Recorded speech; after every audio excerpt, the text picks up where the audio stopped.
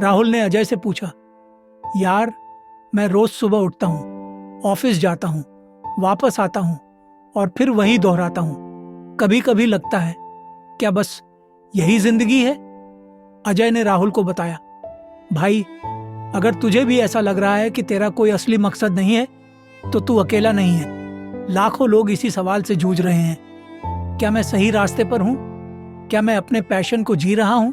क्या मेरी जॉब ही मेरी लाइफ है? राहुल बोला। हाँ यार, लेकिन इसका हल क्या है? फिर अजय ने जवाब दिया। हल है इकिगाई, जापान का एक ऐसा रहस्य जिससे वहां के लोग सबसे लंबी और सबसे खुशहाल जिंदगी जीते।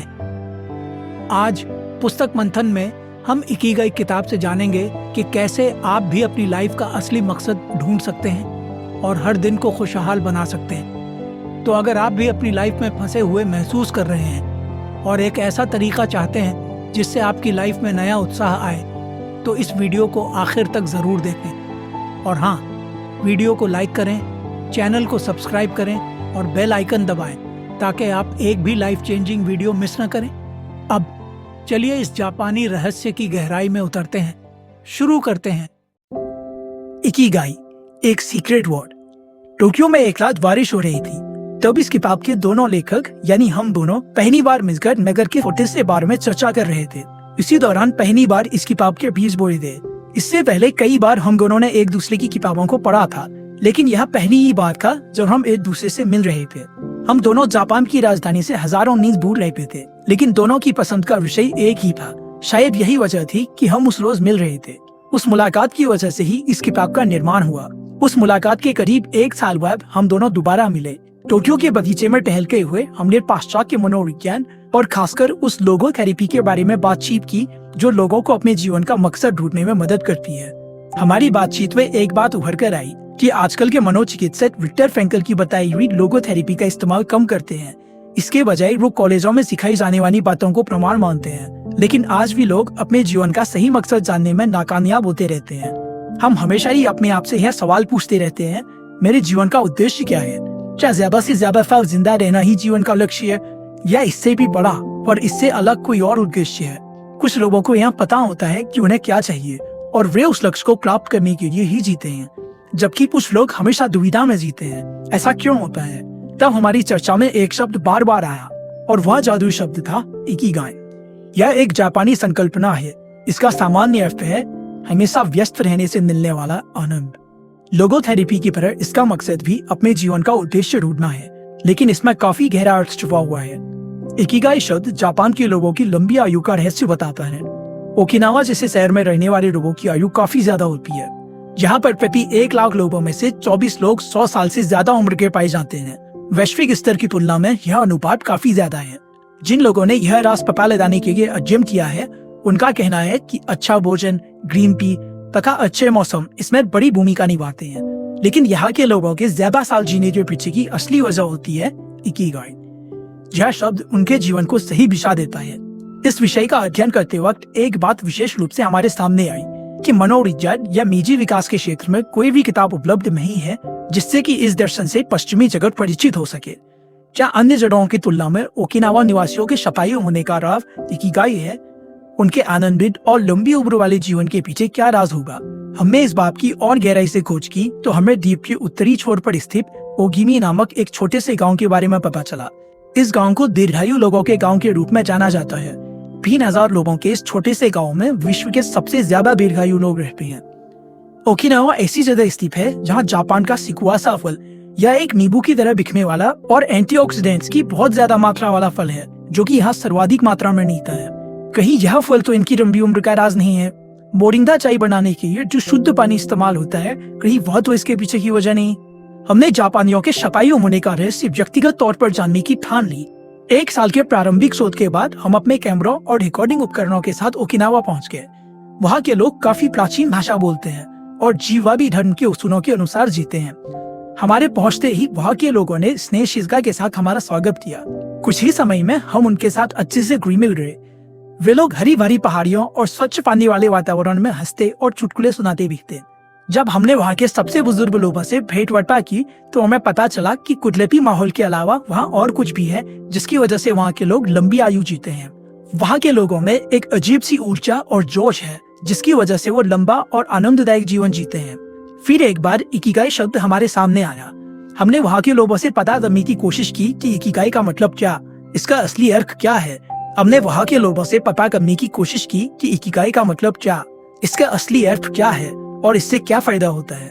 हमें और एक बात सुनकर झटका लगा कि दूसरे विश्व युद्ध के वक्त इसी गांव पर हमला हुआ था और 2 लाख लोग मारे गए थे। लेकिन हैरानी की बात यह थी कि इन लोगों के मन में किसी के भी प्रति कोई नकारात्मक भावना नहीं थी। उनका वे सकारात्मक सोच और इचारीवा चोड़े के आधार पर जीवन जी रहे थे। इचारीवा चोड़े का अर्थ है सभी के साथ भाई की तरह बर्ताव करें। जिन लोगों से आप कभी नहीं मिले हों उनके बारे में भी यह मानकर जिए कि वे आपके भाई हैं। ओगिमी लोगों के आनंददायी जीवन के पीछे का पहला राज जो हमें मिला वह था उनका सामाजिक जीवन। वे लोग काफी पहले से ही युई मारू या टीम भावना के साथ और अपनेपन से जीवन जीते आए हैं। वे लोग हमेशा एक दूसरे के साथ प्यार से पेश आते हैं और एक दूसरे की मदद करते हैं। दोस्ताना अंदाज में जीना, हल्का भोजन करना तथा सही मात्रा में आराम और नियमित हल्का व्यायाम उनके स्वस्थ रहने के कारण है।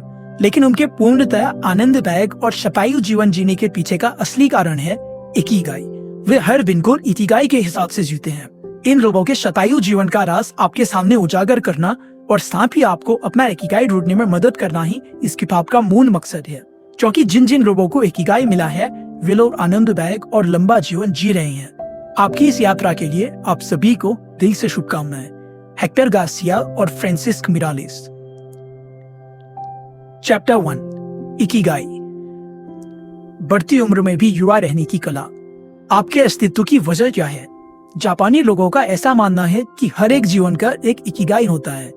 शायद फ्रांस के दार्शनिक इसे जीवन का उद्देश्य कहेंगे या अन्य देशों के लोग किसी और नाम से पुकारेंगे। इकिगाई हर एक के अंदर छुपा होता है। कुछ लोगों को अपना इकिगाई मिल जाता है तो कुछ लोग उसकी खोज में ही होते हैं। हमारा इकिगाई हमारे भीतर काफी गहराई तक छुपा होता है, पर उसे खोजने के लिए संयम की आवश्यकता होती है। ओकिनावा के लोग कहते हैं कि उनके सुबह उठने के पीछे एक ही वजह होती है और वह है उन्हें मिला हुआ उनका इकिगाई। कुछ भी करो लेकिन कभी रिटायर मत होना। एक बार आपको अपना इकिगाई स्पष्ट हो जाए तो फिर सुख और संतुष्टि अपने आप मिलती है। जीवन को असली अर्थ मिलता है। इस किताब के माध्यम से आपको आपका इकिगाई मिले और जापानी लोगों के तन, मन व बुद्धि से हमेशा स्वस्थ रहने के पीछे का राज आप समझ पाएं। यही इस किताब के पीछे की मूल वजह है। आप यह जानकर हैरान हो जाएंगे कि रिटायर होने के बाद भी वहाँ के लोग हमेशा काफी सक्रिय और व्यस्त रहते हैं। सच बात तो यह है कि जापान के लोग रिटायर होते ही नहीं हैं। जब तक उनका शरीर साथ देता है वहाँ के लोग अपना पसंदीदा काम करते रहते हैं। महत्वपूर्ण बात यह है कि जापानी भाषा में रिटायर शब्द के लिए कोई भी शब्द नहीं है। जैसे अंग्रेजी में एक उम्र के बाद नौकरी या काम पर जाना बंद करने के लिए रिटायरमेंट शब्द है, वैसा कोई शब्द जापानी भाषा में है ही नहीं। नेशनल ज्योग्राफी के रिपोर्टर डैन रूपेनर ने काफी समय जापान में बिताया है और उनका कहना है कि जापानी लोगों को अपने जीवन का उद्देश्य इतना महत्वपूर्ण लगता है कि उनके यहाँ पर रिटायरमेंट की कोई संकल्पना ही नहीं है। अधिकतर युवा लोगों का दीप। दीर्घायु के रहस्य के बारे में और जानकारी हासिल करते वक्त हमें पता चला कि जापानी लोगों के खाने पीने के तौर तरीके और उनकी खाद्य संस्कृति के साथ इकिगाई का ज्ञान उनकी लंबी उम्र की बड़ी वजह है। ओकिनावा जैसी जगहों का जहाँ की लंबी आयु वाले बहुत सारे लोग रहते हैं, अध्ययन करने के बाद कुछ अनोखे तथ्य सामने आए, जैसे कि ये लोग ज्यादा साल ही नहीं जीते बल्कि इन लोगों को कैंसर और हृदय रोग जैसी बड़ी बीमारियां भी नहीं होती है। इन लोगों के जीवन जीने का तरीका इतना प्रभावी और आनंददायी होता है कि बाकी देशों के लोग उसकी कल्पना भी नहीं कर सकते। खून में उपलब्ध जिस चीज की वजह से उम्र बढ़ने की प्रक्रिया होती है उसकी मात्रा इन लोगों में कम होती है। इस वजह से वे 80% पेट भरने तक खाना खाने और चाय पीने की आदत को देते हैं। इतना ही नहीं, विश्व के बाकी लोगों की तुलनाओं में इन जगहों में स्त्री पुरुषों में लैंगिक हार्मोन्स ज्यादा उम्र तक सक्रिय होते हैं। डिमोनेशिया जैसी बीमारियों की संभावना काफी कम होती है। हालांकि इस किताब में हम इन सभी बातों पर रोशनी नहीं डालने वाले हैं, लेकिन इतना पक्का है कि उनकी लंबी उम्र के पीछे उनका अपने इकिगाई को जानना और उस उद्देश्य पर लक्ष्य केंद्रित करना ही है। यह बात अध्ययन से और ज्यादा स्पष्ट हो गई। दीर्घायु लोगों के 5 टापू blue zones. Okinawa blue zone में पहले स्थान पर आता है, जहाँ की महिलाएं दुनिया के अन्य हिस्सों में रहने वाली महिलाओं की तुलना में अधिक समय तक जीवित और स्वस्थ रहती हैं। डैन ब्यूटनर ने अपनी पुस्तक द ब्लू जोन्स ने इन 5 जगहों को पहचाना और विश्लेषित किया है। पहला, ओकिनावा जापान, खासकर द्वीप का उत्तरी इलाका। यहाँ के लोग एक छोटी सी प्लेट में टोफू और इसी प्रकार की कई सारी उच्च गुणवत्ता वाली सब्जियां डालकर खाते हैं। अपने इकिगाई दर्शन को जानने के साथ साथ मोई यानी दोस्तों का एक गुट उनकी लंबी उम्र में बड़ा योगदान करता है। दूसरा, सर्दिनिया इटली, खासकर न्यूरो और ओली आस्त्रा का इलाका। यहाँ के लोग बड़ी मात्रा में सब्जियां खाते हैं और रोज 1 या 2 ग्लास वाइन पीते हैं। ओकिनावा की तरह यहाँ के लोग भी अपनी लंबी उम्र का श्रेय सामाजिक जुड़ाव की भावना को देते हैं। तीसरा, लोमा लिंडा, कैलिफोर्निया। यहाँ के लोग अमेरिका के दीर्घायु लोगों में से हैं। चौथा, the Nicoya peninsula, Costa Rica. यहाँ के लोग 90 साल के बाद भी सक्रिय होते हैं। यहाँ के लोग खुशी खुशी सुबह 5:30 बजे उठते हैं और अपने खेतों और बगीचों में काम करते हैं। पांचवा, इकारिया, ग्रीस। यहाँ के समंदर किनारे रहने वाले लोगों में से हर 3 में से 1 इंसान 90 साल से ऊपर जीता है, जबकि अमेरिका में इसका प्रतिशत सिर्फ 1 है। इसी वजह से इसको दीर्घायु लोगों का टापू कहा जाता है। 500 BC से चली आई जीवन की शैली को इसका श्रेय जाता है। किताब के अगले हिस्से में हम ओकिनावा टापू पर रहने वाले लोगों की लंबी उम्र के पीछे के मुख्य कारणों का परीक्षण करेंगे। इन 5 जगहों में से 3 जगह टापू हैं। इस वजह से वहाँ पर सामग्री काफी सीमित है। जाहिर सी बात है कि एक दूसरे की मदद के अलावा दूसरा कोई चारा इन लोगों के पास नहीं रहता। कुछ लोगों के लिए तो दूसरों की मदद करना ही उन लोगों का इकिगाई होता है और वही उनके शतायु जीवन का राज है। जिन वैज्ञानिकों ने 5 ब्लू जोन्स का अध्ययन किया वे इसी नतीजे पर पहुंचे कि दीर्घायु जीवन का राज खाद्य संस्कृति, व्यायाम, इकिगाई को जानना तथा सामाजिक जुड़ाव जैसी बातों में छुपा है। इस समाज के लोग अपने जीवन के समय का प्रबंधन इस प्रकार करते हैं ताकि कम से कम तनाव आए। इसी के साथ वे मांसाहार भी बहुत कम करते हैं, प्रसंस्कृत पदार्थों का सेवन भी कम करते हैं, मदिरापान भी कम करते हैं। वे तनावपूर्ण कसरत नहीं करते, लेकिन हर रोज अपनी सब्जी के बगानों में काम करते हैं और पैदल बहुत ज्यादा चलते हैं। ब्लू जोन्स के लोग गाड़ी से जाने के बजाय पैदल जाना ज्यादा पसंद करते हैं। उनमें से लगभग सभी लोग अपने बगीचों में काम करते हैं, जिसमें हल्की फुल्की गतिविधि की जरूरत होती है। 80% का राज। जापान में हमेशा ही इस्तेमाल होने वाली एक कहावत है, हारा हचीबू। यह पंक्ति खाना खाने से पहले कही जाती है। इसका अर्थ है कि उतना ही खाइए जिससे आपका पेट 80% भरे। यह काफी पुरानी सीख है, जिसमें इतना ना खाने की सलाह दी जाती है कि पेट पूरा भर जाए। यही वजह है कि ओकिनावा के लोग उतना ही खाना खाते हैं जितने में 80% पेट भरे। वे कभी भी पूरा पेट भरने तक खाना नहीं खाते। इसकी वजह से खाना हजम करने में जो ऊर्जा खर्च होती है उसकी बचत हो जाती है। साथ ही यह तीव्र कोशिकीय ऑक्सीडेशन की प्रक्रिया को भी कम करता है। वैसे तो यह जानने का कोई उपाय नहीं है कि हमारा पेट वाकई 80% भरा या नहीं। इसीलिए जब हमें लगे कि हमारा पेट भरने लगा है तभी खाना बंद कर देना चाहिए। पेट भरने के बाद का ज्यादा खाना, बिना वजह का नाश्ता, मीठी चीजें, खाने के बाद सेब का रस आदि चीजें भले ही हमें कुछ समय का आनंद देती हों, लेकिन अगर हम इन चीजों को टाल दें तो हमें लंबे समय तक आनंद मिलेगा। खाना किस प्रकार से परोसा जाता है यह भी महत्वपूर्ण है। जापान के लोग छोटी छोटी थालियों में खाना देते हैं। इसकी वजह से वहाँ के लोग कम खाना खाते हैं। जापान के होटलों में खाना एक अनोखी थाली में परोसा जाता है। इसमें 4 छोटी छोटी थालियां और उससे थोड़ी बड़ी थाली, ऐसी कुल 5 थालियां होती हैं। जब आप 5 थालियां देखते हैं तो आपको ऐसा लगता है कि आप भरपेट खाना खाने वाले हैं, लेकिन जब आप खाना खाना खत्म करते हैं तो आपको पता चलता है कि आपने कम खाया है और आपको पुनः भूख लगने लगती है। इसीलिए कई विदेशी लोग जब जापान जाते हैं तो उनका वजन घट जाता है और वे पतले हो जाते हैं। हाल ही में किए गए एक सर्वे में यह साबित हुआ है, अमेरिका में बॉडी मास इंडेक्स 26 से 27 होता है, जबकि ओकिनावा में यह 18 से 22 है। ओकिनावा में रहने वाले लोग उच्च कोटि की खाद्य संस्कृति का पालन करते हैं। वे हफ्ते में 3 बार टोफू, शकरकंद और मछली खाते हैं। वे रोज करीब 30 ग्राम सब्जियां खाते हैं। पोषण वाले अध्याय में हम विस्तार से जानेंगे कि इस 80% में क्या क्या आता है। मोआई, जीवन से जुड़ना। ओकिनावा में लोग अन्य किसी जगहों के लोगों की तुलना में ज्यादा दोस्ताना बर्ताव करते हैं। यह उनकी संस्कृति का एक अंग है। मोआई का मतलब है एक ही उद्देश्य से इकट्ठा हुए लोगों का गुट। इस समाज के कई लोगों के लिए समाज सेवा करना ही उनका इकिगाई होता है। मोआई संकल्पना की शुरुआत काफी साल पहले हुई थी। कठिन परिस्थितियों में कुछ किसान इकट्ठा हुए और उन्होंने इसकी शुरुआत की। इसके तहत जिसके खेत में कम अनाज उगता था उसकी बाकी सब किसान मदद करते थे। मोआई से जुड़े लोग मासिक चंदा तय करते हैं और उसको जमा करते हैं। इस भुगतान से उन्हें बैठकों, भोज, गो एंड शोगी, जापानी शतरंज जैसे खेलों या साझा अभिरुचियों में भाग लेने का मौका मिलता है। इस प्रकार समूह के एकत्रित धन को गतिविधियों में इस्तेमाल करने के बाद बचने पर उसे किसी एक सदस्य को दे देते हैं। इसका चुनाव रोटेशन के आधार पर किया जाता है।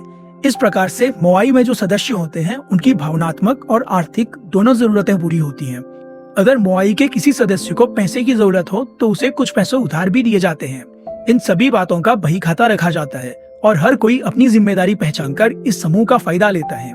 इस वजह से सभी के मन में सुरक्षा की भावना पनपती है और मेरी मदद के लिए पूरा समूह है। इस विचार से वो तनाव रहित और दीर्घायु जीवन जीते हैं। अभी तक हमने इकिगाई के बारे में संक्षिप्त जानकारी ली है। अब हम इस पर रोशनी डालेंगे कि आज के इस युग में लोग उम्र से ही पहले बूढ़े क्यों होते हैं। साथ ही साथ यह भी समझेंगे कि इकिगाई का हमें किस प्रकार से फायदा हो सकता है। चैप्टर 2, उम्र ना बढ़ने का राज। छोटी छोटी बातें आपको आनंद और दीर्घायु देती हैं। उम्र बढ़ने से परे की कहानी। 1 सदी से भी अधिक समय से हम अपने आयुर्मान को हर साल 0.3 साल बढ़ा रहे हैं। अब ऐसा सोचिए कि यदि हमारे पास ऐसी तकनीक आ जाए जिसकी मदद से हम अपने आयुर्मान को हर साल 1 साल से बढ़ा सकें, तो हम उम्र बढ़ने की गति को पीछे छोड़ देंगे और जीवन शास्त्र के सिद्धांत के हिसाब से अमर हो जाएंगे। अमरत्व और खरगोश। ऐसा सोचिए कि कहीं दूर कहीं पर एक बोर्ड लगा हुआ है जिस पर एक अंक लिखा है जो आपकी मृत्यु की उम्र बताता है।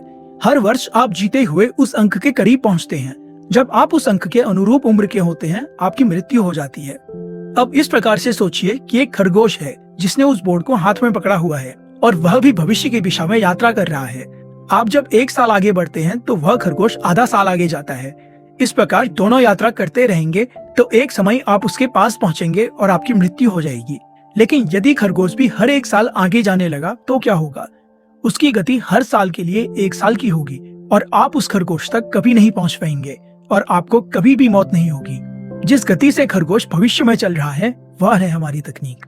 हम जितना तकनीकी विकास करेंगे और अपने शरीर को समझेंगे, उतना ही हम उस खरगोश को तेज भगाने में सफल होंगे। अमरत्व यानी वह स्थिति जब हम खरगोश को हर 1 साल या उससे भी ज्यादा आगे भेजने में कामयाब हों और कभी भी उस तक नहीं पहुंचने की वजह से अमर हो जाएं।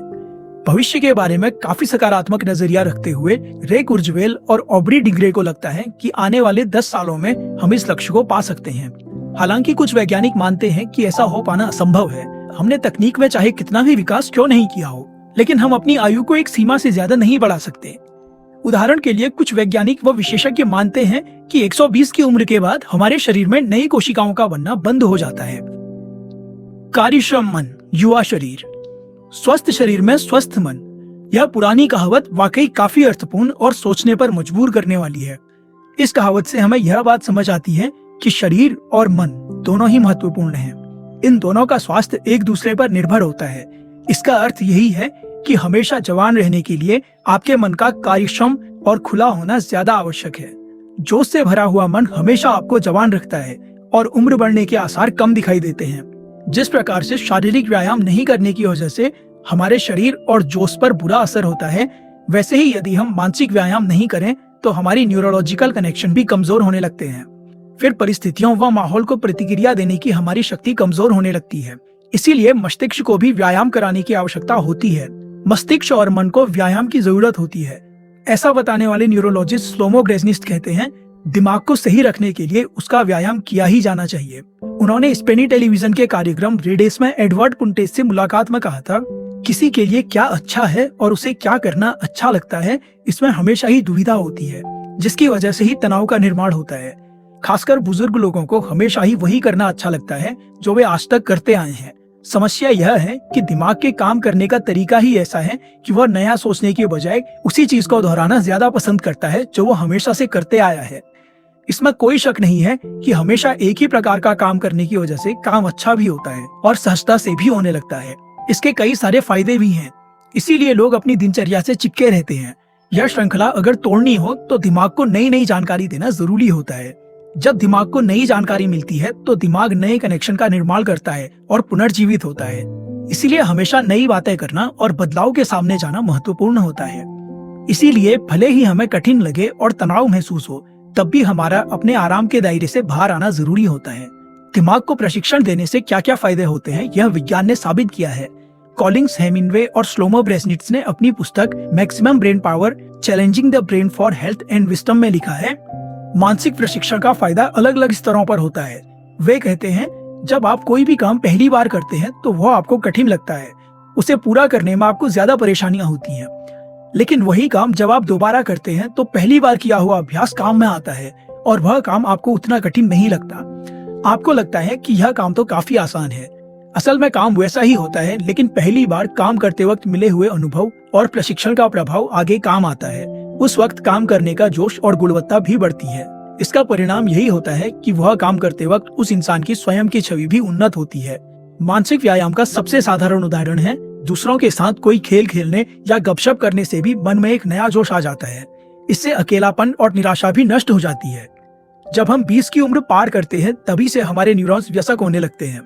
बौद्धिक व्यायाम, जिज्ञासा और सीखने की इच्छा इत्यादि चीजों की वजह से न्यूरॉन्स के व्यसक होने की यह प्रक्रिया धीमी पड़ने लगती है, जिसकी वजह से उम्र बढ़ने की प्रक्रिया भी कम होने लगती है। इसी के साथ इस कार्य से हमें सकारात्मक नजरिया और जोश जैसे कई फायदे मिलते हैं। तनाव दीर्घायु का मार्ग। कुछ लोग वास्तविक उम्र से ज्यादा बूढ़े दिखते हैं। अध्ययन से यही पता चला है कि तनाव इसके पीछे की महत्वपूर्ण वजह है। तनाव में शरीर का जितना नुकसान होता है उतना बाकी किसी भी वजह से नहीं होता। American institute of state management ने शरीर के अधःपतन की इस प्रक्रिया का अध्ययन किया और यह निष्कर्ष निकाला कि बीमारी की सबसे बड़ी वजह होती है तनाव। हिडेलबर्ग यूनिवर्सिटी हॉस्पिटल के डॉक्टरों ने एक परीक्षण किया। इसमें उन्होंने एक नौजवान डॉक्टर को नौकरी संबंधी इंटरव्यू के लिए भेजा। इस इंटरव्यू को कठिन बनाने के लिए उन्होंने 30 मिनट गणित के कठिन प्रश्न हल करने के लिए दिए। 30 मिनट के बाद उन्होंने उस डॉक्टर के खून की जांच की तो उन्हें शरीर में काफी बदलाव देखने को मिले। आश्चर्य की बात यह थी कि बीमारी से लड़ने के लिए शरीर में कुदरती तरीके से जिस प्रकार की रोग प्रतिरक्षा शक्ति निर्मित होती है वह भी तैयार हो गई। लेकिन असली समस्या यही होती है कि यह शक्ति सिर्फ हानिकारक तत्वों पर हमला नहीं करती, वरन अच्छी कोशिकाओं पर भी करती है। इस वजह से कम उम्र में लोग बूढ़े हो जाते हैं। कैलिफोर्निया यूनिवर्सिटी ने भी ऐसा ही एक परीक्षण किया। इसमें उन्होंने 39 माताओं के खून की जांच की।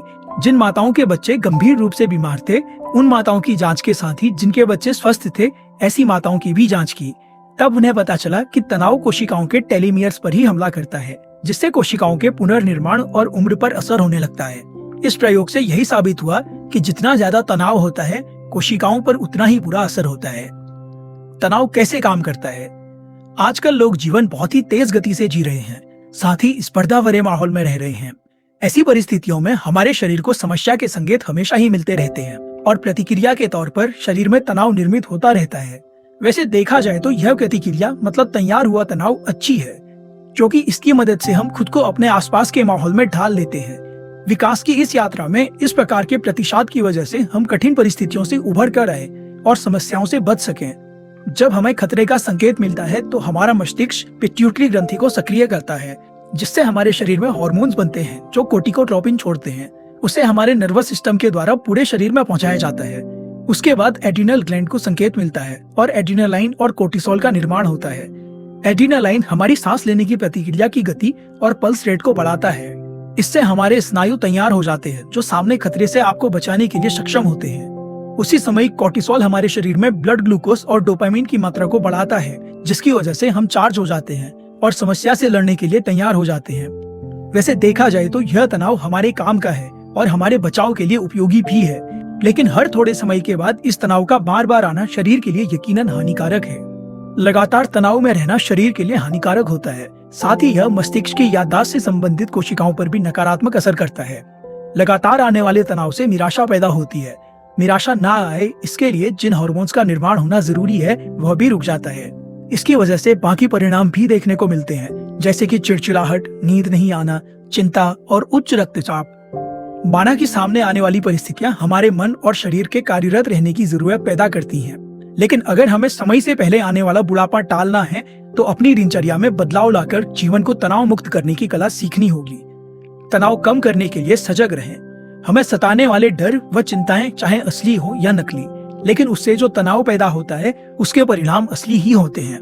उस तनाव के हमारे मन और शरीर पर भी बुरे परिणाम होते हैं। इससे हमारी हजम करने की शक्ति और त्वचा से लेकर कई सारे अंगों पर भी बुरा परिणाम होता है।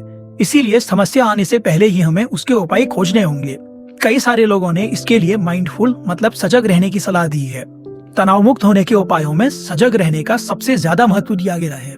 हम किन परिस्थितियों में कैसा प्रतिसाद देते हैं इस पर अपना ध्यान एकाग्र करना सजगता का पहला पायदान है। ऐसा करने से हम अपने वर्तमान में जीने लगते हैं और विचारों को अपने नियंत्रण के बाहर जाने से रोक पाते हैं। बीमारी से त्रस्त और तनावग्रस्त रॉबर्टो एलिजबे, जो खुद आगे चलकर माइंडफुलनेस के साइंटिफाइड इंस्ट्रक्टर बने, उनका जीवन इसकी मिसाल है। इसके लिए उन्होंने अपनी व्यस्त जीवन शैली को त्याग दिया। वह कहते हैं, हमें उस ऑटो पायलट को बंद करना सीखना होगा जो कि हमें एक अंतहीन चक्रव्यूह में अटका देता है। हम ऐसे कई सारे लोगों को जानते हैं जो फोन पर बात करते वक्त या टीवी देखते हुए नाश्ता करते हैं। अगर हम उनसे पूछें कि आपने अभी जो ऑमलेट खाया उसमें प्याज था क्या, तो वे जवाब नहीं दे पाते हैं। सजगता की अवस्था तक पहुंचने का एक मार्ग है ध्यान, यानी मेडिटेशन। ध्यान की मदद से हम इस विश्व से हमारी और आने वाली जानकारी को छानकर अपने मन में भेज सकते हैं। सांस से संबंधित व्यायाम और बॉडी स्कैन के माध्यम से भी हम इस लक्ष्य को हासिल कर सकते हैं। माइंडफुलनेस यानी सजगता को हम प्रशिक्षण के माध्यम से हासिल कर सकते हैं। अगर इसी चीज को हम हमेशा और ध्यान एकाग्र करके कर पाते हैं तो हम अपने तनाव पर यकीनन काबू पा सकते हैं। थोड़ा सा तनाव अच्छा होता है। ज्यादा समय रहने वाला और ज्यादा मात्रा का तनाव भले ही लंबी आयु के शारीरिक तथा मानसिक स्वास्थ्य के लिए घातक हो, कम मात्रा का तनाव हमारे लिए फायदेमंद होता है। Doctor Howard S Friedman university of California Riverside में मनोविज्ञान के प्रोफेसर हैं। उन्होंने 20 साल तनाव पर काम किया और यह जानने की कोशिश की कि उनका मानवीय जीवन पर क्या असर होता है। वे इस निष्कर्ष पर पहुंचे कि जो लोग कुछ हद तक तनाव में रहते हैं वे सामने आई समस्या से लड़ने के लिए तन मन से ताकत लगाते हैं। ये लोग ज्यादा आरामदेह और सुस्त जीवन जीने वाले लोगों से ज्यादा स्वस्थ रहते हैं और ज्यादा जीते हैं। इससे यह साबित हुआ कि नियंत्रित मात्रा में तनाव में रहने वाले लोगों में तनाव का सकारात्मक परिणाम होता है।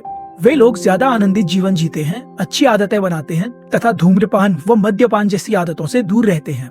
इस किताब में हम 100 साल से ज्यादा यानी करीब 110 साल से ज्यादा जिए हुए लोगों से मिलने वाले हैं। उनसे मिलकर आपको यकीन होगा कि ये लोग काफी अच्छा जीवन जी पाए हैं और खास बात तो यह कि वे आखिरी समय तक काम करते रहे। ज्यादा बैठे रहने से भी बुढ़ापा चढ़ता है।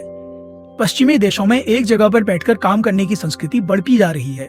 इससे उच्च रक्तचाप और मोटापा जैसी बीमारियों से ग्रस्त होने का खतरा रहता है। साथ ही उनकी उम्र पर भी इसका असर होता है। काम की जगह पर या घर में एक ही जगह पर ज्यादा समय बैठकर काम करने से मांसपेशियां कमजोर हो जाती हैं। इससे सांस लेने की प्रक्रिया भी धीमी होने लगती है। एक ही जगह पर बैठे रहने से हाइपरटेंशन, बदहजमी, हृदय रोग तथा हड्डियों का कमजोर होना जैसी तकलीफें शुरू हो जाती हैं। हाल ही में किए गए एक सर्वे के अनुसार एक ही जगह पर बैठकर काम करने से प्रतिरक्षा शक्ति पर भी गलत असर होता है और पूरे शरीर तंत्र का काम बिगड़ता है। यह समस्या सिर्फ कंपनी या ऑफिस में काम करने वाले लोगों की नहीं है, बल्कि हर उम्र के लोगों की है। जिन बच्चों को एक ही जगह पर बैठने की आदत होती है, उन बच्चों में काफी कम उम्र में मोटापे जैसी बीमारियां देखने को मिलती हैं। यही मोटापा आगे चलकर बाकी बीमारियों को आमंत्रित करता है। इसीलिए बचपन से ही सक्रिय जीवन शैली की आदत डालना काफी जरूरी होता है। एक जगह पर लगातार बैठना उतना भी मुश्किल नहीं है। थोड़ी सी हलचल और रोजमर्रा की जिंदगी में किया हुआ थोड़ा सा बदलाव इस समस्या को जड़ से निकाल सकता है। हमें अंदर से और बाहर से भी कार्यक्षम रहने के लिए कुछ छोटे मोटे बदलाव करने होंगे। इसके लिए हमें कुछ बातों को अपने जीवन के साथ जोड़ना होगा। मसलन ऑफिस जाते समय पैदल जाएं। अगर यह संभव नहीं है तो रोज कम से कम 20 मिनट पैदल चलें। लिफ्ट के बजाय सीढ़ियों का इस्तेमाल करें। इससे आपकी मांसपेशियां मजबूत हो जाएंगी, सांस लेने की क्षमता भी अच्छी हो जाएगी। सामाजिक कार्यों में सम्मिलित हों। इसका सबसे बड़ा फायदा यही है कि जो समय टीवी के सामने बैठकर व्यर्थ जाता है, उस समय में शरीर को हलचल करने का मौका मिलता है। जंक फूड की बजाय फल खाना शुरू करें। इससे बार बार खाना नहीं पड़ेगा और शरीर को ज्यादा अच्छा खाना मिलेगा। सही मात्रा में नींद लें। 7 से 9 घंटे की नींद हमारे लिए सही है, लेकिन उससे ज्यादा मात्रा में नींद हमें सुस्त बना देती है। छोटे बच्चे या फिर जानवरों के साथ खेलें या किसी खेल टीम के सदस्य बने। इससे शरीर तो तंदुरुस्त होता ही है, साथ ही मन को भी नई ऊर्जा मिलती है, साथ ही आत्मविश्वास भी बढ़ता है। अपने रोज के कामों को सजगता से देखें। शरीर को हानि पहुंचाने वाली आदतों को पहचानें और उनकी जगहों पर नई सकारात्मक आदतें डालें। यदि हम अपने रोज के जीवन में ये छोटे छोटे बदलाव करते हैं तो इससे हमारा मन और शरीर दोनों तरोताजा होते हैं और इसी में लंबी उम्र के बीज बोए जाते हैं। स्वस्थ रहने का राज। माना कि बाहरी और भीतरी दोनों स्तरों पर हमारी उम्र बढ़ती है। माना कि हम शरीर और मन दोनों स्तरों पर बड़े हो रहे हैं, लेकिन लोगों की उम्र पहचानने का सबसे आसान तरीका है उनकी त्वचा।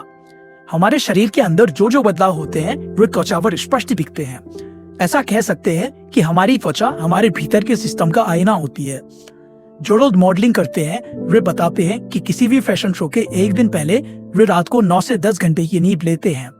इससे उनकी त्वचा को एक अनोखी आभा मिलती है और उनकी त्वचा ज्यादा स्वस्थ व जुड़ी रही दिखने लगती है। विज्ञान ने यह साबित किया है कि युवा रहने के लिए सबसे प्रभावी साधन है नींद। जब हम नींद में होते हैं तो हमारे शरीर में मेलाटोनिन हार्मोन्स तैयार होते हैं, जिनसे हम युवा दिखने लगते हैं। प्रभावशाली एंटीऑक्सीडेंट से भरा हुआ मेलाटोनिन हमें ज्यादा साल जीने में तो मदद करता ही है, साथ ही इसके और भी कई सारे फायदे हैं, जैसे कि इससे बीमारियों से लड़ने की शक्ति बढ़ती है, कैंसर से लड़ने के लिए जरूरी घटकों का निर्माण होता है, कुदरती इंसुलिन का निर्माण होता है, अल्जाइमर जैसी बीमारियों की आशंका कम होती है, हृदय रोग रोकने वाले घटकों का निर्माण होता है। इन वजहों से मेलाटोनिन आपको हमेशा युवा रहने में मदद करता है। आपको हमेशा यह ध्यान रखना चाहिए कि 30 साल की उम्र के बाद मेलाटोनिन का बनना अपने आप कम हो जाता है, पर आधे दिए गए उपायों से हम इसको बढ़ा सकते हैं। संतुलित भोजन और उसमें भी कैल्शियम का ज्यादा मात्रा में सेवन करना, इसका ख्याल रखना कि रोज आपके शरीर को सही मात्रा में धूप मिले, सही मात्रा में नींद लेना, गहरी नींद पर प्रभाव डालने वाले तनाव, मद्य, तंबाकू और कैफीन जैसी चीजों को टालना। गहरी नींद नहीं लगे तो मेलाटोनिन की मात्रा घटती है। इस बात पर शोध हो रहा है कि चेक ट्रिपिंग तरीकों से मेलाटोनिन की पूर्ति हो सकती है और उससे लंबी उम्र पाई जा सकती है। अगर ऐसा हुआ तो इससे इस बात की पुष्टि हो जाएगी कि हमेशा युवा रहने का रहस्य हमारे ही अंदर है। युवा रहने का नजरिया। हमारे मन में असामान्य शक्ति है। हमारा शरीर जवान दिखेगा या बूढ़ा, इस पर मन का काफी प्रभाव होता है। कई सारे डॉक्टर यह मानते हैं कि शरीर से जवान दिखने के लिए मन का कार्यरत होना और जोश से भरा हुआ होना जरूरी है। यही इकिगाई का मुख्य तत्व है। हालांकि इसका इस्तेमाल सिर्फ समस्या के वक्त करना सही नहीं होगा। हमेशा जोशपूर्ण और कार्यक्षम रहने की कला हमें सीखनी है। योशिवा यूनिवर्सिटी में किए गए एक सर्वेक्षण में 2 समान रहस्य पाए गए। एक तो यह कि लोगों के अंदर असामान्य सकारात्मक नजरिया होता है, और दूसरी बात कि वे भावनात्मक दृष्टि से भी सक्षम होते हैं। इसे दूसरी भाषा में बताएं तो जो लोग समस्याओं को और जीवन को सकारात्मक नजरिए से देखते हैं और अपनी भावनाओं को नई दिशा देना जानते हैं, वे लोग लंबी आयु की यात्रा में सही दिशा में हैं। स्टोइक नजरिया। समस्या में होते हुए भी चेहरे की हंसी नहीं खोने वाला इंसान हमेशा युवा दिखता है। इस प्रकार की संयमित जीवन शैली से चिंताएं दूर होती है और तनाव का स्तर कम होने में मदद मिलती है। 100 साल और उससे भी ज्यादा लंबी उम्र पाए हुए लोगों में कुछ समान चीजें देखने को मिलती हैं। इन लोगों के जीवन में समस्याएं आई हुई तो होती है, लेकिन उन्होंने समस्याओं की ओर देखने का सकारात्मक नजरिया विकसित किया होता है। वे समस्या का सामना करते हैं और बिना हारे समस्या के ऊपर जीत पाते हैं।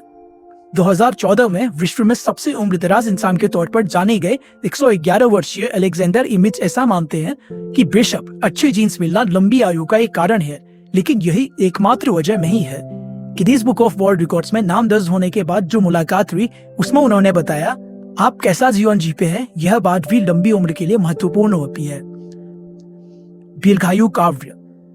जब हम ओगिमी में थे तो करीब 100 साल आयु की एक महिला ने कविता सुनाई। यह कविता उन्होंने उनकी भाषा और जापानी भाषा में गाकर सुनाई। इसका हिंदी तर्जुमा कुछ इस प्रकार होगा। स्वस्थ और दीर्घायु जीवन के लिए सभी पदार्थ थोड़े थोड़े और खुशी से खाएं। जल्दी सोएं, जल्दी उठें और तुरंत घूमने जाएं। हम हर दिन बड़ी शांति के साथ जीते हैं और यात्रा का आनंद लेते हैं। स्वस्थ और दीर्घायु जीवन के लिए हम सभी दोस्तों से अपनेपन का बर्ताव करते हैं। गर्मी हो, बारिश या हो सर्दी, हम लेते हैं आनंद सारी ऋतुओं का। आपकी उंगलियां कितने साल की हैं इसकी चिंता नहीं करें। अपने मस्तिष्क और हाथों की मदद से काम करते रहें। हमेशा काम में मशगूल रहें और काम करते रहें। 100 साल आपकी ओर चलते हुए रहेंगे। अब हम अपनी उंगलियों का इस्तेमाल करके अगले पन्ने की ओर जाने के लिए तैयार हैं, जिस पर हम दीर्घायु जीवन और जीवन के उद्देश्य के बीच जो गहरा रिश्ता है उसे समझने वाले हैं। पार्ट 3, लोबोथेरेपी से इकिगाई तक। अपने जीवन का उद्देश्य जानकर लंबी आयु तक जीने की कला। लोबोथेरेपी यानी क्या? एक बार विक्टर फ्रैंकल के एक सहयोगी ने एक वाक्य में उनको साइकोलॉजी स्कूल की परिभाषा पूछी, तो उन्होंने अपनी राय कुछ इस प्रकार से बयान की। लोगोथेरेपी में मरीज सीधा बैठता है और ऐसी बातें सुननी होती हैं जिन्हें कई अवसरों पर सुनना मुश्किल होता है। फिर सहयोगी ने साइको एनालिसिस के बारे में अपनी राय कुछ इस प्रकार से बयान की। साइको एनालिसिस में मरीज काउच पर लेटा हुआ होता है और कई बार ऐसी चीजें बोल देता है जो किसी और समय बोलना इतना आसान नहीं होता।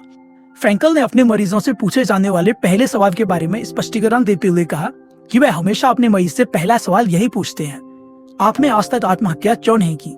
इससे मरीज के जीने के लिए कोई ना कोई अच्छी वजह मिल ही जाती है और वह उस उद्देश्य के साथ आनंद से अपनी आगे की यात्रा शुरू करता है।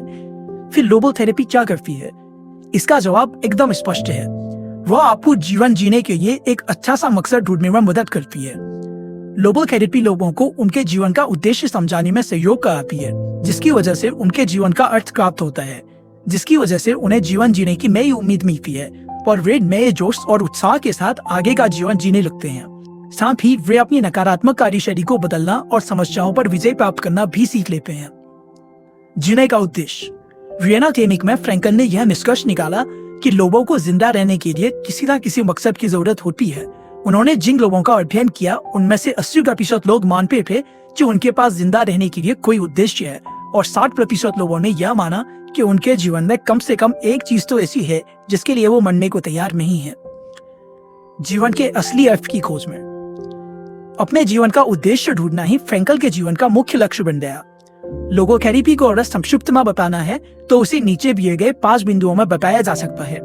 पहला, लोगों को उनके जीवन में खालीपन, चिंता और निराशा का एहसास होता है। दूसरा, थेरेपिस्ट उन्हें यह यकीन दिलाता है कि आपको अपना जीवन का उद्देश्य जानने की तीव्र इच्छा हो रही है।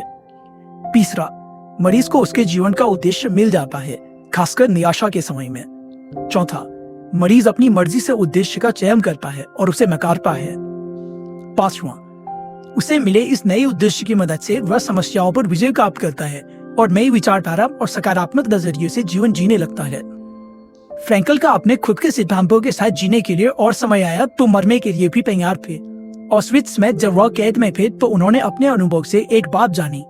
उन्होंने जाना कि आप लोगों से हर एक चीज छीन सकते हो, लेकिन किसी भी परिस्थिति को किस नजरिए से देखना है और उसका किस भावना के साथ सामना करना है, यह आजादी आप किसी से कभी भी नहीं छीन सकते। ये सभी बातें उन्होंने खुद अपने अनुभव से जानी और बिना किसी मदद के खुद समस्याओं का सामना भी किया। इसी चीज से उन्हें जीवन भर प्रेरणा मिली। अस्तित्व की लड़ाई। जब भी हमारे जीवन में कोई उद्देश्य नहीं होता है या धुंधला होता है तो हमें अपने अस्तित्व के बारे में भी निराशा महसूस होने लगती है। फ्रैंकल इसे किसी साधारण निराशा के समान नहीं समझते। उनका मानना है कि इस निराशा में ऊर्जा होती है जो नव निर्माण की वजह बनती है। इसीलिए वह तो इस निराशा को एक सकारात्मक भावना मानते हैं। बाकी थेरेपीज की तरह लोगोथेरेपी इस निराशा को मानसिक बीमारी नहीं मानती, उल्टा उसे आध्यात्मिक खोज मानती है। यह तो एक कुदरती प्रक्रिया है जिसमें लोग खुद से या किसी और की मदद से अपने अस्तित्व की खोज करते हैं। इसकी मदद से वे एक नई संतुष्टि की अनुभूति पाते हैं और अपने जीवन का अंतिम लक्ष्य पाने की यात्रा करते हैं। जब भी किसी इंसान को इस प्रकार की मदद की जरूरत होती है तो लोगोथेरेपी उसकी मदद करने के लिए आगे आती है। साथ ही उसके अंदर की दुविधा को दूर करके उसे अपने लक्ष्य की ओर जाने में मदद करती है। मैन सर्च फॉर मीनिंग नामक किताब में फ्रैंकल ने ऐसी कल्पना की है, जिसे क्यों का जवाब मिल जाता है उसे कैसे का जवाब भी मिलता है। अपने अनुभव से फ्रैंकल मानते हैं कि हमने आज तक क्या हासिल किया है और हमें आगे क्या हासिल करना है, इसके बीच जो अंतर होता है वह हमारे अंदर तनाव का निर्माण करता है। यही तनाव हमारे अच्छे स्वास्थ्य की वजह बनती है। जब हमें अपने जीवन में कोई चीज हासिल करनी होती है तो हम आराम तलब और सुस्त जीवन जीना पसंद नहीं करते, उल्टा हम चुनौतियों से भरा जीवन पसंद करते हैं। इसके विरुद्ध आज के आधुनिक समाजों में लोग उन्हें क्या करना अच्छा लगता है वह करने के बजाय उन्हें जो बताया जाता है वह करते हैं। खुद की पसंद का काम छोड़कर दूसरे जो काम कर रहे हैं वह काम करते हैं। सिर्फ आर्थिक आजादी मिले इस भागदौड़ में वे अपने मन के खिलाफ काम करने को तैयार होते हैं। लेकिन कभी कभी यह आंतरिक लड़ाई इतने बड़े पैमाने पर पहुंच जाती है कि आत्महत्या के विचार उनके मन में आते हैं। संडे न्यूरोसिस इसका ही एक प्रकार है। इतवार की छुट्टी के दिन लोगों के सामने कोई व्यावसायिक कार्य या दूसरा कोई काम ना होने की वजह से उन्हें सुबह उठते वक्त कोई उद्देश्य नहीं मिलता। उन्हें अपने अंदर एक खालीपन महसूस होता है। आज मैं उठकर क्या करूंगा, इस सवाल का जवाब उन्हें ढूंढना पड़ता है। आज का दिन खुशी से कैसे बिताएं, इस सवाल के जवाब की वे खोज करने लगते हैं। असल में वे लोग इकिगाई की खोज करने लगते हैं। मुझे खालीपन महसूस हो रहा है। वियना पॉलीक्लिनिक हॉस्पिटल में फ्रैंकल ने जब परीक्षण किया तो उन्हें पता चला कि 55% लोग कुछ हद तक अपने अस्तित्व की लड़ाई लड़ रहे हैं। लोगोथेरेपी के हिसाब से जब भी किसी इंसान को उसके जीवन का उद्देश्य प्राप्त होता है तो वह अपने अस्तित्व की यह लड़ाई जीत लेता है। फ्रैंकल अपने अनुभव से बताते हैं कि उन्होंने अपने उद्देश्य को कृति में परिवर्तित किया। जब वह अपने भूतकाल में झांककर देखते हैं तो उन्हें किसी प्रकार का अफसोस नहीं होता, क्योंकि उन्होंने अपने जीवन का उद्देश्य पूरा किया है और इसके प्रति उन्हें संतुष्टि का एहसास होता है। लोगोथेरेपी के माध्यम से अच्छे जीवन की ओर यात्रा। कुछ महत्वपूर्ण बातें। सार्थ कहते हैं कि हम अपने जीवन का उद्देश्य बनाते नहीं बल्कि उसे खोजकर निकालते हैं। हम में से हर एक के पास जीवन का उद्देश्य होता ही है और जीवन के हर पड़ाव पर उसमें थोड़ा बहुत बदलाव आता रहता है। जिस प्रकार से अगर हम किसी चीज के बारे में जरूरत से ज्यादा चिंता करते हैं तो वैसी चीजें घटने लगती हैं, उसी प्रकार अगर हम अपने लक्ष्य पर जरूरत से ज्यादा ध्यान देते हैं तो वह चीज हमसे अपने आप दूर जाती है। खुशमिजाज और जोशपूर्ण माहौल में निराशा और नकारात्मकता दूर जाती है। हम में से हर किसी के पास असाधारण और महान कार्य करने की क्षमता होती है। हम उस महान लक्ष्य को हासिल करेंगे या नहीं इस पर निर्भर नहीं करता कि हम किस परिस्थिति में हैं, बल्कि इस पर करता है कि हम उस परिस्थिति में क्या निर्णय लेते हैं। अगले कुछ पन्नों में हम फ्रैंकल के किए हुए परीक्षणों की जानकारी लेने वाले हैं, जिनकी मदद से हमें यह पता चलेगा कि जीवन के उद्देश्य से हमारे जीवन पर कैसा असर होता है। Case study 1, Victor Frankl. German प्रताड़ना शिविर में जो कैदी थे उनका अध्ययन करने के बाद मनोवैज्ञानिकों को यह पता चला कि जिन कैदियों को वहां से बाहर जाने के बाद बाहर के जगत में कुछ करना था, उन लोगों के जिंदा बाहर आने की उम्मीद ज्यादा थी। फ्रैंकल के बारे में भी यह बात सही साबित हुई। वहां से बाहर आने के बाद उन्होंने जब लोगोथेरेपी की कार्यशाला शुरू की तो उन्हें पता चला कि वह खुद इसका पहला मरीज है। फ्रैंकल को एक लक्ष्य हासिल करना था, जिसकी वजह से वह उन शिविरों में अपने आप को संभाल पाए। वहां से बाहर आकर वह जब ऑस्विट्ज में आए तो उनके पास सभी बातें लिखित में थी और उन्हें उन बातों को प्रकाशित करना था। जब उनका सभी लेखन जब्त कर लिया गया था तब भी वे सभी बातें लिखने के लिए तैयार थे। शायद यही वजह थी कि शिविर में हो रहे जुल्म वह सहजता से झेल पाए। इतना ही नहीं, टाइफ्स जैसी खतरनाक बीमारी से भी वह अपने आप को बचा पाए और उनके जीवन को अर्थ प्राप्त हुआ। वह हर हाल में अपना अध्ययन जारी रखते और उससे संबंधित जो भी बातें उन्हें लिखनी होती उन्हें वह कागज के छोटे छोटे टुकड़ों पर लिख कर रखते थे। केस स्टडी 2, अमेरिकी राजनीतिक। उत्तरी अमेरिका से एक राजनयिक फ्रैंकल से पुनः उपचार वहीं से प्रारंभ कराने आए थे जिसे कि उन्होंने 5 वर्ष पहले अमेरिका में लेना शुरू किया था। जब फ्रैंकल ने उनसे पूछा कि पिछली जगह पर उन्होंने उपचार लेना शुरू क्यों किया था, तब राजनयिक ने बताया कि वह अपनी नौकरी और देश की प्रारष्ट नीतियों से नफरत करते हैं। इन नीतियों का उन्हें पालन करना तथा करवाना पड़ता है। वह जिस अमेरिकी मनोविश्लेषण से वर्षों तक उपचार करा रहे थे, वह यही कहता था कि राजनयिक अपने पिताजी और उसी तरह अपनी सरकार तथा नौकरी के साथ, जो दोनों पितृसत्तात्मक छवि का प्रतिनिधि हैं, शांति कायम करें ताकि वैचारिक भिन्नता कम होती दिखे। फ्रैंकल ने महज कुछ सत्रों के बाद उन्हें बताया कि उनकी परेशानी इस वजह से है कि वह कोई अलग करियर पकड़ना चाहते हैं, और राजनयिक ने उस विचार को दिमाग में रखते हुए अपना उपचार पूरा किया। 5 वर्षों के बाद विक्टर फ्रैंकल को पूर्व राजनयिक ने बताया कि अब वह किसी दूसरे क्षेत्र में काम कर रहे हैं और उनकी सभी परेशानियां दूर हो गई हैं। वह किसी भी इलाज के बिना अपना जीवन खुशी से जी रहे हैं। फ्रैंकल की राय में उस राजनयिक को वर्षों तक मनोवैज्ञानिक विश्लेषण कराने की जरूरत ही नहीं थी। असल में उन्हें मरीज समझने की भी जरूरत नहीं थी। वह तो अपने जीवन के उद्देश्य की तलाश में थे। जब उन्हें अपने जीवन का असली उद्देश्य मिला तो अपने आप ही वह ज्यादा आनंददायक और संतुष्ट जीवन जीने लगे। केस स्टडी 3, आत्महत्या की कोशिश करने वाली माँ। एक माँ जिसका 11 साल का लड़का दुनिया छोड़कर चला गया, फ्रैंकल के क्लिनिक में अपना इलाज करवाने के लिए आई। उसका दूसरा लड़का जन्म से लकवाग्रस्त था और उसने उस बेटे के साथ अपने आप को भी खत्म करने की कोशिश की थी, लेकिन उस लड़के को ऐसा लग रहा था कि उसके जीवन का कोई उद्देश्य है और वह जिंदा रहना चाहता है। लेकिन अगर उसकी माँ ने उसे मार डाला तो उसका उद्देश्य पूरा नहीं हो पाएगा। उस महिला ने अपनी यह समस्या चर्चा सत्र में सभी के सामने रखी। उसकी मदद करने के लिए फ्रैंकल ने एक दूसरी महिला को स्टेज पर बुलाया और उसे ऐसी कल्पना करने के लिए कहा कि वह बूढ़ी हो चुकी है और जीवन की आखिरी सांसें गिन रही है। उसके पास बहुत सारा पैसा है लेकिन उसका कोई बच्चा नहीं है। उसे ऐसा लग रहा है मानो सब कुछ होने के बाद भी जीवन व्यर्थ हो गया। पर यही प्रयोग आत्महत्या की कोशिश करने वाली महिला को अपने को मृत्यु शैया पर पड़ा मानकर करने के लिए कहा गया, तो उसे लगा कि उन दोनों बच्चों के लिए उससे जो भी मुमकिन था उसने किया। उसने अपने लकवाग्रस्त बच्चे को अच्छा जीवन दिया और उसे दयालु तथा समुचित रूप से खुशहाल व्यक्ति के रूप में बदल दिया। वह रोते हुए कहने लगी, जहाँ तक मेरा सवाल है, मैं शांति पूर्वक अपने जीवन पर नजर डाल सकती हूँ, जिसके आधार पर मैं कह सकती हूँ कि मेरा जीवन सार्थकता से भरा है और मैंने पूरी तरह से जीने के लिए मेहनत की है। मैंने अपनी सर्वोत्कृष्ट कोशिशें खासकर अपने बेटे के लिए की। मेरा जीवन व्यर्थ नहीं है। इस प्रकार अपने को मृत्यु शैया पर पड़ा मानने की कल्पना और अतीत पर नजर डालने के लिए कहने से आत्महत्या की इच्छुक उस महिला को जीवन का एक मकसद पता चला और एक ऐसा लक्ष्य भी मिला जिसके बारे में वह अभी तक सजग नहीं थी। केस स्टडी 4, दुख से पीड़ित डॉक्टर। एक बार बुजुर्ग डॉक्टर फ्रैंकल से थेरेपी लेने के लिए आए। 2 साल पहले ही उनकी पत्नी का देहांत हो गया था, जिस वजह से वह काफी दुखी थे। इस निराशा से बाहर आने के लिए कोई इलाज तलाशने वह आए थे। उन्हें कोई भी सलाह देने और यह जानने से पहले कि उनके साथ क्या हुआ और क्या नहीं, फ्रैंकल ने उनसे पूछा कि मान लो तुम्हारी पत्नी की जगह तुम्हारी मृत्यु हो गई होती तो क्या हुआ होता। डॉक्टर ने घबराकर कहा कि उसकी पत्नी तो काफी सीधी थी, उसे काफी यातनाएं झेलनी पड़ती, काफी पीड़ाएं सहन करनी पड़ती।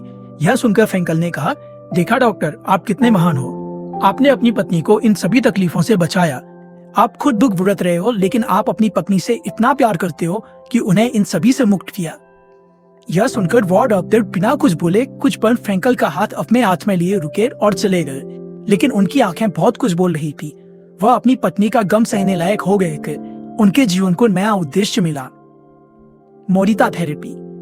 जिस दशक में लोबोथेरेपी की खोज हुई, उसी दशक में कुछ साल पहले जापान में शोमा मोरिता ने भी जीवन उद्देश्य के आधार पर एक थेरेपी को विकसित किया था, जिसका उपयोग न्यूरोसिस, ऑब्सेसिव कंपल्सिव डिसऑर्डर और ऑपरेशन या इलाज के बाद आने वाली निराशा से लड़ने के लिए होता है।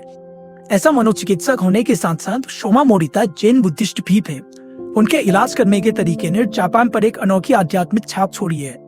ज्यादातर पश्चिमी मनोपचारों में इंसान की भावनाओं पर काम किया जाता है।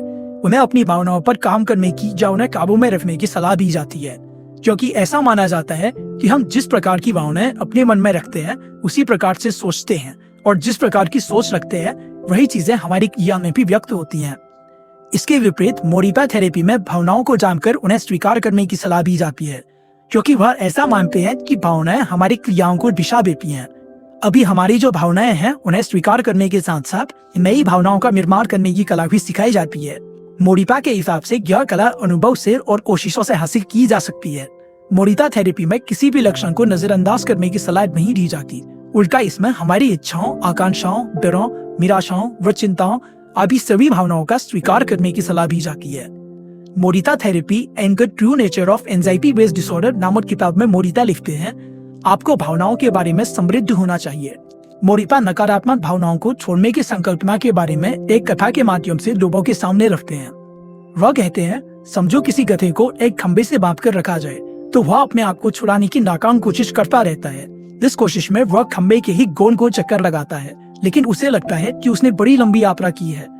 वह जितनी कोशिश करता है उतना ही उसका उस खंबे से नाता और गहरा होता जाता है। इंसान के साथ भी ऐसा ही होता है। वह जितना अपने सनद भरे विचारों से दूर भागने की कोशिश करता है, उतना वह उन विचारों से और जुड़ता चला जाता है। मोरिता इलाज पद्धति के मूल सिद्धांत। पहला, अपनी भावनाओं को स्वीकार करें। जब आपको किसी काम के बारे में सनद भरे विचार आ रहे हों, यानी वे विचार आप पर हावी हो गए हों, तो उन्हें रोकने की कोशिश नहीं करें या उनसे भागने की कोशिश भी नहीं करें। अगर आप ऐसा करेंगे तो विचार और भी गहरे होते जाएंगे। इंसानी भावनाओं के बारे में बताते हुए ज़ेन मास्टर कहते हैं कि आप अगर समंदर की एक लहर को दूसरी लहर से तोड़ने जाओगे तो समंदर की गहराई में ही कहीं खो जाओगे। हम कोई भी भावना गढ़ नहीं सकते, वह तो अपने आप निर्मित होती है। हमें तो सिर्फ उसका स्वीकार करना होता है, उसका स्वागत करना होता है।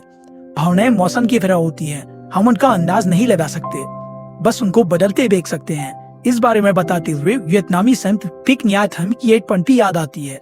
उस पंक्ति में ट्रिक न्याय थम अपने अकेलेपन से बात करते हुए कहते हैं, आज तुम कैसे हो? चलो दोनों साथ में बैठते हैं और मैं तुम्हारा इलाज करूंगा। दूसरा, जो कर रहे हो वही करें। लक्षणों को नजरअंदाज किए बगैर आप जो कर रहे हो वह करते रहें, क्योंकि इलाज पद्धति अपना काम करती रहेगी। हमें बस अपना ध्यान वर्तमान पर केंद्रित करते रहना है। अगर परिस्थिति को स्वीकार करने से तकलीफ हो रही है तो उस तकलीफ पर ध्यान केंद्रित करें। उसके लिए किसी भी प्रकार के काल्पनिक या बौद्धिक बहाने नहीं तलाशें। इलाजकर्ता का काम इतना ही होता है कि वह मरीज को परिस्थिति का सामना करने के लिए तैयार करे। मोरिता इलाज में कभी भी लोगों को वजह ढूंढने के लिए या स्पष्टीकरण देने के लिए नहीं कहा जाता, उल्टा उन्हें उनकी क्रियाओं और अनुभव से सीखने की छूट दी जाती है। पश्चिमी मनोचिकित्सा में जिस प्रकार से डायरी लिखकर टिप्पणियां करने की सलाह दी जाती है, वैसे कोई सलाह यहाँ नहीं दी जाती। उल्टा अपने अनुभव के आधार पर लोग उसे खुद उजागर करें, ऐसी सलाह दी जाती है। तीसरा, अपने जीवन उद्देश्य की खोज करें। हम अपनी भावनाओं पर भले ही नियंत्रण नहीं पा सकें, लेकिन अपनी दिनचर्या पर काबू जरूर पा सकते हैं। इसीलिए हमारे पास जीवन का स्पष्ट उद्देश्य होना चाहिए और मोरिता मंत्र का पालन करने की तैयारी होनी चाहिए। अभी मुझे क्या चाहिए, मैं अभी क्या करूं? ऐसे सवालों के जवाब हमें अपने अंदर से ही मिलते हैं। बस उन्हें खोजने के लिए अपने अंदर के इकिगाई को ढूंढने की तैयारी चाहिए। मोरिता थेरेपी के 4 पड़ाव। मोरिता थेरेपी लगभग 15 से 21 दिन तक चलती है, जिसमें 4 महत्वपूर्ण पड़ाव होते हैं। पहला, अलग रहना और आराम, 5 से 7 दिन। पहले हफ्ते में मरीज को एक कमरे में आराम करने के लिए भेजा जाता है और बाहरी जगत की चीजों से अलग रखा जाता है। टीवी, किताबें, दोस्त, इन सभी से उनका संपर्क तोड़ा जाता है। मरीज ज्यादातर समय सोया हुआ रहता है। इस दौरान व्यक्ति को अपने भावनाओं में होने वाले बदलाव का अध्ययन करने की सलाह दी जाती है। इन 7 दिनों में कुछ भी नहीं करने की वजह से मरीज काफी परेशान हो जाता है और कुछ भी करने के लिए उतावला हो जाता है, जिसके बाद उसे चिकित्सा के अगले चरण में भेजा जाता है।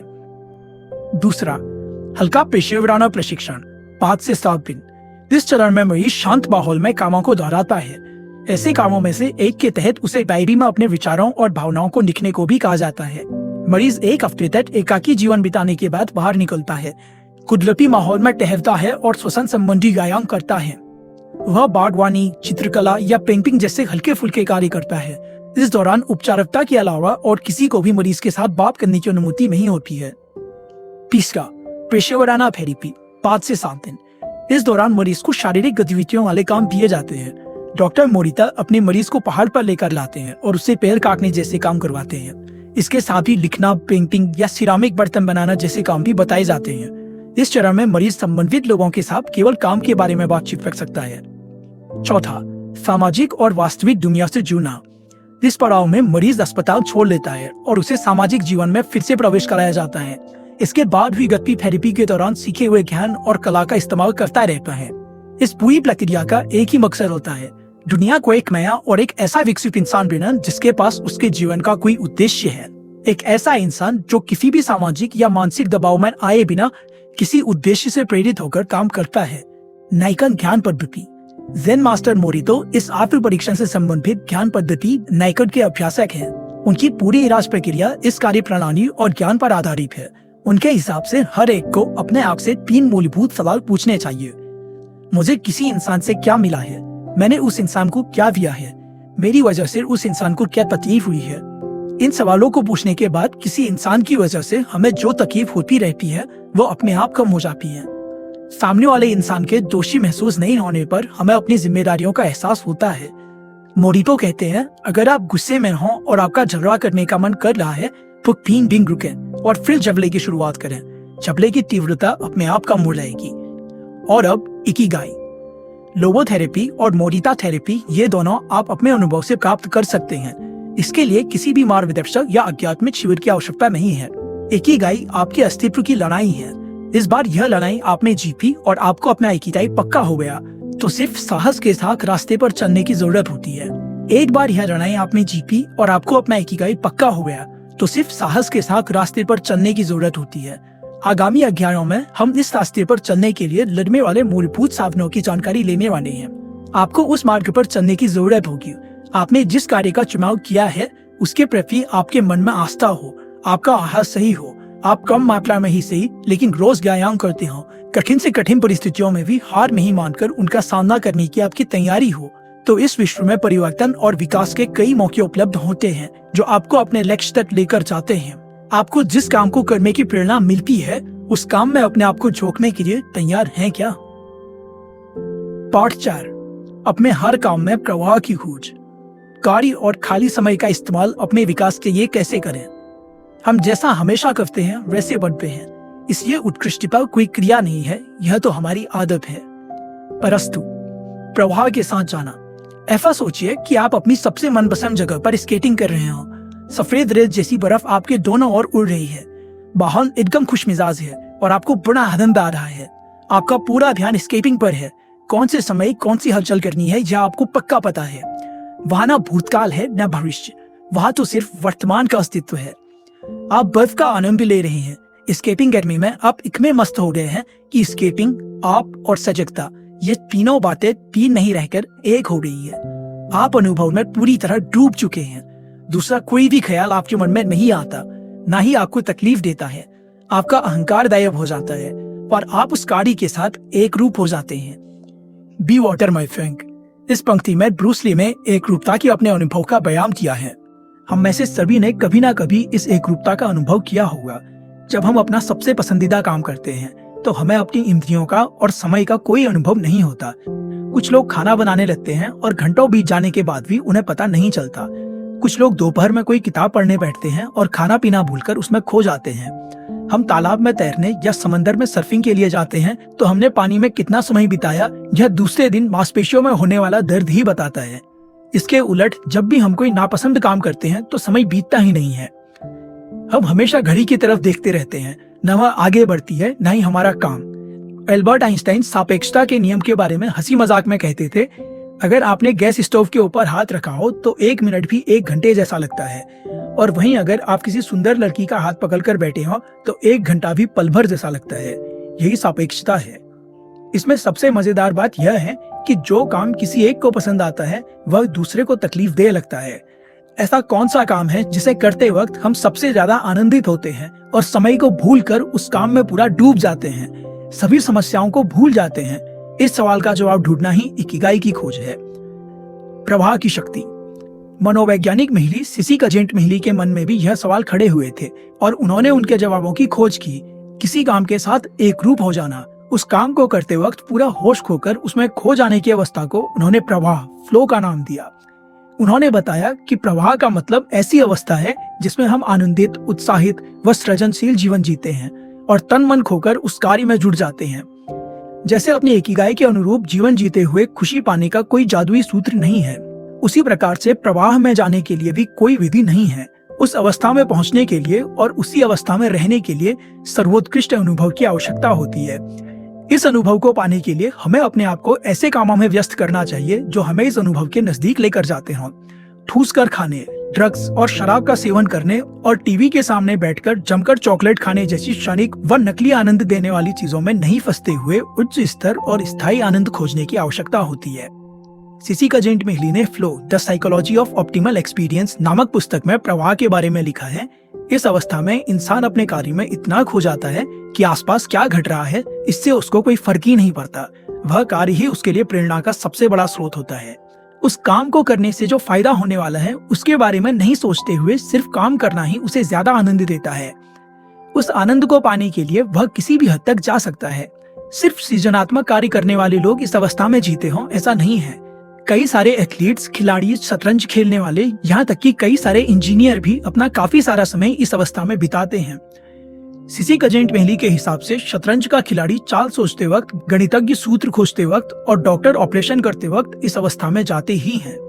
मनोविज्ञान के प्रोफेसर सिसी कजेंट मिहिली ने कई सारे प्रयोग करने के बाद यही नतीजा निकाला कि प्रवाह की अवस्था हर उम्र, संस्कृति और विश्व के किसी भी कोने में रहने वाले लोगों के लिए एक जैसी ही होती है। न्यूयॉर्क हो या ओकिनावा, सभी की प्रवाह की अवस्था एक जैसी होती है। लेकिन जब हम उस अवस्था में जाते हैं तो मन पर उसका क्या परिणाम होता है? जब हम प्रवाह की अवस्था में जाते हैं तो हम उस कार्य में पूरी तरह से खो जाते हैं। उस समय हमारे मन में दूसरा कोई भी विचार नहीं होता। लेकिन जब हम प्रवाह में नहीं होते हैं तो हम एक काम करते रहते हैं और हमारा मन दूसरे विचारों में खोया हुआ होता है। अगर कोई महत्वपूर्ण काम करते वक्त आपको ऐसा महसूस हो कि आपकी एकाग्रता सदा भंग हो रही है तो आगे दिए गए उपाय जरूर करके देखें, आपको प्रवाह में आने में मदद होगी। प्रवाह लाने वाली 7 अवस्थाएं। डिपॉल यूनिवर्सिटी के शोधकर्ता ओवेन शॉफर के अनुसार प्रवाह में आने के लिए नीचे दी गई चीजों की जरूरत होती है। पहला, क्या करना है इसका पता होना आवश्यक है। दूसरा, कैसे करना है यह पता होना चाहिए। तीसरा, हम इस कार्य को कितने अच्छे तरीके से कर सकते हैं इसकी जानकारी होना। चौथा, कहाँ जाना है यह पता होना चाहिए जब कार्य में दिशा महत्वपूर्ण होती है। पांचवा, सामने कौन सी चुनौतियां हैं इसकी जानकारी होना। छठा, कौन सी कुशलताओं की जरूरत है यह पता होना। सातवां, मन विचलित ना होना। उपाय 1, मुश्किल काम खोजें लेकिन ज्यादा कठिन ना हो। शॉफर की कार्य प्रणाली कहती है कि ऐसा कोई काम खोजें जिसे करने में हमें थोड़ी कठिनाई हो, हमारी आराम के दायरे से वह काम थोड़ा बाहर हो। हर काम, खेल या नौकरी के अपने नियम होते हैं और हमें उन नियमों के आधार पर ही वे काम करने पड़ते हैं। इसी तरह उन कामों को पूरा करने के लिए हमें कुछ कुशलताओं की भी आवश्यकता होती है। हम जो काम कर रहे हैं उसे करने के लिए अगर कम कुशलता की आवश्यकता हो तो हमें उस कार्य को करने में मजा नहीं आता, वह कार्य हमें बोरिंग लगता है। जो गतिविधियां बेहद आसान होती हैं वे उदासीनता को बढ़ाती हैं। इसके विपरीत अगर कोई काम हमारी क्षमता के बाहर का हो और उसे पूरा करने में ज्यादा गुणवत्ता और कुशलता की जरूरत होती है तो उस काम को अधूरा छोड़ने की संभावना ज्यादा होती है। ऐसा होता है तो दुगना नुकसान होता है। एक तो वह काम नहीं होता और उसकी वजह से जो निराशा आती है उससे नया काम करने की प्रेरणा नहीं मिलती। इन दोनों के बीच मध्यम मार्ग पाना ही मूल संकल्पना है। इसीलिए अपनी क्षमता से थोड़े बाहर का लक्ष्य तय करें, इससे हमें भी प्रेरणा मिलती रहेगी और चुनौती का भी एहसास होगा। इसी वजह से अर्नेस्ट हेमिंग्वे कहते हैं कि कभी कभी मैं अपनी क्षमता से ज्यादा अच्छा लिखता हूँ, काम करते वक्त हम हमेशा नई चुनौतियों का सामना करते रहना चाहते हैं, क्योंकि इससे हमें स्वयं को आगे बढ़ाने के लिए ऊर्जा मिलती रहती है। बर्ट्रैंड रसल इसके बारे में कहते हैं, मुश्किल उपलब्धियों के लिए आपको समुचित समय लगाने पर ध्यान केंद्रित करने में समर्थवान होना चाहिए। अगर आप ग्राफिक डिजाइनर हैं तो अगले काम के वक्त नया सॉफ्टवेयर सीखें। अगर आप प्रोग्रामर हैं तो नई लैंग्वेज सीखें। अगर डांसर हैं तो अपने अगले डांस में ऐसी किसी स्टेप को शामिल करें जो वर्षों से आपको कठिन लग रही थी। हर बार काम करते वक्त उस कार्य में कोई ऐसी बात जोड़ें जिससे आपका आराम का दायरा टूटे। यहाँ तक कि पढ़ने जैसे छोटे कार्य में भी हमें कुछ नियमों का पालन करने की आवश्यकता होती है। उसके लिए भी कुछ गुणों और ज्ञान की आवश्यकता होती है। जैसे हमने quantum mechanics for specialist in physics विषय की किताब पढ़ने के लिए ली है, पर हमें फिजिक्स के बारे में कोई जानकारी नहीं है, तो हम कुछ ही मिनट में उस किताब को नीचे रख देंगे। या हम किसी ऐसी किताब को पढ़ें जिस विषय में हमें पूरी जानकारी हो, तो भी हम उस किताब को तुरंत नीचे रख देंगे। इसी के विपरीत अगर हमने अपनी रुचि और अपनी क्षमता के हिसाब से किताब पढ़ने की शुरुआत की, तो हमें पढ़ने में आनंद भी आएगा और हमारी बुद्धि को गति भी मिलेगी। साथ ही हम प्रभाव में भी आसानी से जाएंगे। यही आनंद और प्रवाह इस बात की पुष्टि करता है कि हम सही दिशा में हैं और अपने इकिगाई के हिसाब से काम कर रहे हैं। उपाय 2, स्पष्ट और पक्का लक्ष्य तय करें। नियंत्रण के साथ खेले जाने वाले खेलों जैसे वीडियो गेम्स, सांप सीढ़ी, लूडो और मैदान पर खेले जाने वाले खेलों में प्रभाव प्राप्त करने की संभावना ज्यादा होती है। इसकी महत्वपूर्ण वजह यह होती है कि इन खेलों के पीछे का मकसद साफ होता है। तय किए गए नियमों की मदद से अपने दुश्मन को हराना ही इन खेलों का मकसद होता है। इसके साथ आपके जो भी रिकॉर्ड्स हैं उन्हें तोड़ना भी एक लक्ष्य हो सकता है। दुर्भाग्यवश इन खेलों में मकसद जितने स्पष्ट होते हैं उतने जीवन के बाकी कामों में नहीं होते। बॉस्टन कॉन्सल्टिंग ग्रुप ने एक सर्वे किया था जिसमें उन्होंने कर्मचारियों को अपने बॉस के बारे में शिकायतें लिखने के लिए कहा था। इससे पता चला कि मल्टीनेशनल कंपनी के ज्यादातर कर्मचारियों को अपने बॉस के प्रति सबसे बड़ी शिकायत यह थी कि हमारे बॉस हमारी टीम को मिशन के बारे में सही तरीके से जानकारी नहीं देते हैं। इसकी वजह से यही समझ नहीं आता कि हमें क्या करना है।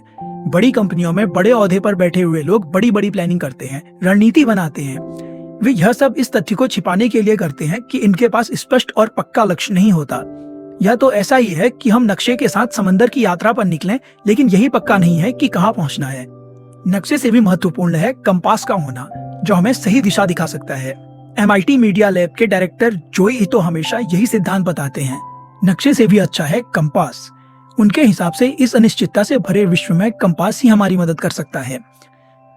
विप्लेश how to survive over faster future नामक किताब में जेफ होवे लिखते हैं, जब आपके पास नक्शा होता है तो वह आपको ऐसी जगह पर जरूर लेकर जा सकता है जो शानदार होगी, लेकिन वहां पर जाना कई बार बेवजह और फिजूल खर्ची वाला भी हो सकता है। लेकिन अगर आपके पास कंपास है तो वह आपको उसी जगह पर लेकर जाएगा जहां पर जाना आपके लिए सही होगा। इसका अर्थ यह भी नहीं है कि आपने लक्ष्य तय किया तो तुरंत आपकी यात्रा सही दिशा में शुरू हो जाएगी। इसका अर्थ यह है कि आप एक बार यह तय करें कि कहां पहुंचना है और फिर उस लक्ष्य तक कम से कम परेशान हुए और सही समय में कंपास आपको पहुंचाएगा। किसी भी कारोबार में या कोई सृजनात्मक काम करते वक्त यह पता होना जरूरी है कि उस काम से हमें क्या हासिल करना है। इसीलिए उस कार्य को शुरू करने से पहले यह पक्का करने के लिए कि हमें उससे क्या पाना है, हम अपने आप से आगे दिए गए सवाल पूछ सकते हैं। पहला, आज दिन भर में मुझे क्या हासिल करना है। अगले महीने प्रकाशित होने वाले आर्टिकल के लिए मैंने आज कितने शब्द लिखे हैं। मेरी टीम का इस वक्त मिशन क्या है।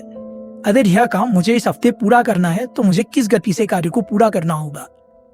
प्रवाह हासिल करने के लिए काम शुरू करने से पहले स्पष्ट लक्ष्य होना जितना जरूरी है, उतना ही जरूरी काम शुरू होने के बाद उस काम में अपने आप को झोंक देना भी होता है। यात्रा शुरू करने से पहले लक्ष्य को ध्यान में रखना जरूरी है, लेकिन उसका जाप करते रहने की जरूरत नहीं होती, ना ही उसके मोह में बाकी चीजों को भूलना होता है। जब कोई खिलाड़ी ओलंपिक गोल्ड मेडल के लिए खेलता है तो उसके मन में 24 घंटे गोल्ड मेडल का विचार आना स्वाभाविक है। वह मेडल कितना आकर्षक होगा, ऐसे विचार तो उसे आने ही वाले हैं, लेकिन उसे ये सभी विचार छोड़कर वर्तमान में जीना होता है। अगर प्रतियोगिता के वक्त उसे ऐसे विचार आने लगे कि मेडल मिलते वक्त माता पिता को कैसा लगेगा, तो प्रतियोगिता का सबसे महत्वपूर्ण पल वो खो देगा और उसके सपने अधूरे ही रह जाएंगे। यह सोच विचार ही उसकी हार की वजह बनेगा। लेखक के साथ कई बार ऐसा होता है। समझो कोई लेखिका है जिसे कोई उपन्यास लिखना है, उसके सामने यह लक्ष्य भी स्पष्ट होता है कि उसे 3 महीनों में वह उपन्यास पूरा करना है।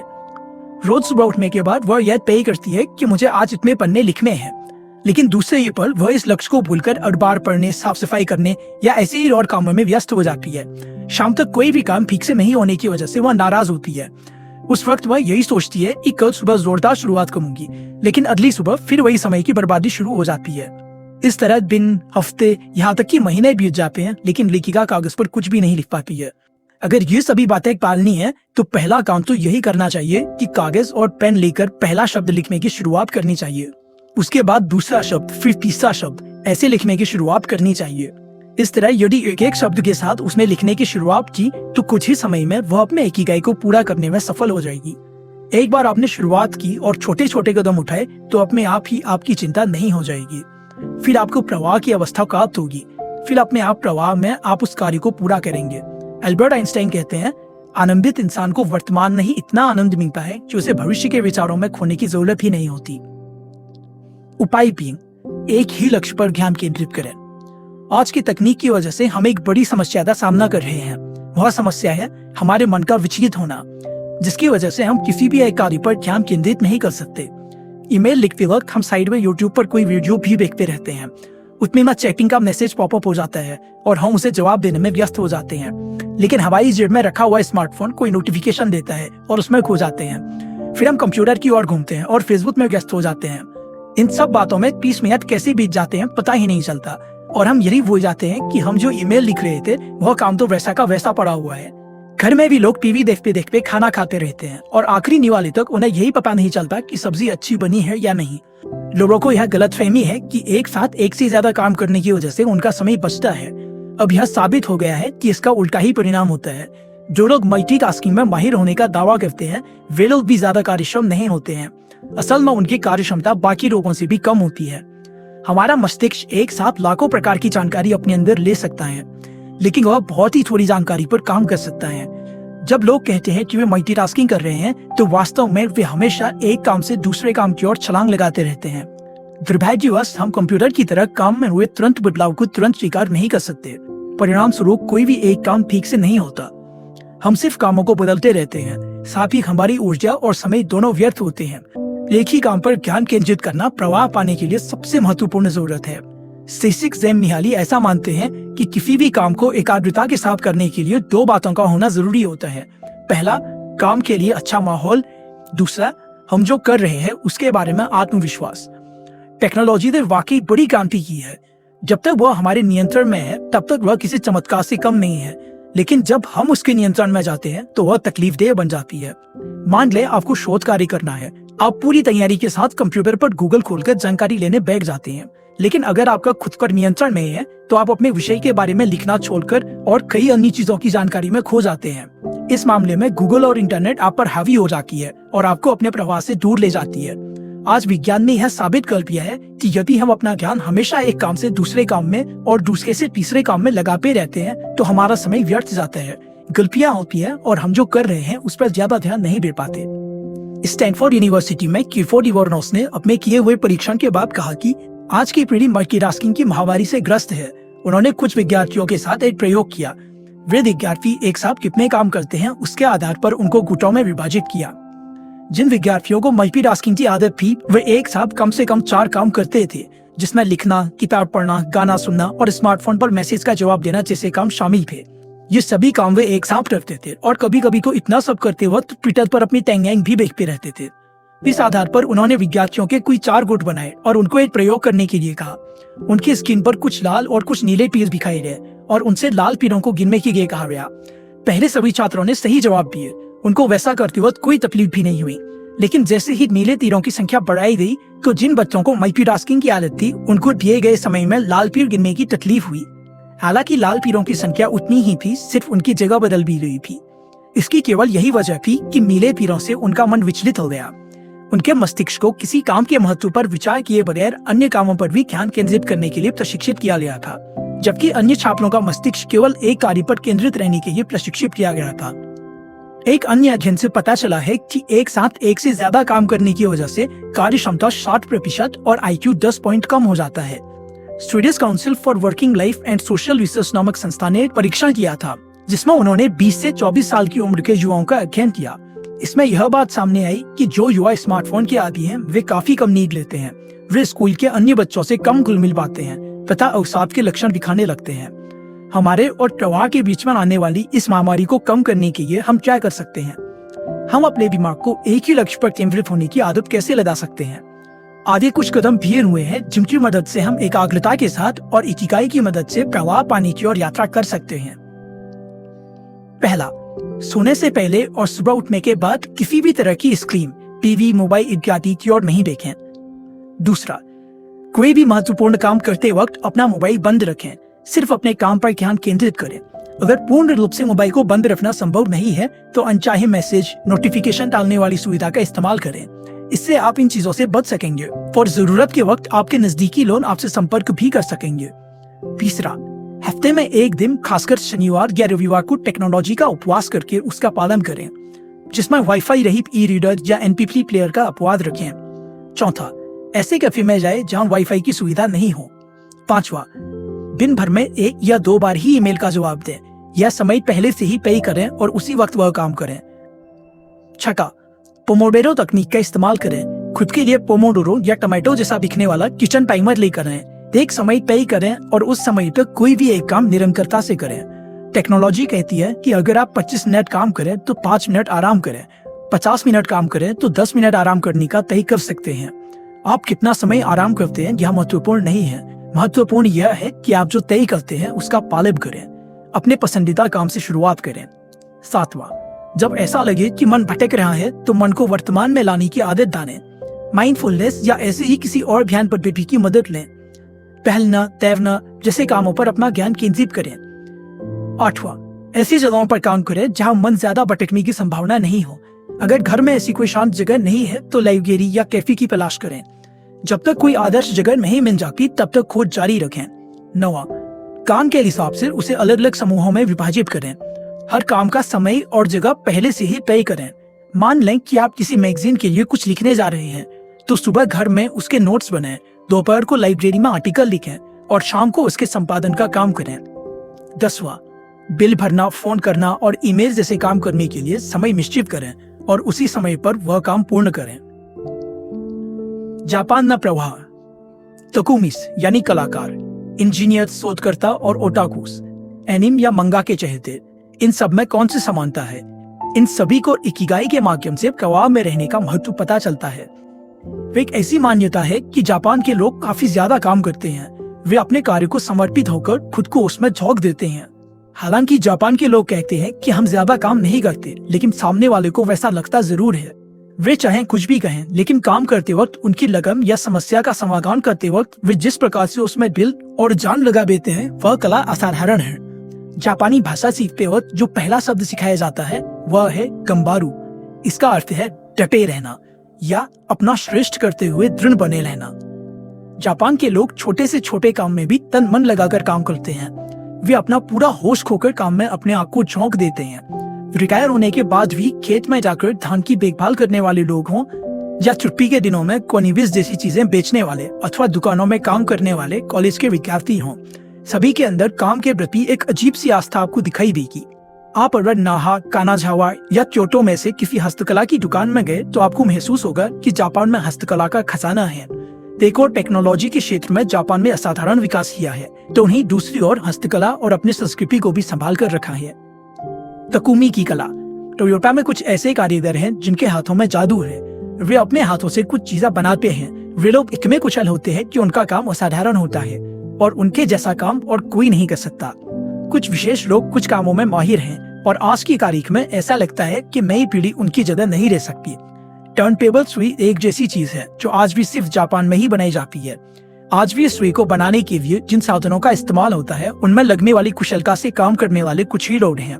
वे अपनी कुशलता अपने आगे की पीढ़ी को सिखा रही हैं। जब हम हिरोशिमा के पास कुमानो नामक एक छोटे से कस्बे में रहे थे तो वहाँ हमारी मुलाकात तकुनी से हुई। हम मेकअप के लिए इस्तेमाल होने वाले ब्रश बनाने वाले एक बड़े ब्रांड के लिए शूटिंग करने वहाँ गए थे। हम जैसे ही वहाँ पहुँचे तो हमने देखा कि सामने के बोर्ड पर हाथों में ब्रश लेकर एक बड़ा जानवर हमारा स्वागत करते हुए दिखाई दिया। ब्रश कारखानों के अलावा वह कस्बा छोटे छोटे घरों, बाग बगीचों से भरा हुआ था। आगे बढ़ने पर आप कस्बे के आसपास मौजूद पहाड़ों की तलहटी में कई शिल्प स्मारकों को देख सकते हैं। एक कतार में बैठकर काम कर रहे कई सारे लोगों के हमने लगभग 1 घंटा फोटो खींचे।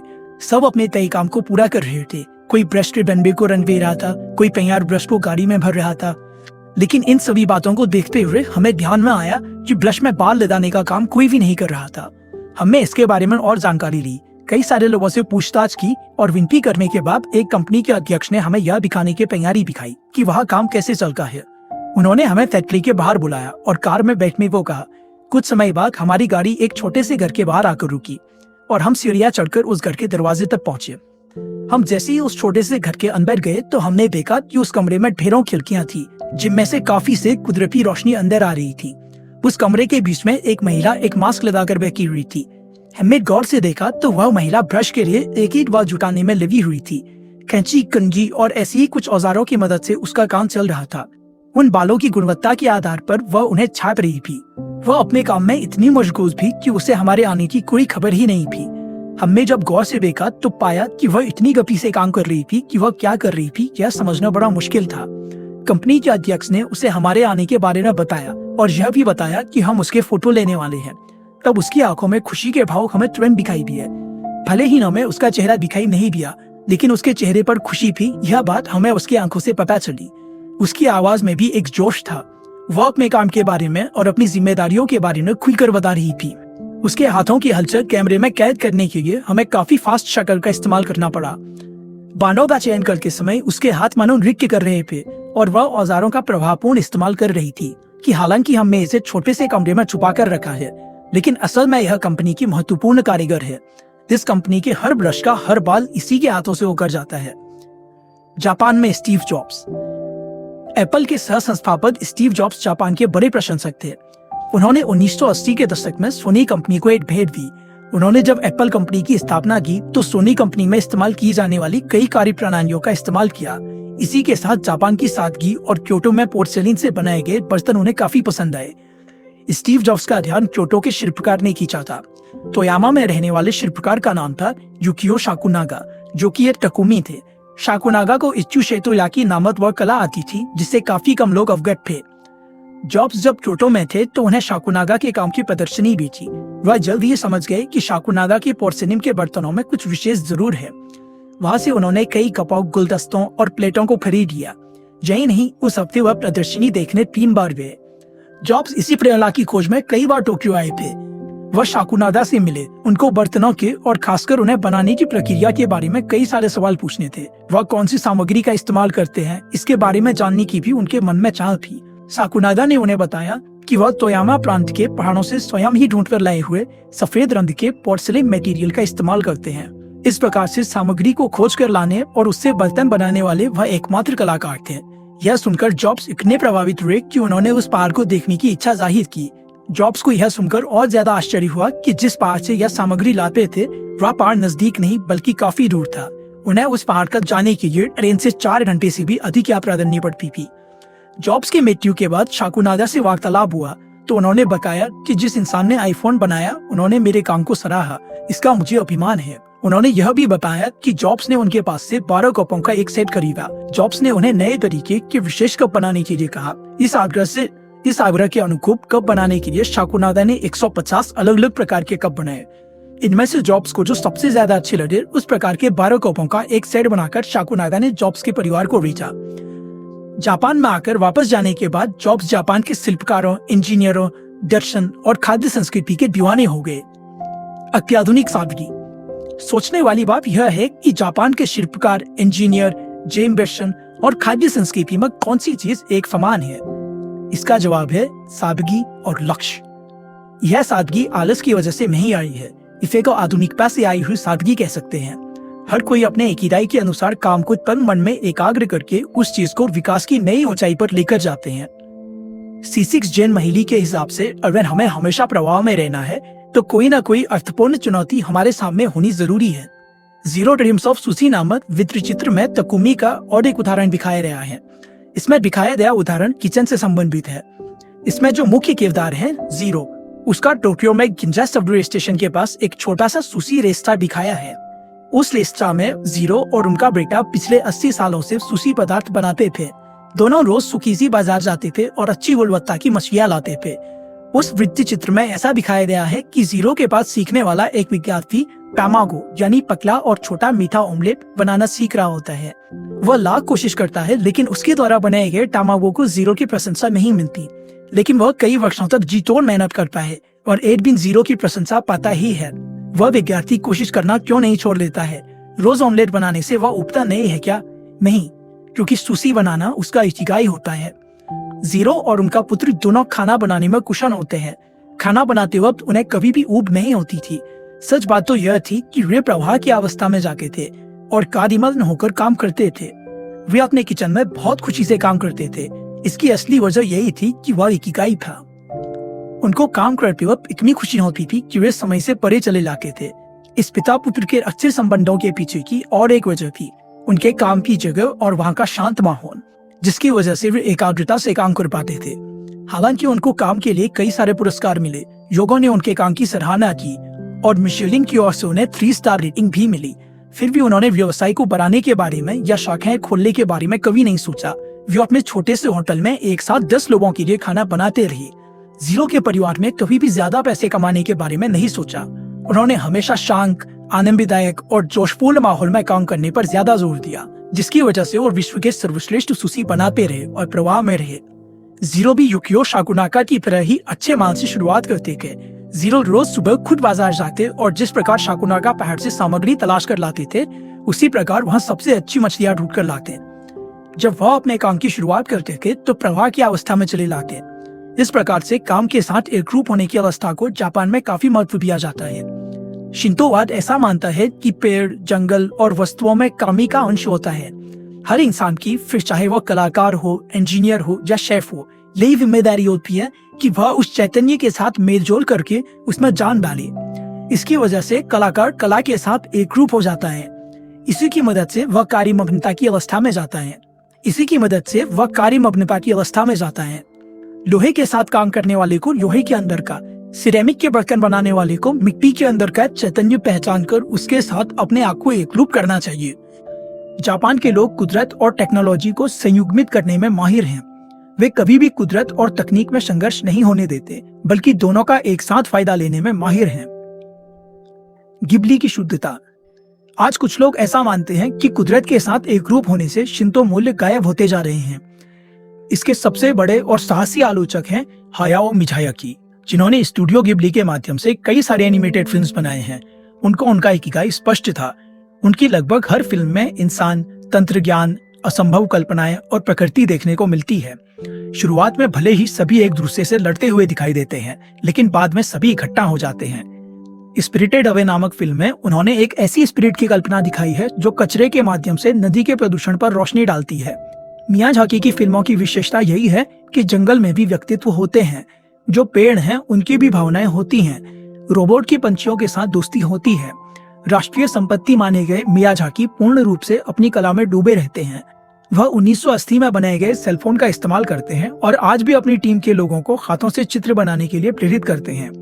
उनकी फिल्मों का निर्देशन कागज और पेन लेकर किया जाता है, यहाँ तक कि बारीक से बारीक विवरण के लिए चित्रकला का सहारा लिया जाता है। कंप्यूटर का इस्तेमाल नहीं किया जाता। गिबली स्टूडियो ही पूरी दुनिया में एकमात्र स्टूडियो है जहाँ उत्पादन प्रक्रिया पारंपरिक तरीके से की जाती है। जिन्होंने गिबली स्टूडियो देखा है उन्हें वहाँ रविवार का दृश्य पता होगा। आप रविवार को भी उस स्टूडियो में जाएं तो आपको किसी कोने में साधारण से कपड़े पहना हुआ एक इंसान बैठा व काम करते हुए दिखाई देगा। वह अपने काम में व्यस्त रहता है और बिना आपकी ओर देखे ओहायो यानी हेलो कहकर आपका स्वागत करता है। मियाजाकी अपने काम को इतना पसंद करते हैं कि रविवार के दिन भी वह अकेले ही स्टूडियो में काम करते रहते हैं और अपना दिन प्रवाह में बिताते हैं। वह पूरा समय अपने इकिगाई में बिताते हैं। जो लोग वहाँ पर आते हैं वे खासकर चित्र बनाने, समय बाधा डालने पर जल्द नाराज होने वाले मियाजाकी को परेशान नहीं करते। 2013 में मियाजाकी ने रिटायर होने की घोषणा की। उनकी याद में एनएचके टेलीविजन ने एक जानकारीपूर्ण वृत्ति चिन्ह बनाया था। इसमें उनके रिटायर होने के आखिरी दिनों के कुछ लम्हे दिखाए गए थे। उसमें दिखाया गया था कि कई सारे लोग मीटिंग कर रहे हैं, कुछ घूम फिर रहे हैं, लेकिन मियाजाकी एक कोने में अपना काम करते हुए दिखाई दे रहे हैं। एक अन्य सीन में ऐसा दिखाया गया कि 30 दिसंबर को, जो कि जापान की राष्ट्रीय छुट्टी का दिन भी है, उस दिन भी वह स्टूडियो खोलकर काम कर रहे हैं। मियाजाकी काम करने की अपनी इस चाहत को रोक नहीं सके। उन्होंने रिटायरमेंट के बाद छुट्टी पर जाने या घर पर रहने के बजाय गिबली स्टूडियो में आकर एक कोने में बैठकर चित्र बनाना शुरू कर दिया। बाकी लोग समझ नहीं पाए कि वह क्या कर रहे हैं। उनके चेहरे देखने जैसे हो गए थे। उस दिन के 1 साल बाद उन्होंने घोषणा की कि वह फीचर फिल्में बनाना बंद कर देंगे, लेकिन जीवन के आखिरी पल तक चित्र बनाते रहेंगे। कोई अपने काम के साथ इतना जुड़ा हो और उसे अपने काम से ही प्रेरणा मिलती हो, तो क्या वह कभी भी सचमुच रिटायर हो सकता है? एकांतवास। ऐसे लोग सिर्फ जापान में ही हैं, ऐसा कहना सही नहीं होगा। ऐसे कई सारे वैज्ञानिक, कलाकार इत्यादि हुए हैं जो जीवन के आखिरी पल तक काम करते रहे हैं। आइंस्टीन ने जब आखिरी सांस ली तो उससे कुछ क्षण पहले ही उन्होंने एक सूत्र लिखा था जिसमें यह बताया गया था कि विश्व की सभी ताकतों को इकट्ठा कैसे करना है। वह आखिरी पल तक वह काम करते रहे जो उन्हें सर्वाधिक आनंद देता था। वह कहते थे कि अगर मैं भौतिकविद नहीं बना होता तो संगीतकार बनता। जब भी वह भौतिक शास्त्र या गणित पर काम नहीं कर रहे होते थे तब वायलिन बजाते थे। सूत्रों की खोज करना और संगीत का आनंद लेना, यही दो उनके इकिगाई थे। इन दोनों कामों में उन्हें असाधारण आनंद मिलता था। कई बार बाकी लोग इन लोगों को लोगों में नहीं घुलने वाले या अकेले रहने वाले लोग मानते होंगे, लेकिन लोगों से मिलने में समय बिताने के बजाय उन्हें अपने पसंदीदा कामों में समय देना ज्यादा पसंद आता था। ये ऐसे लोग हैं जो प्रवाह में रहकर अपने जीवन का असाधारण इस्तेमाल करते हैं। इसकी एक मिसाल है उपन्यासकार हारुकी मुराकामी। वे काफी कम मित्रों से मिलते थे और लोगों से कुछ वर्षों में एक बार ही मिलते थे। अगर हमें हमेशा प्रवाह में रहना हो और इकिगाई हासिल करना हो तो हमारे आजू बाजू का माहौल शांत, सुरक्षित और समस्याओं से परे होना चाहिए। यह बात कलाकार काफी अच्छे तरीके से जानते हैं। माइक्रोफ्लो, रोज के काम में मिलने वाला आनंद। किसी कलाकारी के वक्त प्रवाह को पाना मुमकिन है, लेकिन जब हमें कपड़े धोने हो, फर्श साफ करना हो या कागज पत्रों की तैयारी करनी हो, तब क्या रोजमर्रा के ये काम आनंददायी हो सकते हैं? टोक्यो के अहम केंद्रों में से एक शिजुंकी सबवे स्टेशन के पास स्थित एक सुपरमार्केट में अब भी एलिवेटर ऑपरेटर्स नौकरी पर रखे जाते हैं। वैसे देखा जाए तो वहाँ के एलिवेटर्स तो सीधे साधे होते हैं और ग्राहक सजगता से उनका इस्तेमाल कर सकते हैं। फिर भी वहाँ के मालिकों को ऐसा लगता है कि ग्राहकों के लिए दरवाजा खोलना और बंद करने वाला कोई व्यक्ति होना चाहिए। अगर आपने जानकारी ली हो तो आपको पता चलेगा कि सन 2004 से एक एलिवेटर ऑपरेटर वहाँ पर काम कर रही है। वह हमेशा जोश के साथ और खुशी से अपना काम करती रहती है। लेकिन सवाल यह है कि उतना उबाऊ काम कोई इंसान इतनी खुशी के साथ कैसे कर सकता है? वह काम करते वक्त उसे ऊब नहीं होती। अगर आप उसके काम का अवलोकन करेंगे तो आपको पता चलेगा कि वह सिर्फ बटन नहीं दबाती, वह तो काम की पूरी श्रृंखला को पूरा करती है। जब कोई इंसान लिफ्ट के पास आता है तो वह हल्की और मीठी आवाज में थोड़ा सा झुककर उसका स्वागत करती है। फिर वह उसे अंदर बुलाती है और काफी अनोखे अंदाज में लिफ्ट का बटन दबाती है। सिसिक ज़ेन महिली इसे ही माइक्रोफ्लो कहते हैं। हम कई बार किसी क्लास में, सभा में या कार्यक्रम में ऊब जाते हैं और मनोरंजन का कोई साधन खोजते रहते हैं। हम दीवार को कलर करते वक्त सीटी बजाने लगते हैं। जब तक हमें किसी काम में चुनौती महसूस नहीं होती तब तक हम उस काम में खो नहीं पाते। छोटे छोटे कामों में खोकर उनमें आनंद प्राप्त करना ही माइक्रोफ्लो प्राप्त करने की अनोखी कला है। इसकी वजह से हम अपने रोज के कामों को भी खुशी से कर सकते हैं। बिल गेट्स भी रोज शाम को बर्तन मांजते हैं। वह कहते हैं कि शांत होने और मन की शुद्धि में उन्हें इसका फायदा होता है, जिसकी वजह से उन्हें बर्तन मांजना अच्छा लगता है। इतना ही नहीं, वह कोशिश करते हैं कि कल की तुलना में आज ज्यादा अच्छे तरीके से बर्तन मांजें। उन्होंने बर्तन धोने के लिए एक कार्य प्रणाली भी बनाई है, जैसे पहले थाली धोएंगे, फिर चम्मच और फिर अन्य चीजें। यह उनकी माइक्रोफ्लो की पद्धति है। सर्वाधिक महान भौतिकविदों में से एक रिचर्ड फाइनमैन भी रोज के कामों में आनंद लेते थे। सुपर कंप्यूटर निर्माता थिंकिंग मशीन के संस्थापकों में से एक डब्ल्यू डेनियल हिलिस बताते हैं कि फाइनमैन को कंप्यूटर विकास करने को रखने के उद्देश्य से वह जब पहली बार उनसे मिले थे तो फाइनमैन ने पूछा कि उन्हें कौन सा काम करना है। असल में उन्हें काम देने वाले लोगों की कोई भी तैयारी नहीं थी। तब उन्होंने उन्हें गणित के कुछ सूत्र सिद्ध करने के लिए दिए, लेकिन फाइनमैन ने कहा यह सही काम नहीं है, आप मुझे कोई ऐसा काम दे जो वाकई फायदेमंद हो। तब हिलिस ने फाइनमैन को बाजू की दुकान में जाकर ऑफिस के लिए सामान लाने को कहा। यह काम उन्होंने खुशी से और हंसते हंसते किया। जब फाइनमैन के पास कोई भी काम नहीं होता था तो वह माइक्रोफ्लो में चले जाते थे। कभी कभी वह ऑफिस की दीवारों को रंगने का काम भी करते थे। कुछ हफ्तों बाद जब थिंकिंग मशीन के ऑफिस में कुछ निवेशक आए तो उन्होंने ऑफिस की दीवारें देखकर कहा, आपके ऑफिस की दीवारों को रंगने वाले इंसान को तो नोबेल पुरस्कार देना चाहिए। ध्यान मार्ग से तुरंत छुट्टी। प्रशिक्षण के माध्यम से हम प्रवाह की अवस्था में जल्दी पहुंच सकते हैं और ध्यान मन को प्रशिक्षित करने का सबसे प्रभावी माध्यम है। माना कि ध्यान की कई सारी पद्धतियां हैं, लेकिन सभी का मकसद एक ही है, मन को शांत करना, विचारों को देखना, भावनाओं को जानना और खुद को एक ही जगह पर केंद्रित करना। मूलभूत प्रक्रिया में सीधे बैठकर अपनी सांस पर ध्यान केंद्रित करने की प्रक्रिया होती है। यह कोई भी कर सकता है। एक बार ऐसा करने के बाद आपको बदलाव महसूस होगा। आपके अंदर चलने वाली सांस की मदद से आप अपने अंदर चलने वाले विचारों के भूचाल को शांत कर सकते हैं और उनकी ओर अलगाव के नजरिए से देख सकते हैं। अगर हमें प्रवाह की स्थिति में पहुंचना है तो ध्यान मेडिटेशन सबसे अच्छा तरीका है। हमेशा चलने वाले नोटिफिकेशंस और स्मार्टफोन के संदेशों का यह सटीक इलाज है। ध्यान की शुरुआत करने वाले लोगों से अमूमन एक गलती होती है, वे इसे सही तरीके से करने के लिए चिंतित रहते हैं और वे चाहते हैं कि जल्द से जल्द निर्वाण की अवस्था तक पहुंचे। लेकिन सर्वाधिक महत्वपूर्ण बात यह है कि इस ध्यान की यात्रा का आनंद लेना। इस ध्यान की यात्रा का आनंद लेना मन विचारों का, कल्पनाओं का और भावनाओं का समंदर है। इन सभी से मिलकर एक तूफान तैयार होता है। ध्यान के माध्यम से हम कुछ पल के लिए ही सही, लेकिन इस तूफान को शांत करके शांति का अनुभव कर पाते हैं और जीवन में नई स्पष्टता ला सकते हैं। हमारे अंदर कोई भी विचार आए, उसका तनाव लेने की जरूरत नहीं है। यह महत्वपूर्ण बात हम ध्यान के माध्यम से सीख सकते हैं। किसी को तकलीफ देने, मारने या झगड़ा करने जैसा कोई नकारात्मक विचार किसी के भी मन में आ सकता है, लेकिन इस विचार को हावी नहीं होने देते हुए यह तो सिर्फ एक विचार है, इस प्रकार का लेबल लगाकर उससे बचा जा सकता है। कुछ विशेषज्ञों के अनुसार दिन भर में आने वाले 60,000 विचारों में से यह भी एक विचार है। इस तरीके से उस विचार को देखकर उसे हावी होने से रोका जा सकता है। ध्यान करते वक्त हमारे मस्तिष्क में अल्फा और थीटा लहरें, तरंगें उत्पन्न होती हैं। अनुभवी लोगों में ये लहरें जल्दी उत्पन्न होती हैं, जबकि नए लोगों को इसकी अवस्था में पहुंचने में आधा घंटा लग सकता है। वैसे देखा जाए तो ध्यान के बिना हम इन तरंगों का लाभ ले सकते हैं। नींद में जाने से पहले कुछ पल और गर्म पानी से नहाने के बाद कुछ समय हम इन तरंगों का आनंद ले सकते हैं। वैसे देखा जाए तो हम सभी अपने साथ स्पा लेकर ही घूमते हैं, लेकिन इसका इस्तेमाल कैसे करना है यह हमें पता होना चाहिए। थोड़े से प्रयास से हम इस कला को सीख सकते हैं। इंसान एक धार्मिक जीव है।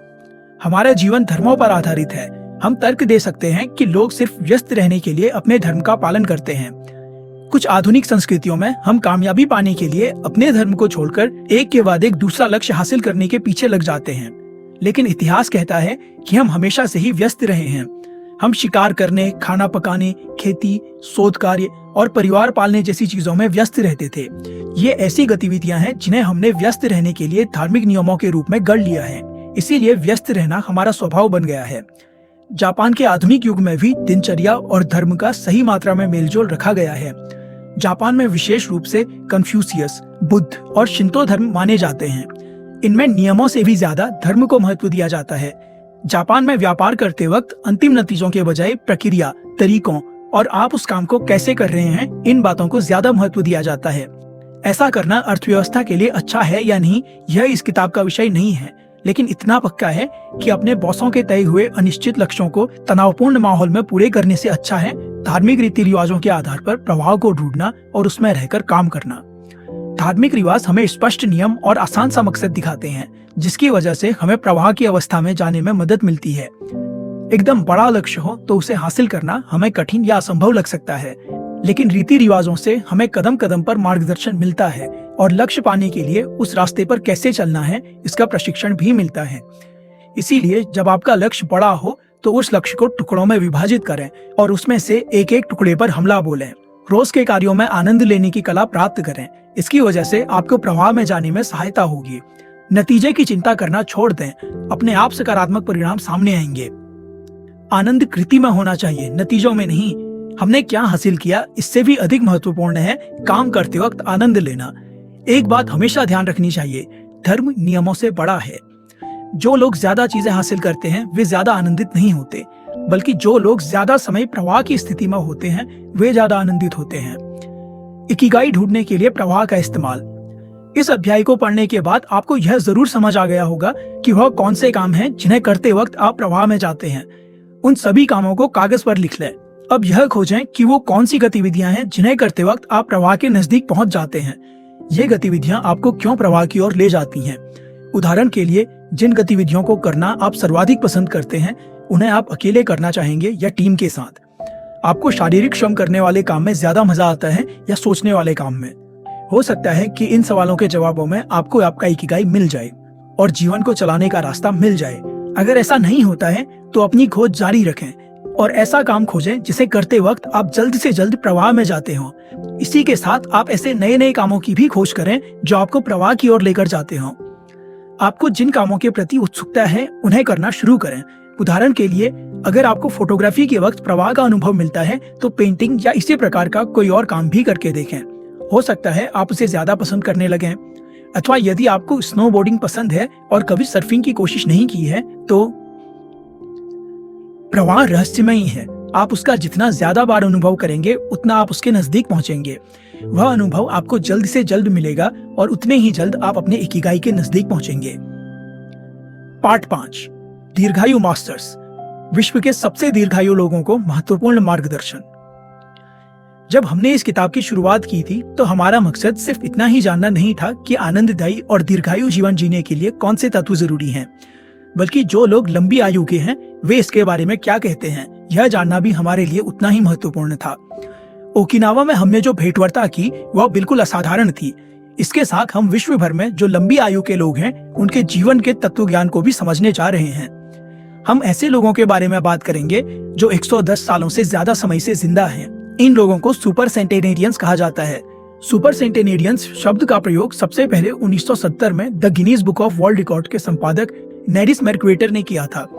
सन 1980 में विलियम स्ट्राउट्स और नील हाउ ने सुपर सेंटेनेरियन शब्द का और ज्यादा प्रचार किया।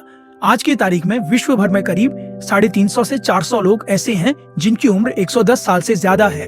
हालांकि उनमें से लगभग 75 लोगों की उम्र के प्रमाण उपलब्ध हैं। ये लोग भले ही सुपर हीरो नहीं हो, लेकिन इतना तो पक्का है कि इन लोगों ने बाकी लोगों से ज्यादा समय पृथ्वी पर बिताया है। आज जिस प्रकार से विश्व के लोगों की औसत आयु बढ़ रही है, उससे यकीनन सुपर सेंटेनेरियंस की संख्या बढ़ने की संभावना है। एक स्वस्थ और मकसदपूर्ण जीवन से हम उनकी पंक्ति में शामिल हो सकते हैं। आइए अब समझते हैं कि इन दीर्घायु लोगों का अपने जीवन के प्रति क्या कहना है। मिसाओ ओकावा, 117 साल।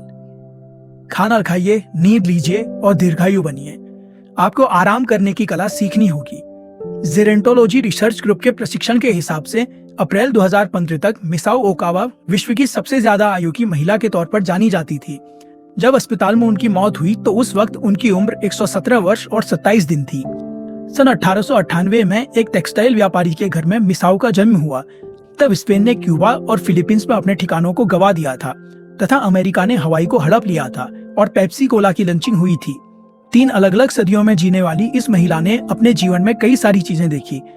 110 की उम्र तक वह अकेली ही जीती थी और किसी की मदद के बिना अपने सभी काम खुद करती थी। जब लोगों ने उनके रोज के कामों के बारे में पूछा तो उन्होंने बताया सुशी खाना और नींद लेना। उनके इस जवाब में हम एक और चीज जोड़ सकते हैं, जीने की उनकी इच्छा शक्ति। जब उनसे उनकी लंबी आयु का राज पूछा गया तो उन्होंने हंसते हुए जवाब दिया, मैं भी वह खोज रही हूँ। जापान लंबी आयु वाले लोगों की भूमि है। इस बात के सबूत मिलते हैं। 112 वर्ष और 150 दिन जीने वाली साकारी मामुई की जब मौत हुई तब वह विश्व के सबसे बुजुर्ग पुरुष थे, लेकिन उस वक्त भी उनसे ज्यादा उम्र वाली 57 महिलाएं जीवित थी। मारिया केपोविल्ला, 116 साल। कभी भी मांसाहार नहीं किया।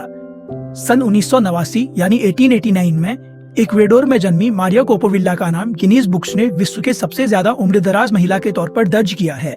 सन 2006 में उनकी निमोनिया से मौत हो गई। उनके 3 बच्चे, 12 पोते और 20 पड़पोते थे। 100 साल की उम्र में दिए हुए अपने आखिरी साक्षात्कार में उन्होंने अपनी यादों और विचारों के बारे में बताया। मैं खुश हूँ और इतनी लंबी आयु देने के लिए हमेशा ईश्वर को धन्यवाद देती हूँ। मुझे कभी भी ऐसा नहीं लगा था कि मैं इतने साल जिंदा रहूंगी। मेरे पति एंटोनियो केपेविल्ला जहाज पर कप्तान थे और जब उनकी मौत हुई तब वह 84 यानी 84 साल के थे।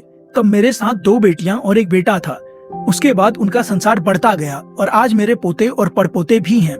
वैसे देखा जाए तो पुराने जमाने में चीजें काफी अच्छी होती थी। लोग बहुत ही अपनेपन से रहते थे। हम नाचते थे, खेलते थे। उसमें भी एक अनोखा अनुशासन होता था। मुझे मारिया लुइस ओलोरकॉन का गाना बहुत पसंद आता था। आज भी मुझे उसके सभी बोल याद हैं। आज भी मुझे कई प्रार्थनाएं याद हैं और आज भी मैं उन्हें बोलती रहती हूँ। मौका मिलने पर आज भी मैं गाना गाती हूँ, नाचती हूँ। स्कूल के वक्त में जो हाथों से चीज बनाती थी वह काम मैं आज भी करती हूँ। भूतकाल की इन यादों को पूरा करते समय वह अचानक नाचने लगी।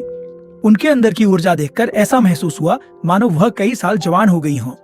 जब उनकी उस लंबी आयु का राज पूछा गया तो उन्होंने कहा, राज जैसा तो कुछ नहीं है, लेकिन एक बात मैं यकीन के साथ कह सकती हूँ कि मैंने अपने पूरे जीवन में एक बार भी मांसाहार नहीं किया है। मुझे लगता है कि मेरी लंबी आयु का यही राज है।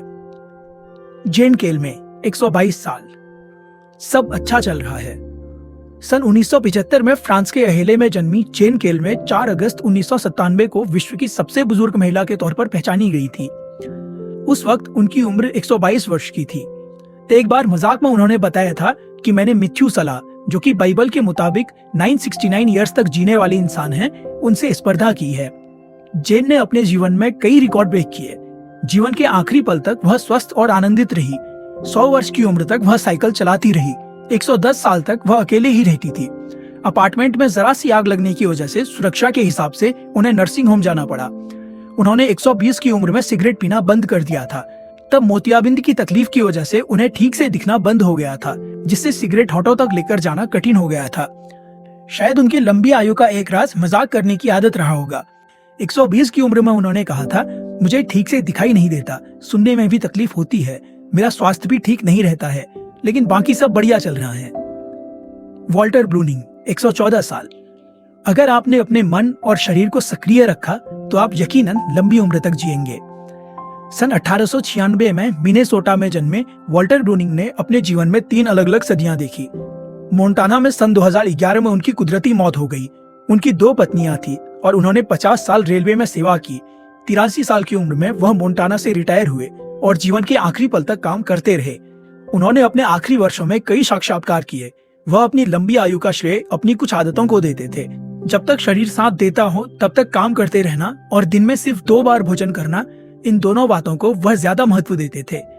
112 वर्ष की उम्र में उन्होंने बताया था, आप अपने मन और शरीर दोनों को सक्रिय रखेंगे तो यकीनन लंबी उम्र तक जिएंगे। वह अपने जीवन के आखिरी दिनों तक व्यायाम करते रहते थे। उनकी आदतों में लोगों की मदद करने की आदत भी शामिल थी। विशेष बात तो यह थी कि उन्हें मौत से कभी डर नहीं लगता था। सन 2010 में एक मुलाकात में उन्होंने बताया, हम सभी कभी ना कभी तो मरने वाले ही हैं। कुछ लोग मौत से डरते हैं, पर मौत से डरने की जरूरत नहीं है, क्योंकि आपका जन्म हुआ है तो इसका अर्थ ही यही है कि आपकी मौत होने ही वाली है। सन 2011 में अपनी मृत्यु के कुछ समय पहले उन्होंने पादरी को बताया था, मैंने ईश्वर को कहा है कि जीवन में अब इससे अच्छा कुछ होना बाकी नहीं है, इसीलिए मेरे जाने का समय आ चुका है। अलेक्जेंडर इमिच, 111 साल। मैं अभी तक मरा नहीं हूँ। पोलैंड में सन 1903 में जन्मे अलेक्जेंडर इमिच केमिस्ट और पैरासाइकोलॉजिस्ट थे। वह अमेरिका में रहते थे। 2014 में अपने पूर्ववर्ती की मृत्यु के कारण वह विश्व के सबसे ज्यादा आयु वाले प्रमाणित व्यक्ति हो गए। यद्यपि इसके कुछ समय बाद ही उस वर्ष जून में उनकी मृत्यु हो गई थी। इमिच अपनी लंबी आयु का श्रेय व्यसन रहित रहने तथा मद्यपान नहीं करने को देते थे। जब उनका जिक्र विश्व के सबसे ज्यादा आयु के व्यक्ति के तौर पर हुआ तो उन्होंने बताया, यह नोबेल पुरस्कार जीतने जैसा महान कार्य बिल्कुल नहीं है। सच बताऊं तो मुझे कभी भी ऐसा नहीं लगा था कि मैं इतनी लंबी आयु तक जी सकता हूँ। मेरी लंबी आयु का राज मैं भी नहीं बता सकता, लेकिन एक बात तो सच है कि मैं अभी तक मरा नहीं हूँ। इकिगाई कलाकार। लंबी आयु का राज सिर्फ सुपर सेंटेनेरियंस को ही पता है, ऐसा नहीं है। ऐसे कई सारे लोग हैं जिनका नाम भले ही गिनीज बुक में दर्ज नहीं हुआ हो, लेकिन उन्होंने अपनी लंबी आयु और ऊर्जा से जीवन का नया अर्थ समझाया है। उदाहरण के लिए, कलाकार रिटायर होने के बाद भी अपने इकिगाई के हिसाब से जीवन के आखिरी पल तक काम करते रहे। उनके पास यह ताकत रहती है। कला, फिर चाहे वो किसी भी प्रकार की क्यों ना हो, एक इकिगाई होती है। हमारे जीवन को अर्थ देती है और खुशी के कई पल ला कर देती है। सुंदरता को गढ़ना या उसका आनंद लेना निःशुल्क है। विशेष बात यह है कि ये पल सभी के लिए उपलब्ध होते हैं। जापानी कलाकार होकुसाई 18वीं सदी के मध्य से लेकर 19वीं सदी के मध्य तक 88 साल जिए। वे युकियो स्टाइल पद्धति से लकड़ी की वस्तुओं पर छपाई का काम करते थे। इस कलाकार ने 100 व्यूज ऑफ माउंट फूजी नामक किताब में लिखा है, मैंने 70 साल की उम्र तक जिन चीजों का निर्माण किया उनकी असल में गिनती ही नहीं करनी चाहिए। 73 वर्ष की आयु के बाद मुझे जानवरों, घासों, पेड़ पौधों, पंछियों, मछलियों और यहाँ तक कि कीड़े मकोड़ों की भी रचना समझ में आने लगी। अपनी उम्र के 80वें साल में मैंने थोड़ी बहुत तरक्की की, ऐसा मुझे लगा। मुझे यकीन है कि 90 साल का होने तक मैं अपने कामों के रहस्यों को सही तरीके से समझने लगूंगा। 100 का होने तक मैं जरूर महान काम करूंगा और मुझे यकीन है कि जब मेरी उम्र 110 साल होगी तो मैं सही मायने में अपने काम के माध्यम से अपनी भावनाओं को और जीवन के असली अर्थ को व्यक्त कर सकूंगा। अगले कुछ पन्नों में हम न्यूयॉर्क टाइम्स के लिए कमिल स्वीने द्वारा साक्षात्कार लिए गए कुछ महान कलाकारों के प्रेरणास्पद शब्द जानने वाले हैं। इनमें से जो भी अब जिंदा हैं, उनमें से किसी ने रिटायरमेंट नहीं लिया है। आज भी वे अपने काम का आनंद ले रहे हैं। अगर हमारे पास स्पष्ट लक्ष्य हो तो कोई भी हमें रोक नहीं सकता। यही बात उन्होंने अपने जीवन द्वारा लोगों के सामने रखी। अपनी उम्र के 46 साल पूरे होने पर भी अभिनेता क्रिस्टोफर प्लमर अपने काम के प्रति प्रेम को व्यक्त करते हुए कहते हैं, मुझे स्टेज पर काम करते वक्त ही मौत आई। दुनिया छोड़कर जाने का यह सबसे अच्छा मार्ग होगा। ओसामू तेजुका को आधुनिक जापानी मंगा पद्धति का जनक माना जाता है। उन्होंने सन 1989 में अपनी मौत के कुछ समय पहले अपनी भावनाओं को व्यक्त करते हुए एक कार्टून निकाला, जिस पर लिखा हुआ था, please just let me walk, अर्थात कृपा करके मुझे काम करने दें। फिल्म निर्माता फ्रेडरिक वाइसमैन 86 साल के होने के बाद कह रहे थे कि वह जो आज भी अपना काम इतने प्रभावी तरीके से कर पाते हैं, उसके पीछे एक ही वजह है, और वह है अपने काम के प्रति उनका प्रेम। उनके अनुसार मेरी उम्र के कई सारे लोग हमेशा बीमारी और शरीर के साथ नहीं देने का बहाना बनाते रहते हैं, लेकिन मेरा पूरा मित्र परिवार अपनी कला से प्रेम करता है और हम में से हर कोई जीवन के आखिर तक काम करता रहेगा। कॉर्मेन हरेरा, जिन्होंने अपने जीवन के 100 साल पूरे किए, ने 79 की उम्र में पहला कैनवास बेचा था। टार्टे modern and the museum of modern art में उनको काम में रखा गया था। इस अवसर पर जब उनसे उनके भविष्य के बारे में पूछा गया, तब उन्होंने बताया, मैं हमेशा अगला काम पूरा करने का विचार करती रहती हूँ। कुछ लोगों को यह मूर्खता लगेगी, लेकिन मैं दिन ब दिन अच्छा काम करने का प्रयास करती रहती हूँ।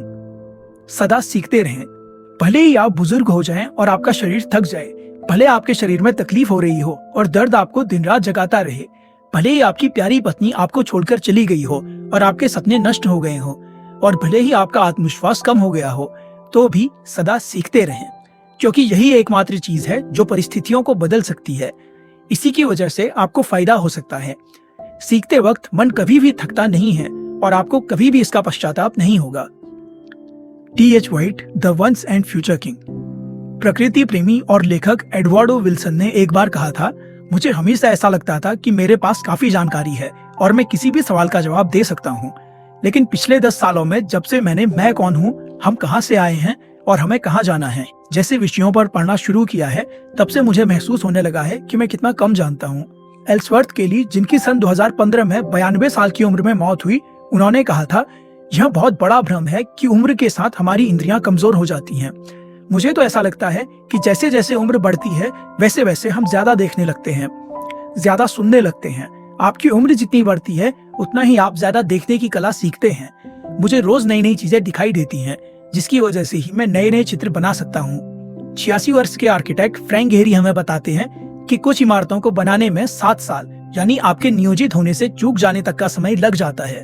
गुगनहाइम म्यूजियम बिलबाओ के निर्माता गेहरी को वर्तमान में रहने की कला काफी अच्छे तरीके से आती थी। वह कहते थे, आप सिर्फ वर्तमान में ही जी सकते हैं, आप कभी भी भूतकाल में नहीं जी सकते, आप कभी भी भूतकाल में नहीं जा सकते। वर्तमान में जीने के लिए आंखें और कान खुले रखें, अखबार पढ़ें और आसपास क्या हो रहा है उसके प्रति सजग रहें, हर काम के प्रति जिज्ञासा रखें। ऐसा करने से आप अपने वर्तमान में जीने लगेंगे। जापान का दीर्घायु जीवन। जन्म मृत्यु की जानकारी रखने के लिए अमेरिका के पास तगड़ी सिविल रजिस्ट्री है। शायद इसीलिए यहाँ ज्यादा लंबी आयु के लोग होने के सबूत मिलते हैं, लेकिन वास्तव में जापान में सबसे ज्यादा लंबी आयु के लोग रहते हैं। गांव का ज्यादा शांत और आनंदित जीवन ही शतायु का राज है। जापान सबसे ज्यादा लंबी आयु के लोगों का देश है, इसमें कोई शंका नहीं है। विश्व के किसी भी और देश के मुकाबले यहाँ उच्च जीवन प्रत्याशा है। उचित खाद्य संस्कृति, बीमार होने से पहले ही डॉक्टरों की राय लेना और अपनी संस्कृति से जुड़े रहना, ये सभी बातें उनकी लंबी आयु में योगदान करती हैं। टीम भावना, मिलजुल कर रहना और जीवन के अंत तक सक्रिय रहना, ये सभी बातें जापानी लोगों की लंबी आयु का राज हैं। जरूरत हो या नहीं हो, सदा सक्रिय रहने के लिए आपको आपका इकिगाई पता होना आवश्यक है। आपका इकिगाई आपको हमेशा आकर्षक और लोगों के उपयोग में आने वाली चीजें बनाने के लिए प्रेरित करता रहता है। पार्ट 6, जापान के शतायु लोगों की सीख। खुशहाली और लंबी आयु के लिए जापान के रीति रिवाज और कहावतें। हमें ओगिमी पहुंचने के लिए टोक्यो से ओकिनावा की राजधानी नाहा तक करीब 3 घंटे उड़ान भरनी पड़ी। कुछ महीने पहले हमने उस गांव के मुखिया को फोन करके अपने आने का प्रयोजन बनाया था। वहां के सबसे लंबी आयु के लोगों से मुलाकात करने की इच्छा भी हमने जाहिर की थी। काफी चर्चा करने के बाद हमें सहमति मिली। तब हमने उसी गांव के नजदीक एक कमरा भाड़े पर लिया। किताब का काम शुरू करने के करीब 1 साल बाद हम ऐसे लोगों के बीच पहुंचे जो सबसे लंबी आयु के लोग थे। हमें महसूस हुआ कि जैसे वहां पर समय थमसा गया था, रुक गया था, क्योंकि वहां के लोग आज अभी यही वाली भावना में जी रहे थे। ओगिमी पहुंचना। नाहा से 2 घंटे ट्रैफिक के बीच में से यात्रा करने के बाद हम कम भीड़ वाले इलाके में पहुंचे। हम जिस रास्ते से जा रहे थे उसके एक और समंदर था और दूसरी ओर जानबारू जंगल से भरा हुआ पहाड़ था। 58 क्रमांक के रास्ते से जाते हुए हम नागो पहुंचे। यहाँ पर ओकिनावा की मशहूर ओरियन बियर बनाई जाती है। इस मार्ग से जाते हुए पहाड़ के बाजू में छोटे छोटे घर और दुकानें देखने को मिल सकती हैं। छोटी छोटी दुकानों को पार करके हम ओगिमी नगर पालिका के पास पहुंचे, लेकिन उस इमारत में हमें कुछ भी खास नहीं दिखाई दिया। जीपीएस की मदद से हम अपने तय स्थान पर पहुंच गए थे। यह इमारत काफी पुराने तरीके से बनाई गई थी और महामार्ग से लगकर ही थी। तायरा नाम की एक महिला वहाँ हमारी राह देख रही थी। हम दरवाजे से अंदर गए। तायरा के बाजू में एक छोटे कप की महिला खड़ी थी। उसने हंसकर हमारा स्वागत किया और अपना नाम यूकी बताया। वह तुरंत हमारा स्वागत करने के लिए अपनी जगह से उठी और हमें कॉन्फ्रेंस रूम दिखाया। उन्होंने हमें ग्रीन टी और सिकुआसा नामक का बहुत ही पौष्टिक फल दिया। तायरा हमारे औपचारिक वेशभूषा में सामने बैठी और उसने हमें अहम दस्तावेज व फाइल दिखाई। यूकी उनके बाजू में ही बैठी थी। उनके पास जो फाइल थी उसमें शहर में रहने वाले लोगों की उम्र और क्लब यानी मोआई के अनुसार विभाजित करके लिस्ट बनाई हुई थी। तायरा ने बताया कि ये सभी लोग एक दूसरे की मदद करते हैं और संघ से मिलकर रहते हैं। यही ओगिमी की विशेषता है। मोआई किसी ठोस उद्देश्य के लिए शुरू किया गया गुट नहीं होता है। वे एक परिवार की तरह काम करते हैं। तायरा ने बताया कि यह स्वयं सेवा से चलने वाला गुट होता है और इसमें बाकी चीजों को पैसे से ज्यादा महत्व दिया जाता है और इसकी वजह से लोग प्रेरित होकर काम करते हैं। इसमें सभी को सम्मिलित होने का मौका मिलता है और सरकार सभी को काम बांट कर देती है। इसकी वजह से सभी के अंदर ऐसी भावना होती है कि वे महत्वपूर्ण हैं और इस समाज का एक अंग हैं। केप हिडो द्वीप समूह की धुर उत्तर दिशा वाले बिंदु से ठीक पहले ओगिमी कस्बा आता है। वहाँ के पहाड़ से हम पूरा ओगिमी कस्बा एक साथ देख सकते हैं। यहाँ से देखने पर बहुत कम घर दिखाई देते हैं और ज्यादातर इलाका हरे पेड़ों से ढका हुआ दिखाई देता है। यहाँ लगभग 3200 लोग रहते हैं। सामाजिक जीवन। हमें ओगिमी के एक छोटे से होटल में खाना खाने के लिए बुलाया गया था। जब हम वहाँ पहुँचे तो हमें पता चला कि वहाँ सिर्फ 3 ही टेबलें आरक्षित करके रखी गई हैं। कोई हर्ज नहीं, हम चुराउमी में जाते हैं, वह खाली होगा। यूकी अपनी कार की ओर जाती हुए बोली। 88 वर्ष के होने के बावजूद वह काफी अच्छे तरीके से कार चला रही थी और इसका उन्हें अभिमान भी था। उनके साथ काम करने वाला उनका सहायक 99 साल का था और उसने भी हमारे साथ पूरा दिन बिताने का वादा किया था। उनके साथ रहने के लिए हमें कई बार जोर से गाड़ी चलानी पड़ती थी। हालांकि वहाँ की सड़कों पर ऐसा करना हमारे लिए थोड़ा कठिन था। बहरहाल हम जंगल की दूसरी ओर पहुंचे और वहाँ एक होटल में खाना खाने बैठे। मैं ज्यादा बार रेस्तरां में नहीं जाती हूँ, यूकी ने कुर्सी पर बैठते हुए कहा। मैं जो भी खाती हूँ वह ज्यादातर मेरे बगीचे में उगाई हुई सब्जियों से बना हुआ होता है। मैं मछलियाँ हमेशा अपने पुराने दोस्त तनाका से खरीदती हूँ। ये रेस्तरां समंदर के पास ही था। स्टार वॉर्स फिल्म में जैसा ग्रह टेटुइन दिखाया गया था उसी प्रकार का था। उस रेस्तरां के मेन्यू कार्ड में लिखा था कि हम गांव के बगीचे में उगी जैविक व मौसमी सब्जियों से स्लो फूड बनाते हैं। मुझे लगता है कि खाना जीवन का महत्वपूर्ण अंग नहीं है। यूकी ने अपने विचारों को सबके सामने रखा। उनको बातचीत का शौक था।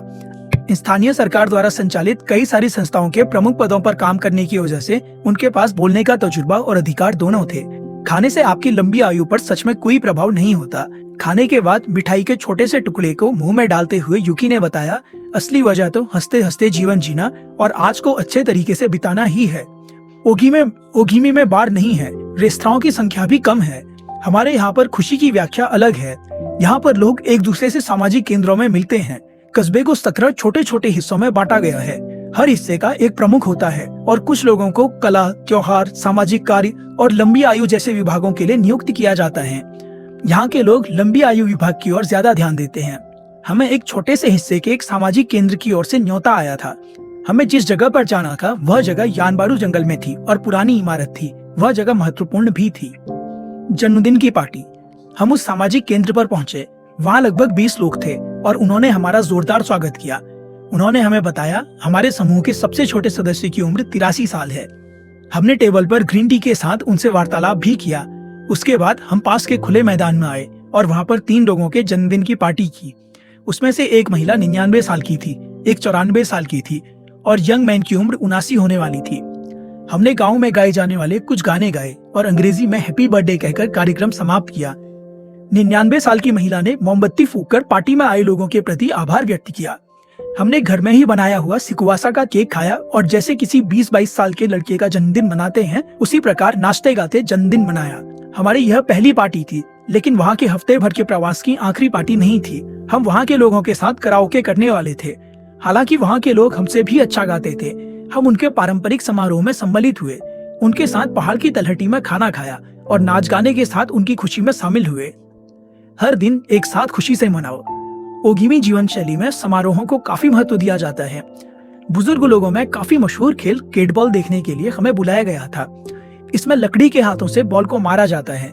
कम जगह में और कम साधनों के साथ यह खेल खेला जाता है। इसीलिए जब 4 लोग मिलते हैं तो समय निकालकर इस खेल को खेलने में जुट जाते हैं। वहाँ के लोग आपस में प्रतियोगिताएं आयोजित करते हैं और सम्मिलित होने के लिए उम्र की कोई शर्त नहीं होती।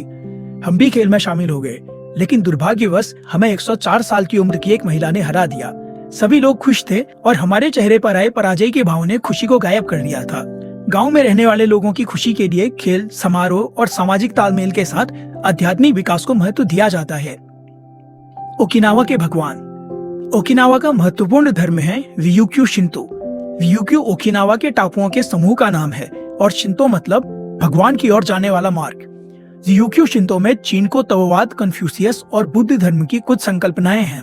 शिंतो धर्म ऐसा मानता है कि कुछ लोगों के पास ईश्वरीय चैतन्य प्राप्त करने की क्षमता होती है। इसी के साथ पेड़ पौधे, जानवर, पत्थर और कुदरत की चीजों में भी ईश्वरीय चैतन्य होता है, जिसका इंसान पर असर होता रहता है। प्राचीन समय से चले आ रहे इस धर्म के अनुसार ऐसा माना जाता है कि कई सारी आत्माओं से मिलकर इस विश्व का निर्माण हुआ है। यह चैतन्य घर में, जंगलों में, पेड़ों में और पहाड़ों में भी होता है। शांत अंतःकरण से और धार्मिक विधि द्वारा हम पवित्र माहौल में उस चैतन्य को आमंत्रित कर सकते हैं। ओकिनावा ऐसे कई सारे पवित्र स्थानों से और जंगलों से भरा हुआ है। इसमें 2 महत्वपूर्ण मंदिर भी शामिल हैं। एक है उटाकी और दूसरा है उगांजू। हम उगांजू मंदिर गए थे। एक छोटा सा मंदिर है जिसके बाजू में एक झरना है। यह काफी खुला, हवादार और रोशनी युक्त मंदिर है। धूप की खुशबू सभी ओर फैली हुई होती है। उटाकी मंदिर पत्थरों से बनाया गया है और वहाँ पर लोग पूजा करने जाते हैं। उनका ऐसा मानना है कि वहाँ पर आत्माएं जमा होती हैं। ओकिनावा धर्म में महिलाओं को पुरुषों से ज्यादा सक्षम माना जाता है। युता ऐसी महिलाएं होती हैं जिनके माध्यम से आत्माओं से संपर्क बनाया जा सकता है। जापान में पूर्वजों की पूजा करना उनकी दिनचर्या का हिस्सा है। घर के सबसे बड़े बेटे के घर में एक छोटे से बुत्सुदान या वेदी में इन पूर्वजों के लिए पूजा अर्चना की जाती है। हर इंसान में ईश्वर का अंश यानी माबुई होता ही है। यह चैतन्य का अंश होता है और हमारे जीवन का असली स्रोत होता है। यह चैतन्य अमर होता है और हमारे अस्तित्व की असली पहचान होता है। कभी कभी ऐसा भी होता है कि किसी भी मृत इंसान की आत्मा या माबुई जीवित इंसान में अटक जाती है।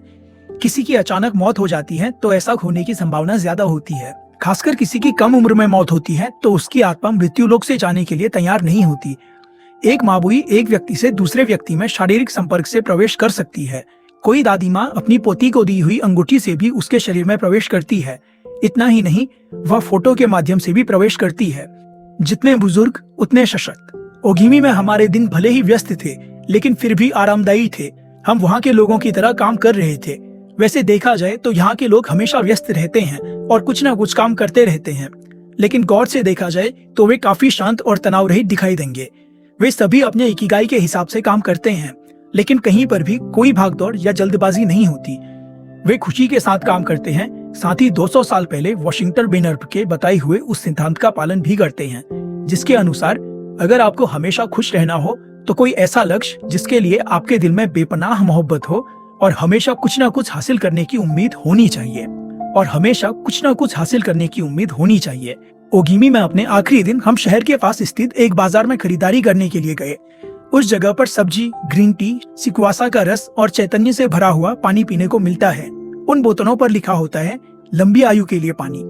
हमने वह लंबी आयु देने वाला पानी खरीदा और समंदर की ओर देखकर इस आशा से वह पानी पिया कि उस पानी की वजह से हमें भी स्वस्थ तथा लंबी आयु की प्राप्ति होगी और हमें भी अपना इकिगाई मिलेगा। उसके बाद हमने बुनदेया की मूर्ति का फोटो लिया और फिर वहाँ पर लिखे हुए तमाम संदेश पढ़ने की शुरुआत की। उस शहर से एक घोषणा जहाँ के लोग लंबे समय तक जिंदा रहते हैं। 80 की उम्र में भी मैं छोटा ही था। जब मैं 90 साल का होने के बाद तुम्हें मिलने आऊं तो मुझे 100 साल तक रुकने की सलाह देना। व्यसक और सशक्त। अपनी उम्र कितनी भी बढ़ जाए, कभी भी अपने बच्चों पर निर्भर नहीं होना। अगर आप लंबी आयु और स्वास्थ्य की खोज में हैं, तो आपका हमारे गांव में स्वागत है। यहाँ आपको कुदरत का वरदान मिलेगा। हम दोनों मिलकर लंबी आयु के राज को उजागर करेंगे। 21 अप्रैल 1993, ओगिमा federation of senior citizen clubs. मुलाकात। हम जब वहाँ पर थे तो हमने कई लोगों से बातचीत की। उस दौरान हमने वहाँ के बुजुर्ग लोगों से उनकी लंबी आयु, तत्व ज्ञान और इकिगाई के राज पूछे। हमने उनसे कहा कि हमें उस पर एक डॉक्यूमेंट्री बनानी है, साथ ही उसे किताब में भी शामिल करना है। उन लोगों ने जो राज बताए वे इस प्रकार थे। पहला, चिंता नहीं करें। लंबी आयु का राज है चिंता नहीं करना। मन से सदा युवा रहना और मन को कभी भी बुरा नहीं होने देना। खुले मन से और हंसते हंसते सामने आए इंसान का स्वागत करें। अगर आप खुले मन से और हंसते हंसते लोगों के सामने जाएंगे तो आपके पोतों समेत सभी लोग आपसे मिलने के लिए उत्साहित रहेंगे। अगर आपको चिंता दूर करनी है तो उसका सबसे आसान तरीका है लोगों के साथ खुल मिलकर रहना और उनसे बातचीत करना। मैं यहाँ रोज करता हूँ। मैं लोगों के पास जाता हूँ और हेलो करके बातचीत की शुरुआत करता हूँ। अंत में दोबारा मिलने का आश्वासन भी देता हूँ। फिर मैं घर आकर अपने बगीचे में लगी सब्जियों की देखभाल करता हूँ और दोपहर में दोस्तों से मिलता हूँ। हम सब इकट्ठा होते हैं। हम मिलने के लिए वजह नहीं ढूंढते और मिलने के बाद समस्याएं नहीं खोजते। इकट्ठा होना और मजा करना ही हमारा एकमात्र उद्देश्य होता है। दूसरा, अच्छी आदतें। सुबह 6 बजे उठकर बगीचे में उगी सब्जियों की ओर देखना मुझे बहुत पसंद आता है। मैं वहां जाकर अपने लगाए हुए टमाटरों और बेहतरीन संतरों को देखता हूँ। ऐसा करने से मुझे शांति और खुशी महसूस होती है। 1 घंटा बगीचे में बिताने के बाद मैं घर आकर नाश्ता करता हूँ। मैं अपनी सब्जी अपने बगीचे में उगाती हूँ और उन्हें अपने लिए पकाती हूँ। यही मेरा एक राय है। बूढ़े होने पर भी अपनी बुद्धि को तेज रखने की कला आपकी उंगलियों में है। अगर आपने अपने हाथों को सदा सक्रिय रखा तो यकीनन आप 100 साल जिएंगे। मैं अलार्म लगाकर ठीक 4 बजे उठता हूँ। उसके बाद कॉफी पीता हूँ, फिर हल्का सा व्यायाम करता हूँ। इस व्यायाम की वजह से मुझे दिन भर के लिए ऊर्जा मिलती है। मैं हर चीज को थोड़ा थोड़ा खाता हूँ। मुझे लगता है यही मेरी लंबी आयु का राज है। मुझे खाने में अलग अलग पदार्थ अच्छे लगते हैं। इसमें मजा आता है। अगर आपने काम करना बंद किया तो आपका शरीर टूट जाता है। मैं उठते ही बुत्सुदान में धूप लगाता हूँ। आपको हमेशा अपने पूर्वजों का स्मरण करना चाहिए। मैं सुबह की शुरुआत प्रार्थना से करता हूँ। मैं रोज सुबह जल्दी उठता हूँ और सुबह का समय बगीचे में सब्जियों के साथ बिताता हूँ। मैं हफ्ते में कम से कम 1 बार दोस्तों के साथ नाचता हूँ। मैं रोज व्यायाम करता हूँ और टहलने के लिए जाता हूँ। मैं रोज बिना चूके 250 प्रकार का व्यायाम करता हूँ। सब्जियां खाता हूँ। सब्जियां आपको लंबी आयु देती हैं। लंबी आयु के लिए 3 चीजें जरूरी होती है: स्वस्थ रहने के लिए व्यायाम, अच्छा आहार और मित्र परिवार। तीसरा, अपनी दोस्ती को रोज सींचे। दोस्तों के साथ रहना ही मेरा सर्वाधिक महत्वपूर्ण इकिगाई है। हम रोज मिलते हैं और गपशप करते हैं। मेरे लिए यही सबसे महत्वपूर्ण बात है। मुझे पता होता है कि कल हम दोबारा यहीं पर मिलेंगे और यह बात मुझे काफी अच्छी लगती है। दोस्तों और पड़ोसियों के साथ रहना ही मेरे लिए सबसे आनंदित करने वाली बात है। अपनी पसंद के लोगों के साथ बातचीत करना ही मेरी लंबी आयु का राज है। मैं जब भी रास्ते से जाता हूँ तो स्कूल जाने वाले बच्चों को हेलो करता हूँ और जल्दी मिलेंगे ऐसा भी कहता हूँ। जो लोग कार से जाते हैं उनका अभिवादन करता हूँ और उनसे कहता हूँ गाड़ी धीमे चलाएं। सुबह 7:20 से 8:15 बजे तक मैं घर से बाहर रहता हूँ। सभी से मिलता हूँ और सभी निकल जाते हैं तो अपने घर लौटता हूँ। एक साथ गाना गाना और चाय पीते पीते पड़ोसियों से गपशप करना मेरे विचार से मेरी जीवन की ये 2 सबसे अच्छी बातें हैं। मैं रोज सुबह 5 बजे उठता हूँ, समंदर के किनारे टहलने जाता हूँ, फिर दोस्तों के पास जाकर चाय पीता हूँ। लोगों से मिलना और उनके साथ अलग अलग जगहों पर जाना ही मेरी लंबी आयु का राज है। चौथा, आराम से जिए। आराम से और इत्मीनान से जीना ही मेरी लंबी आयु का राज है। अगर आप जल्दबाजी नहीं करेंगे तो यकीनन लंबी आयु पाएंगे। मैं कौड़ियों से चीजें बनाता हूँ, वही मेरा इकिगाई है। मैं सुबह जल्दी उठता हूँ और प्रार्थना करता हूँ। उसके बाद मैं व्यायाम और नाश्ता करता हूँ। 7 बजे मैं काम की शुरुआत करता हूँ। 5 बजे तक या जब तक मन करता है तब तक काम करता हूँ और उसके बाद दोस्तों से मिलने जाता हूँ। रोज नई नई चीजें करना और हमेशा व्यस्त रहते हुए एक समय में एक ही काम करना, यही मेरी लंबी उम्र का राज है। मैं किसी भी काम को अपने ऊपर हावी नहीं होने देता हूँ। जल्दी सोएं, जल्दी उठें और लंबी आयु पाएं। रोज सुबह टहलने जाएं। छोटी छोटी चीजों में भी आनंद लेने की कला सीखें और शांति से जिएं। धूप हो, बारिश हो या सर्दी हो, हर वक्त अपने दोस्तों के साथ बिताएं। 5वां, सकारात्मक बने। रोज सुबह उठने के बाद मैं अपने आप को बताता हूँ कि आज का दिन स्वास्थ्य और ऊर्जा से भरा हुआ है और मैं उसका पूरा फायदा लूंगा। मैं 98 साल की हूँ लेकिन अपने आप को युवा ही समझती हूँ। मुझे अभी भी बहुत सारी चीजें करनी है। हंसिए, हंसना बहुत ही महत्वपूर्ण होता है। मैं जहाँ भी जाती हूँ हमेशा हंसती रहती हूँ। मैं 100 साल तक जीऊंगी, यही मेरी बृहद प्रेरणा है।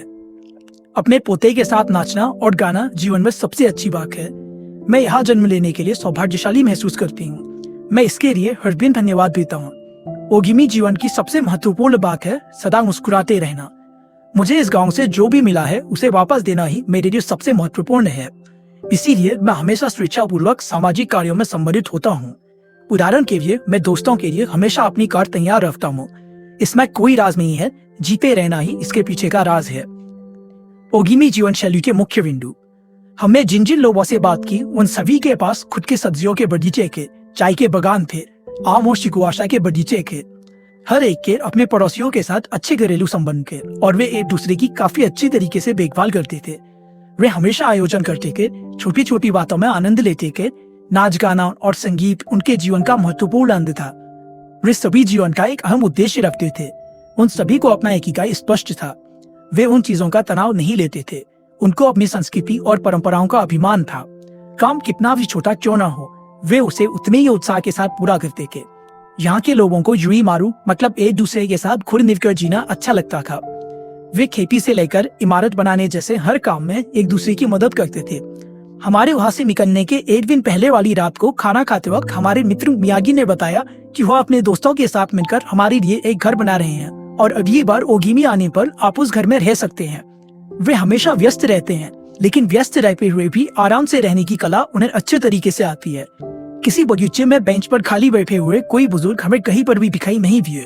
वे हमेशा घूमते रहते हैं, किसी से मिलते रहते हैं, गेट बॉल खेलते रहते हैं या कराओके गाते रहते हैं। पार्ट 7, इकिगाई खाद्य संस्कृति। विश्व के सबसे लंबी आयु वाले लोगों का खानपान कैसा होता है? वर्ल्ड हेल्थ ऑर्गेनाइजेशन के अनुसार जापान का आयुर्मान विश्व में सबसे ज्यादा है। पुरुषों के लिए 85 और महिलाओं के लिए 87 वर्ष। इसी के साथ जापान में 100 साल के ऊपर की आयु वाली सबसे ज्यादा लोग रहते हैं। देखा जाए तो ओकिनावा जापान का एक ऐसा प्रदेश है जिसका दूसरे महायुद्ध में बड़ा नुकसान हुआ था। सिर्फ युद्ध के वक्त ही नहीं बल्कि उसके बाद भी यहाँ के लोगों को भूख और साधनों के अभाव का सामना करना पड़ा था। 1940 से 1950 के दशक में यह आयुर्मान ज्यादा नहीं था, लेकिन जैसे ही वे लोग उस झटके से उभरे, इस जगह की सबसे ज्यादा आयुर्मान वाले इलाके के तौर पर गिनती होने लगी। जापान में ऐसा क्या राज छुपा हुआ है जिसकी वजह से यहाँ के लोग इतनी लंबी आयु तक जीते हैं? उसमें भी ओकिनावा में ऐसा क्या छुपा हुआ है कि लंबी आयु के बारे में यहाँ के लोग सबसे आगे होते हैं? ओकिनावा एकमात्र ऐसा इलाका है जहाँ पर ट्रेन नहीं जाती। यहाँ पर कार से यात्रा करना भी संभव नहीं है। यहाँ के लोग यात्रा करने के लिए साइकिल या पैदल जाने का विकल्प चुनते हैं। साथ ही दिन में 10 ग्राम से कम नमक खाने के सरकार के नियमों का यहाँ पर काफी गंभीरता से पालन होता है। ओकिनावा का चमत्कारी आहार। हार्ट अटैक से मौत होने की संभावना ओकिनावा में सबसे कम है। इसकी मुख्य वजह है उनकी खाद्य संस्कृति। इसकी वजह से सभी आहार विशेषज्ञों की ओकिनावा की खाद्य संस्कृति की ओर नजर होती है। यूरकुस यूनिवर्सिटी के प्राचार्य माकोटो सुजुकी द्वारा लिखी गई शोधपरक पुस्तकों में ओकिनावा खाद्य संस्कृति के बारे में काफी जानकारी मिलती है। सन 1970 में उन्होंने ओकिनावा खाद्य संस्कृति और लंबी आयु पर 700 से ज्यादा लेख प्रकाशित किए थे। द ओकिनावा प्रोग्राम नामक पुस्तक काफी महत्वपूर्ण मानी जाती है। इसे ब्रॉडली जे विलकॉक्स और बी क्रेग विलकॉक्स ने डॉक्टर माकोटो सुजुकी के साथ मिलकर लिखा था। इसमें कुछ महत्वपूर्ण बातें लिखी गई हैं, जैसे कि यहाँ के लोग काफी विविधतापूर्ण खाना खाते हैं जिसमें सब्जियों की मात्रा ज्यादा होती है। भोजन में यह विविधता उनकी लंबी आयु का राज हो सकता है। ओकिनावा में लंबी आयु के लोगों का सर्वेक्षण किया गया तो पता चला कि वे 206 प्रकार के पदार्थ खाते हैं, जिसमें कई मसाले भी शामिल हैं। वे दिन में कम से कम 18 विभिन्न प्रकार के पदार्थ खाते हैं। हमारे खाना खाने की संस्कृति से यह बिल्कुल विपरीत है। वे दिन में कम से कम 5 बार फल और सब्जियां खाते हैं। वे दिन में 7 अलग अलग प्रकार के फल खाते हैं। हम जो खाना खा रहे हैं वह सही है या नहीं, यह देखने का सबसे अच्छा तरीका यही है कि अपने खाने की ओर देखकर यह पक्का करें कि हम इंद्रधनुषी खाना खा रहे हैं या नहीं। मतलब हमारे खाने में लाल शिमला मिर्च, गाजर, पालक, गोभी और बैगन है या नहीं। इसमें काफी रंग समाये हुए हैं। साथ ही सब्जियां, आलू, अंकुरित अनाज और टोफू जैसे पदार्थ खाने में होना जरूरी है। ओकिनावा निवासियों को 30% से ज्यादा कैलोरी सब्जियों से मिलती है। अनाज उनकी खाद्य संस्कृति की नींव है। वे रोज चावल खाते हैं और चावल के साथ नूडल्स भी खाते हैं। चावल ओकिनावा का महत्वपूर्ण खाद्य है। वे लोग शक्कर बहुत ही कम खाते हैं और सिर्फ गन्ने से बनी हुई शक्कर खाते हैं। हम ओगिमी जाते समय हर रोज गन्ने के खेतों से गुजरे और नाकीजिन कैसल में हमने गन्ने का रस भी पिया। वहाँ की कई दुकानों में गन्ने का रस निकालकर पीने के लिए दिया जाता है, जिसके कई सारे फायदे हैं। इन मूल खाद्य सिद्धांतों के अतिरिक्त ओकिनावा के लोग हफ्ते में 3 बार मछली खाते हैं। जापान की बाकी जगहों पर कम मिलने वाला सुअर का मांस यहाँ पर ज्यादा पैमाने पर यानी हफ्ते में 1 या 2 बार खाया जाता है। इसके अलावा माकोटो सुजुकी के परीक्षण में ऐसी कई बातें सामने आई। ओकिनावा के लोग जापान के बाकी लोगों की तुलना में 1/3 शक्कर खाते हैं। इसका अर्थ है कि उनके खाने में मीठे पकवान और चॉकलेट बहुत कम होते हैं, वे बाकी जापानी लोगों की तुलना में आधा ही नमक खाते हैं। जापान में प्रतिदिन औसतन 12 ग्राम नमक खाया जाता है, जबकि ओकिनावा में यह औसत केवल 7 ग्राम है। जापान के बाकी हिस्से में लोग रोज अंदाजन 2000 कैलोरीज लेते हैं, जबकि ओकिनावा में यह मात्रा केवल 1700 ही है। देखा जाए तो दुनिया की 5 ब्लू जोन्स में जहाँ ज्यादा आयु के लोग रहते हैं, कैलोरीज लेने की मात्रा कम ही होती है। हारा हाचिबू। कैलोरीज की इस मात्रा का जिक्र आया है तो हम पहले प्रकरण में बताए गए हारा हाचिबू यानी 80% खाने की सलाह पर थोड़ी और बात कर लेते हैं। यह करने में आसान है। जब आपको लगे कि पेट भरने को आया है लेकिन आप थोड़ा और खा सकते हैं, उसी वक्त खाना बंद कर दें। हारा हाचिबू को अमल में लाने का सबसे आसान तरीका है कि खाना खाने के बाद अगर आप कुछ मीठा खाते हो तो उसे खाना बंद कर दें। डिश का आकार छोटा कर दें। मुख्य बात यह है कि खाना खाने के बाद भी थोड़ी भूख रहनी चाहिए।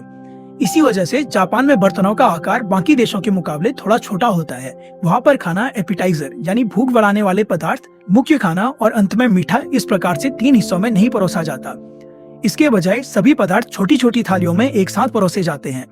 एक थाली में भात, दूसरी में सब्जियां, एक कटोरे में मिसो सूप और उसके साथ कुछ नमकीन दिया जाता है। छोटे छोटे बर्तनों में परोसने की वजह से ज्यादा खाने की संभावना ही खत्म हो जाती है। साथ ही एक से ज्यादा पदार्थ खाना भी संभव हो जाता है। हारा हाचिबू एक प्राचीन पद्धति है। 12वीं सदी में ज़ेन बौद्ध ज़ेन योजिंकी ने अपनी क्षमता के 2/3 खाना खाने की सलाह दी थी। जरूरत से कम खाना खाना लगभग सभी बौद्ध मंदिरों की प्रथा है। कम कैलोरीज लेने के फायदे 900 साल पहले बौद्ध धर्म जानने वाले लोगों को पता थे। कम खाएं, भरपूर जिएं। कुछ लोग शायद इस विचार से सहमत नहीं हो। कुपोषण के चरम पर ले जाए बगैर निस्संदेह लंबे जीवन के लिए शरीर की जरूरत से कुछ कम कैलोरीज लेना चाहिए। कम कैलोरीज लेते हुए भी स्वस्थ रहने की कुंजी यह है कि जो भी खाएं वह उच्च पौष्टिकता वाला, विशेषतः सुपर फूड होना चाहिए। हमें वैसे खाने से बचना चाहिए जिससे हमारे द्वारा ली जाने वाली कैलोरीज की मात्रा बढ़ जाए, लेकिन उसमें पौष्टिकता का अभाव हो। हम जिस कैलोरीज पाबंदी की बात कर रहे हैं वह आपकी उम्र बढ़ाने के लिहाज से महत्वपूर्ण है। अगर हम नियमित रूप से ज्यादा मात्रा में कैलोरीज लेते हैं या बहुत खाना खाते हैं तो आलस आने की संभावना होती है। शरीर की अधिकतर ऊर्जा खाना पचाने में लग जाती है।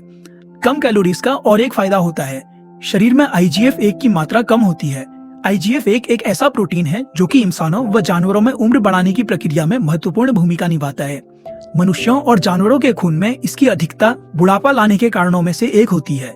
क्या कैलोरीज लेने पर पाबंदी से मनुष्यों की उम्र बढ़ेगी? अभी तक स्पष्ट नहीं है, लेकिन बढ़ते हुए आंकड़ों से संकेत मिलता है कि पर्याप्त पोषण के साथ उदारतापूर्ण कैलोरी पाबंदी से मोटापा, टाइप 2 मधुमेह, जलन, उच्च रक्तचाप और हृदय रोग के खिलाफ एक शक्तिशाली रक्षात्मक प्रभाव बढ़ता है और कैंसर से जुड़े चयापचयी जोखिम कारक खत्म होते हैं। 80% का नियम हफ्ते में 1 या 2 दिन का उपवास रखने से भी प्राप्त किया जा सकता है। 5:2 सूत्र के अनुसार हफ्ते में 2 दिन उपवास रखने का सुझाव दिया जाता है। इन 2 दिनों में हर दिन 500 कैलोरीज खाने की सलाह दी जाती है। बाकी 5 दिनों में नियमित कैलोरीज ले सकते हैं। उपवास के कई सारे फायदों में हजम करने की प्रक्रिया अच्छी होना और आराम मिलना भी शामिल है। ओकिनावा के भोजन में 15 कुदरती एंटीऑक्सीडेंट। एंटीऑक्सीडेंट ऐसे अणु होते हैं जो कोशिकाओं में आने वाली ऑक्सीडेशन की प्रक्रिया धीमी करते हैं, उम्र बढ़ने की प्रक्रिया धीमी करते हैं। उदाहरण के लिए ग्रीन टी ऐसा ही एक जाना माना कुदरती एंटीऑक्सीडेंट है। ओकिनावा में यह कुदरती एंटीऑक्सीडेंट लगभग रोज लिया जाता है। आगे दिए गए 15 पदार्थ भी उनकी जीवन शैली का अंग हैं। टोफू, मिसो, टूना, गाजर, गोया, कोम्बू, गोभी, नोरी, प्याज, अंकुरित सोया, हेचिमा, सोयाबीन, शकरकंद, काली मिर्च और सेनपिन चा। सेनपिन चा मन जीतने की प्रभावी वस्तु। ओकिनावा में किसी भी और चाय की तुलना में सेनपिन चा बहुत ज्यादा मात्रा में पी जाती है। यह ग्रीन टी और जैस्मीन की चाय का मिश्रण होती है। सन 1988 में Okinawa institute of science and technology में हिरोको शो द्वारा किए गए अध्ययन में यह पता चला कि जैस्मीन की चाय की वजह से खून के अंदर कोलेस्ट्रॉल की मात्रा कम होती है। ओकिनावा में विभिन्न प्रकार की सेनपिन चा मिलती है। यह मशीन के द्वारा भी बनाई जाती है। एंटीऑक्सीडेंट ग्रीन टी के साथ वह जैस्मीन के फायदे भी हासिल करवा देती है। इससे दिल का दौरा पड़ने की संभावना कम होती है, रोग प्रतिरोधक शक्ति बढ़ती है, तनाव कम होता है, कोलेस्ट्रॉल की मात्रा घटती है। ओकिनावा में लोग हर दिन 3 कप सेनपिन चा पीते हैं। पश्चिमी दुनिया में इतनी अच्छी गुणवत्ता की चाय नहीं मिलती है, लेकिन जैस्मिन टी और अच्छी गुणवत्ता की ग्रीन टी से हम इसके जैसा फायदा ले सकते हैं। ग्रीन टी का राज। ग्रीन टी सदियों से वैद्यकीय फायदों के लिए जानी जाती है। आधुनिक युग में इस पर अध्ययन करने के बाद लोगों ने माना है कि इसका लंबी आयु के लिए फायदा होता है। इस चाय की शुरुआत चीन में हुई, लेकिन इसे पूरे विश्व में पहुंचने के लिए काफी समय लगा। पिछले कुछ दशकों से लोगों में इसके प्रति सजगता बढ़ गई है। शुद्ध कुदरती रूप में मिलने वाली इस चाय के कई सारे फायदे हैं, जैसे कि कोलेस्ट्रॉल नियंत्रित होता है, ब्लड शुगर की मात्रा कम होती है, रक्त संचार तेज होता है, फ्लू से संरक्षण मिलता है, हड्डियां मजबूत होती हैं, कुछ जीवाणुओं के संक्रमण से बचाव होता है, यूवी किरणों की वजह से होने वाले नुकसान से बच सकते हैं, शरीर की शुद्धता होती है और मूत्रवर्धक प्रभाव होता है। व्हाइट टी में मौजूद पॉलीफेनोल्स की मात्रा उम्र बढ़ाने वाली प्रक्रिया धीमी करने के काम आती है। इसे विश्व का सबसे अच्छा एंटीऑक्सीडेंट माना जाता है। व्हाइट चाय का एक कप संतरे के रस के 12 कप इतनी ऊर्जा देता है। सारांश, ग्रीन टी और व्हाइट टी पीने की वजह से उम्र बढ़ने की प्रक्रिया धीमी हो जाती है और इंसान ज्यादा जवान दिखने लगता है। शक्तिशाली शिकुआशा। शक्तिशाली शिकुआशा। शिकुआशा एक खट्टा फल है। इसका सबसे ज्यादा उत्पादन ओकिनावा में होता है। यह फल बेहद एसिडिक होता है। पानी में मिलाए बिना हम उसका रस भी नहीं पी सकते। उसका स्वाद नींबू और मैंडोरिन संतरे के जैसा होता है। शिकुआशा में उच्च स्तर का नेबोलेटिन होता है, जो एंटीऑक्सीडेंट का बड़ा स्रोत होता है। अंगूर, नींबू और संतरे में भी नेबोलेटिन की मात्रा होती है, लेकिन शिकुआशा में इसकी मात्रा संतरे से 40 गुना ज्यादा होती है। नेबोलेटिन की वजह से कैंसर, टाइप 2 डायबिटीज और मोटापा कम करने में फायदा होता है। शिकुआशा में बी और सी विटामिन होते हैं। बीटा कैरोटीन और मिनरल्स भी होते हैं। इसका इस्तेमाल कई सारे परंपरागत खाद्य पदार्थों में और स्वाद को बढ़ाने के लिए किया जाता है। इसका रस भी निकालते हैं। जब हम एक बुजुर्ग के जन्मदिन की पार्टी में गए थे तो हमें इसी शिकुआशा का केक दिया गया था। पार्ट 8, दीर्घायु के लिए, स्वस्थ और शतायु जीवन के लिए व्यायाम। ब्लू जोन में जो लोग रहते हैं उनका अध्ययन करने के बाद यही निष्कर्ष निकलता है कि वे लोग भरपूर व्यायाम भले ही नहीं करते हों, लेकिन भरपूर गतिविधियां जरूर करते हैं। हम जब दीर्घायु वाले लोगों के गांव ओगिमी गए तो हमें एक बात पक्की पता चल गई कि वहाँ के 80 और 90 साल के लोग भी काफी कार्यक्षम हैं। वे घर में बैठकर खिड़की से झांकते रहने और अखबार पढ़ने जैसे कामों में अपना समय नहीं बिताते। ओगिमी में रहने वाले लोग सुबह जल्दी उठते हैं, भरपूर चलते हैं, दोस्तों के साथ बातचीत करते हैं और गाना गाते रहते हैं। सुबह के नाश्ते के बाद या कई बार नाश्ता करने से पहले भी वे लोग बगीचे में काम करने जाते हैं। वे लोग कभी भी जिम जाकर व्यायाम नहीं करते हैं, लेकिन सदा कुछ न कुछ गतिविधियां करते रहना मानो उनके दिनचर्या का अंग सा होता है। कुर्सी से उठने जितना आसान। 30 मिनट एक ही जगह पर बैठे रहने के बाद मेटाबॉलिज्म की प्रक्रिया 90% धीमी होती है। जो एंजाइम्स आपकी धमनियों से मांसपेशियों में जलाने के लिए खराब चर्बी पहुंचाते हैं, वह प्रक्रिया धीमी होने लगती है। करीब 2 घंटे बाद अच्छे कोलेस्ट्रॉल की मात्रा 20% कम हो जाती है। सिर्फ 5 मिनट अपनी जगह से उठने की वजह से भी यह प्रक्रिया फिर से शुरू होती है। ये बातें इतनी साधारण है कि बचकानी लगती है। गोविंद ब्रॉडली ने ब्रिगिट शोएटो को सन 2015 में वॉशिंगटन पोस्ट को दिए गए साक्षात्कार में यह जानकारी दी थी। ब्रॉडली उस संस्था के अध्यक्ष हैं जो इस विषय पर काम करती है कि एक ही जगह पर बैठे रहना हमारे स्वास्थ्य के लिए कितना हानिकारक है। अगर हम शहर में रहते हैं तो कुदरती और शांत जगह पर टहलने जाना शायद हमारे लिए कठिन होगा, लेकिन अपने शारीरिक स्वास्थ्य के लिए हम हल्के फुल्के व्यायाम तो कर ही सकते हैं। आज पश्चिमी जगत में मन, शरीर और बुद्धि को स्वस्थ रखने के लिए पूरब में सदियों से आजमाई जा रही व्यायाम पद्धतियां प्रचलित हो रही हैं। पूरब के देशों में इन व्यायाम पद्धतियों को दिनचर्या का और संस्कृति का अंग माना जाता है। योग का उद्यम भारत में हुआ और आज जापान और चीन के क्रिगांग और ताई ची में इसका बहुत सारा प्रचार हो गया है। इसकी मदद से मनुष्य को शरीर और मन स्वस्थ रखने में मदद मिलती है। जाहिर सी बात है कि इसकी मदद से हम जीवन की घटनाओं का ज्यादा आनंद, ताकत और जोश के साथ सामना कर सकते हैं। सदा जवान रहने के लिए योग को सटीक तरीका माना गया है और विज्ञान ने भी इसे मान्य किया है। इसकी वजह से शरीर को कई सारे असाधारण फायदे होते हैं। विशेषकर बुजुर्ग लोगों के लिए योग सबसे अच्छा व्यायाम है। ताई ची का अभ्यास करने वाले लोगों में ऑस्टियोपोरोसिस और पार्किंसन जैसी बीमारियां काफी कम पाई जाती हैं। उनका शरीर ज्यादा तंदुरुस्त होता है और खून का बहाव भी सही मात्रा में होता रहता है। उनका मानसिक विकास भी अच्छा हुआ होता है और वे उसका इस्तेमाल तनाव और निराशा के खिलाफ ढाल की तरह करते हैं। यह जरूरी नहीं है कि आप रोज जिम जाकर पसीना बहाएं या मैराथन की रेस लगाएं। जापान में शतायु वाले लोगों ने यह साबित किया है कि आप हमेशा हलचल करके भी लंबी आयु हासिल कर सकते हैं।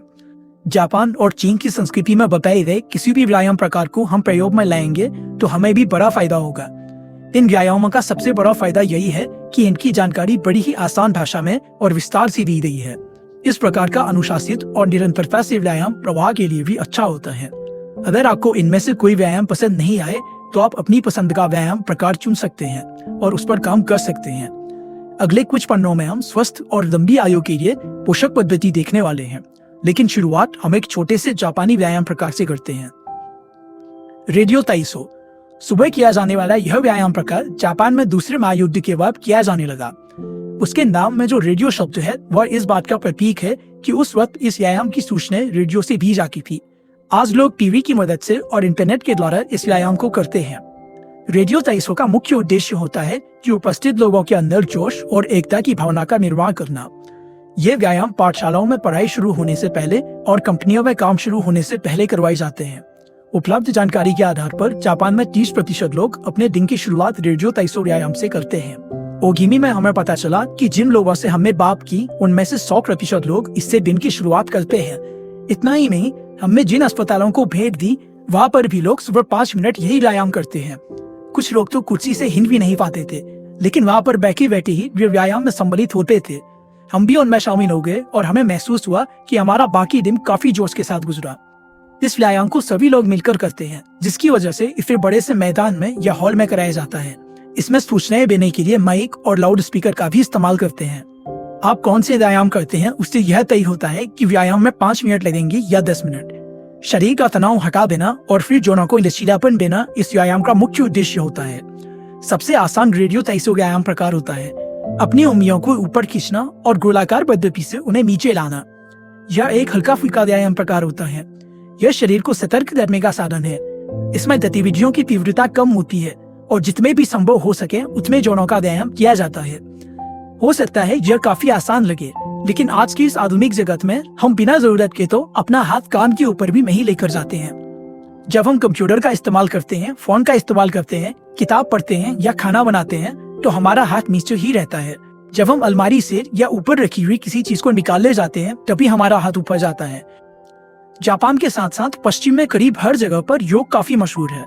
इसे हर कोई कर सकता है। इसमें आने वाले कुछ प्रकार तो गर्भवती महिलाएं और विकलांग भी कर सकते हैं। योग की शुरुआत भारत में हजारों साल पहले हुई थी। इसका इस्तेमाल शरीर और मन को एक करने के लिए किया जाता है। संस्कृत के योग शब्द का मतलब होता है 2 चीजों का एकीकरण करना, 2 चीजों को जोड़ना। योग हमारे मन को और शरीर को जोड़ता है, विश्व के साथ जोड़ने वाली जीवन शैली जीने में मदद करता है। योग के मुख्य उद्देश्य है हमारे मूल धर्म की यानी स्वभाव की पहचान होना, शारीरिक और मानसिक शुद्धि, हमें देवत्व के नजदीक लेकर जाना। योग के प्रकार। हालांकि सभी प्रकारों का मकसद एक ही होता है, फिर भी विभिन्न संस्कृतियों और रीतियों की वजह से उसके भिन्न भिन्न प्रकार होते हैं। जिन लोगों ने योग का प्रचार किया उन्होंने उस वक्त के हिसाब से उसमें बदलाव किए। ज्ञान योग, अनुशासन और मानसिक विकास के लिए किया जाने वाला योग। इसमें ज्ञान मार्ग की खोज की जाती है। कर्म योग, हमारे और समाज के लिए उपयुक्त कृतियों पर जोर देना। भक्ति योग, देवत्व को समर्पित और भक्ति भाव के साथ किया जाने वाला योग। मंत्र योग, मंत्रोच्चारों के मार्ग से शांति और संतुष्टि पाने का मार्ग। मंत्रोच्चारों के मार्ग से शांति और संतुष्टि पाने का प्रकार। कुंडलिनी योग, शरीर में जो विभिन्न चीजें होती हैं उन्हें इकट्ठा करके मानसिक विकास हासिल करना। राजयोग, इसे राजमार्ग भी कहते हैं, सभी मिलकर इकट्ठा फायदे की दिशा में यात्रा करते हैं। हठ योग, जापान में और पश्चिमी जगत में यह प्रकार काफी मशहूर है। विभिन्न आसनों की मदद से अपेक्षित स्थिरता तक पहुंचा जाता है। सूर्य नमस्कार करने का तरीका। सूर्य नमस्कार हठ योग की सबसे विशिष्ट क्रिया है। इसमें आपको 12 कदम पूरे करने होते हैं। पहले पैरों को एक दूसरे से जोड़ते हुए सीधे खड़े हो जाएं, लेकिन मांसपेशियों को शिथिल रखें, सांस छोड़ें। अपने हाथों की हथेलियों को अपने सीने के सामने रखें। इस स्थिति में भुजाओं को अपने सिर के ऊपर ले जाते हुए थोड़ा पीछे झुकें। इस स्थिति में आधे की ओर तब तक झुकें जब तक आपके हाथों की हथेलियां जमीन नहीं छूने लगें और श्वास धीरे धीरे बाहर छोड़ें। अपने एक पैर को पीछे की ओर फैलाते हुए अंगूठे के सिरे से फर्श को छुएं, सांस लें। अब अपने पैरों और भुजाओं को सीधा रखते हुए दूसरे पैर को पीछे की ओर ले जाएं, अपनी सांस रोकें, श्वास छोड़ें। अपनी भुजाओं को मोड़ें तथा अपने सीने को जमीन तक लाएं। फिर आगे होकर जमीन पर अपने घुटने टिकाते हुए विश्राम करें। अपनी भुजाओं को सीधा करें और रीढ़ को पीछे की ओर झुकाएं। अपने शरीर का आधा हिस्सा जमीन पर टिकाएं, सांस लें। अपने हाथों और पैरों को जमीन पर टिकाते हुए अपने नितंबों को जब तक उठाएं तब तक अपनी भुजाएं और पैर सीधे बने तथा आपका शरीर उल्टा भी नहीं बनाने। ऐसा करते समय सांस छोड़ते रहें। उस पैर को आगे लाएं जिसे आपने पहले पीछे किया था। अब इसे इतना झुकाएं कि आपका घुटना तथा पैर आपके सिर की सीट तथा हाथों के बीच ना आ जाए। अपने पीछे किए गए पैर को आगे लाते समय सांस छोड़ें तथा पैरों को सीधा करें। अपने हाथों को तीसरी मुद्रा की तरह जमीन पर टिकाएं।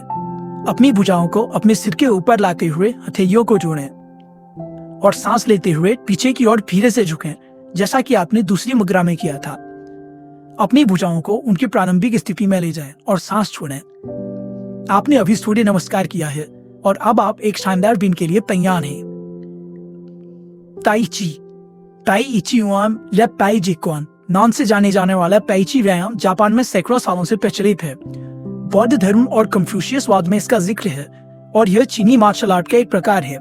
यह जापान में भी बेहद मशहूर है। चीन की परंपरा के अनुसार इसकी खोज ताओवादी गुरु और मार्शल आर्ट के प्रैक्टिशनर झांग समफेंग ने की थी। 19वीं सदी में योंग लुचोन ने इसका बाकी दुनिया में प्रसार किया। ताई ची मूलतः मेइजिया या आंतरिक मार्शल आर्ट है। इसका इस्तेमाल व्यक्तिगत विकास के लिए किया जाता है। चपलता का इस्तेमाल करके कम ऊर्जा में अपने प्रतियोगी को कैसे हरा सकते हैं, यह बात इसमें सिखाई जाती है।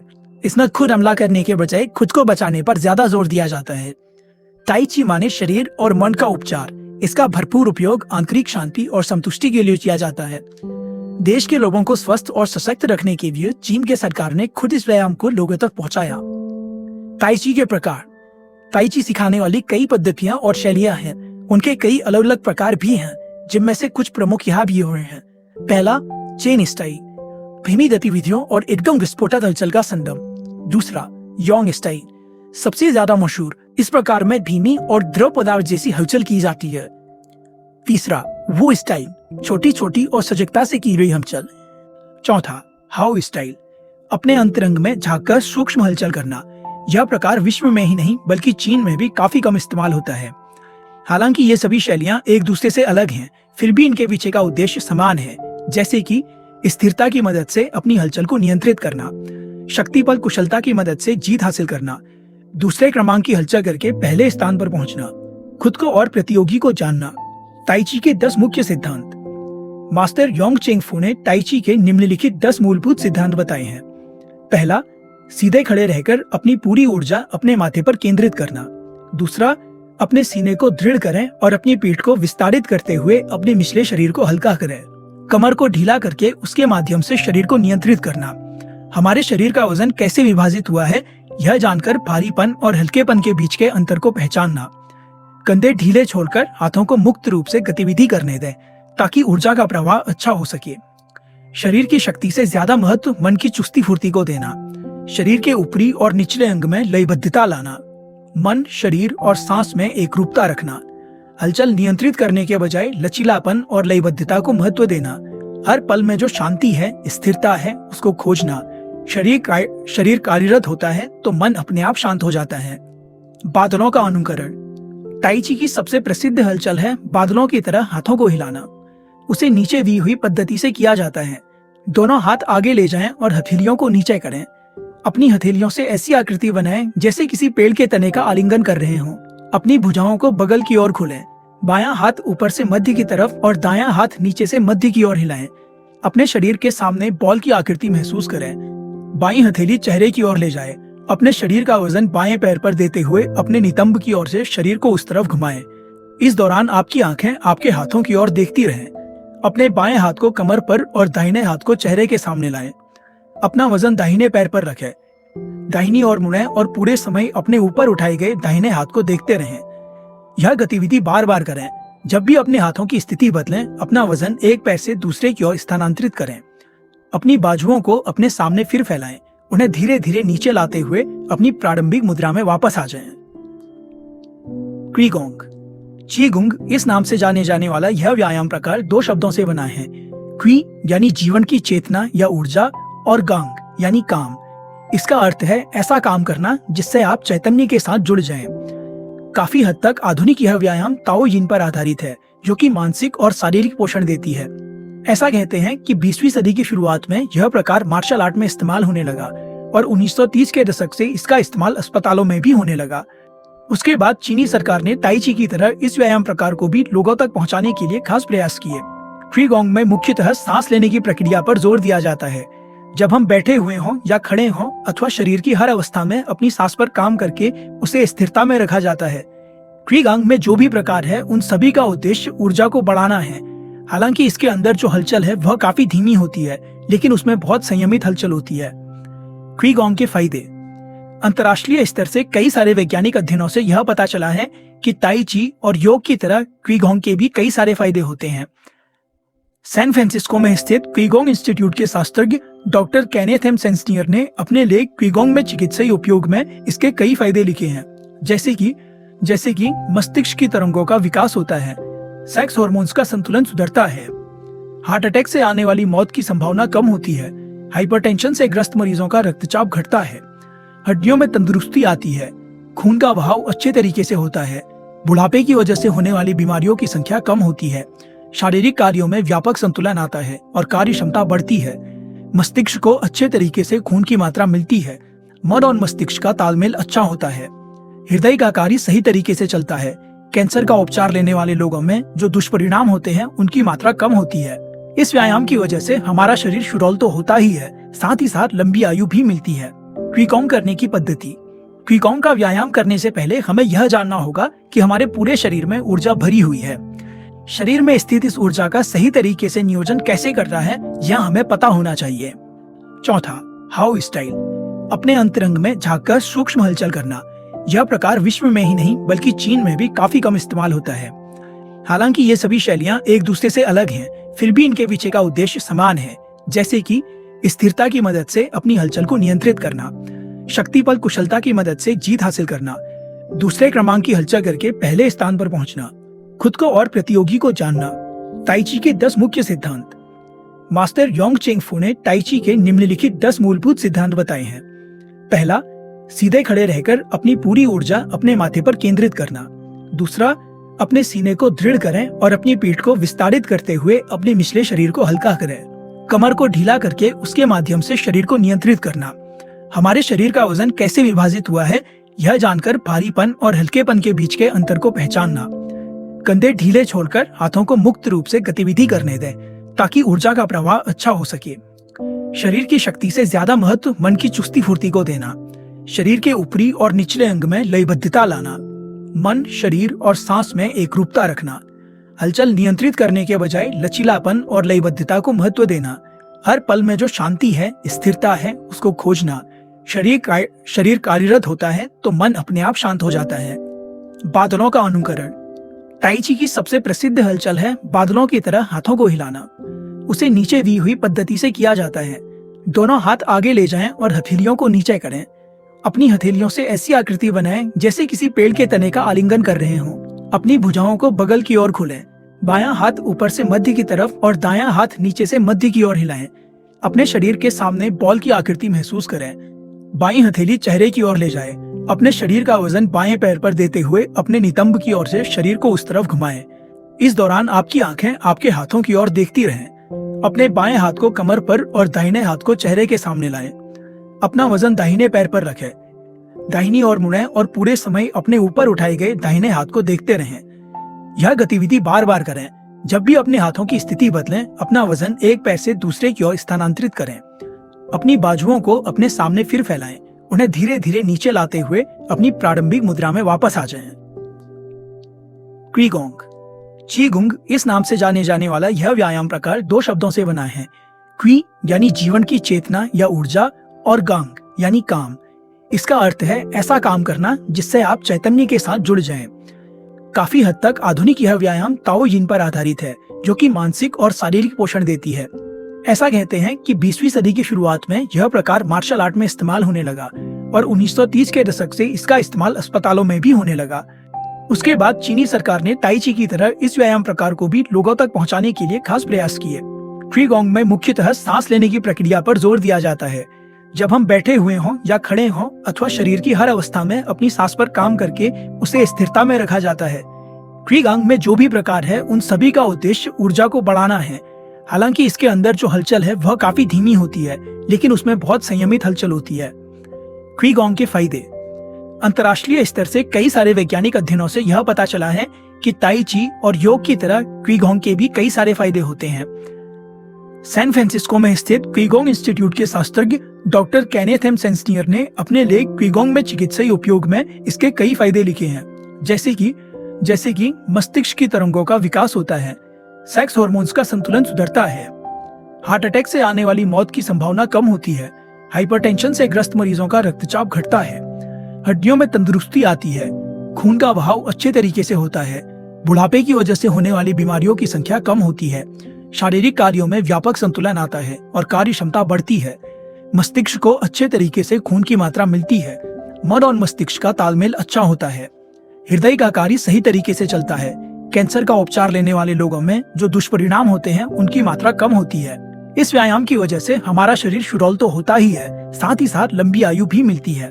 क्विगोंग करने की पद्धति। क्विगोंग का व्यायाम करने से पहले हमें यह जानना होगा कि हमारे पूरे शरीर में ऊर्जा भरी हुई है। शरीर में स्थित इस ऊर्जा का सही तरीके से नियोजन कैसे करना है, यह हमें पता होना चाहिए। पहला, त्याओशिन, शरीर का नियोजन। सही आसन में बैठना, जमीन से जुड़े हुए होना अति आवश्यक है। दूसरा, त्याओशिय, सांस का नियोजन। सांस धीमी गति से लेते हुए संयमित और शांत करना। तीसरा, त्याओ हिसीम, मन का नियोजन। यह स्टेप बहुत ही कठिन है क्योंकि इसमें मन को विचार रहित रखना पड़ता है। चौथा, त्याओची, ऊर्जा का नियोजन। पहले 3 घटकों का उचित समन्वय करके ऊर्जा को सही मात्रा में नियंत्रित करना। पांचवा, त्याओशिन, चेतना का विनियमन। द एसेंस ऑफ ताइजी क्विगोंग में योंगजिंग मिंग कहते हैं कि चेतना शक्ति भी है और नींव भी। इस प्रकार से पूरा शरीर इकट्ठा होकर एक ही दिशा में कार्यरत होता है और एक ही लक्ष्य के लिए काम करता है। क्विगोंग के 5 सिद्धांत। क्विगोंग में 5 सिद्धांतों पर काम किया जाता है: पृथ्वी, जल, लकड़ी, धातु और अग्नि। इस व्यायाम के माध्यम से 5 प्रकार की ऊर्जा संतुलित होती है, जिससे शरीर के अंग और मस्तिष्क के कार्य विकसित होते हैं। यह व्यायाम कई तरीकों से किया जाता है। हम बार्सिलोना स्थित क्विगोंग इंस्टीट्यूट में professor Maria Isabel Garcia Mendel की पद्धति देखेंगे। पृथ्वी। पहला, अपने पैरों में कंधे की चौड़ाई जितना अंतर रखते हुए सीधे खड़े हो जाएं। दूसरा, फिर पैरों में जो अंतर है उसे थोड़ा बढ़ाएं ताकि आप आसानी से खड़े हो सकें। तीसरा, अपने कंधों को ढीला और नीचे की ओर छोड़ें तथा अपनी बाहों को शरीर के बगल में थोड़े अंतर के साथ ढीला छोड़ दें। चौथा, सांस लेते हुए अपने हाथों को तब तक सामने की ओर उठाएं जब तक वे कंधे के बराबर नहीं आ जाए। उस समय हथेलियों को नीचे की तरफ रखें। पांचवा, जब आप सांस छोड़ते हैं तो अपने घुटनों को थोड़ा मोड़ें और अपनी बाहों को पेट तक नीचे लाएं। उस समय हथेलियों को अंदर की ओर करें। छठा, कुछ पल के लिए इस अवस्था में रहें और अपनी सांस पर ध्यान केंद्रित करें। जल। पहला, पृथ्वी की अवस्था से शुरुआत करें। घुटने पर झुकें और सीना सीधा करके नीचे बैठे, सांस छोड़ते रहें। दूसरा, पुच्छा स्थित टेल बोन को सीधा रखते हुए बैठें। तीसरा, जब आप फिर से सांस लें तो पृथ्वी पर वापस आएं। चौथा, इस क्रिया को 3 बार करें। लकड़ी। पृथ्वी की अवस्था से शुरुआत करें। हथेलियों को ऊपर ले जाएं और अपने हाथों को बगल की तरफ खोलें। फिर सांस लेते हुए एक गोल आकार बनाएं। ऐसा करते करते हाथों को अपनी हसूली के बराबर तक ले जाएं। अपने हाथों को इतना मोड़ें कि आपकी हथेलियां और कोहनियां नीचे की ओर मुड़ जाएं। कंधों को ढीला छोड़ें। इसके बाद सांस छोड़ते समय उसी क्रिया को उल्टा करें। प्रारंभिक स्थिति में आने से पहले अपनी भुजाओं से नीचे की ओर गोल आकार बनाएं। यह क्रिया 3 बार करें। धातु। पृथ्वी की अवस्था से शुरुआत करें और अपने हाथों को अपनी ओरिस्थि तक उठाएं। अपनी हथेलियों को एक दूसरे की ओर रखकर अपनी उंगलियों को ढीला तथा थोड़ा अलग रखते हुए करीब 4 इंच दूर रखें। अंगुलियां ऊपर की ओर इशारा करती हुई हों। सांस लेते समय हाथ एक दूसरे से दूर रखें और उनमें कंधों की चौड़ाई जितना अंतर रखें। सांस छोड़ते समय फिर दूसरे बिंदु में जो बताया गया है उसी के अनुरूप हाथों को एक दूसरे की ओर ले जाएं। इस गतिविधि को दोहराते हुए 3 बार करें। जब आप अपने हाथों को अपने फेफड़ों के समान एक दूसरे के करीब लाते हैं और दूर ले जाते हैं तब उनमें उत्पन्न होने वाली ऊर्जा का अनुभव लें। आग। पृथ्वी आसन से शुरुआत करें। सांस लेते हुए हथेलियां एक दूसरे की ओर रखते हुए दोनों हाथों के बीच कुछ दूरी रखकर उन्हें हृदय तक ऊपर लेकर आएं।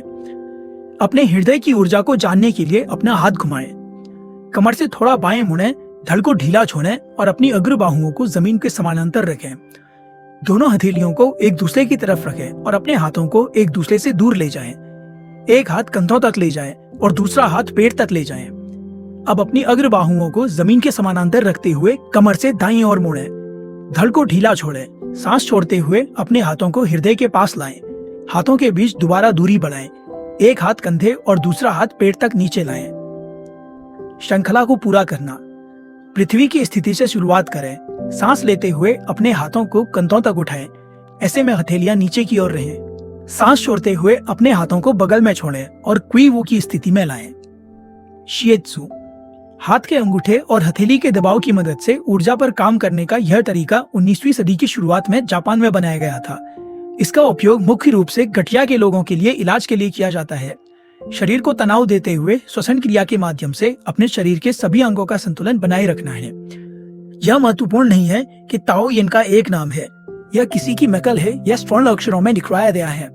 इसके बजाय यह अहम है कि वह तकनीक क्या है और जो वास्तव में प्रचलित है उसका सार क्या है। शरीर को तनाव देना और ढीला छोड़ना, सिर का उठाना, चलना, लेटना, खड़े होना या एक जगह रुकना, ये सब बातें भी ताओ यिन के रूप हो सकती हैं। अच्छी तरह से सांस लें और लंबे समय तक जीवित रहें। मन और शरीर को विकसित करने के लिए कई स्थानों से एकत्रित की गई जानकारी का एक संग्रह है शीजेंग शिशु। यह पुस्तक 13वीं शताब्दी में बहुत प्रसिद्ध रही। इसे पश्चिमी जगत में 10 books on the cultivation of perfection के नाम से जाना जाता है। इस प्रक्रिया का आविष्कार 6वीं शताब्दी के चीनी चिकित्सक और निबंधकार सीन सिमायाओ ने किया था। इसने ध्वनियों और गतिविधियों के समन्वय से अपने हृदय को शांत करने के लिए 6 अलग अलग तरीकों का उपयोग किया जाता है। 6 आवाजें। क्सु, गहरी सांस के साथ शौ जैसी उच्चारित होने वाली यह ध्वनि यकृत के लिए ही उपयोगी है। ही, हर जैसी उच्चारित होने वाली यह ध्वनि हृदय से संबंधित है।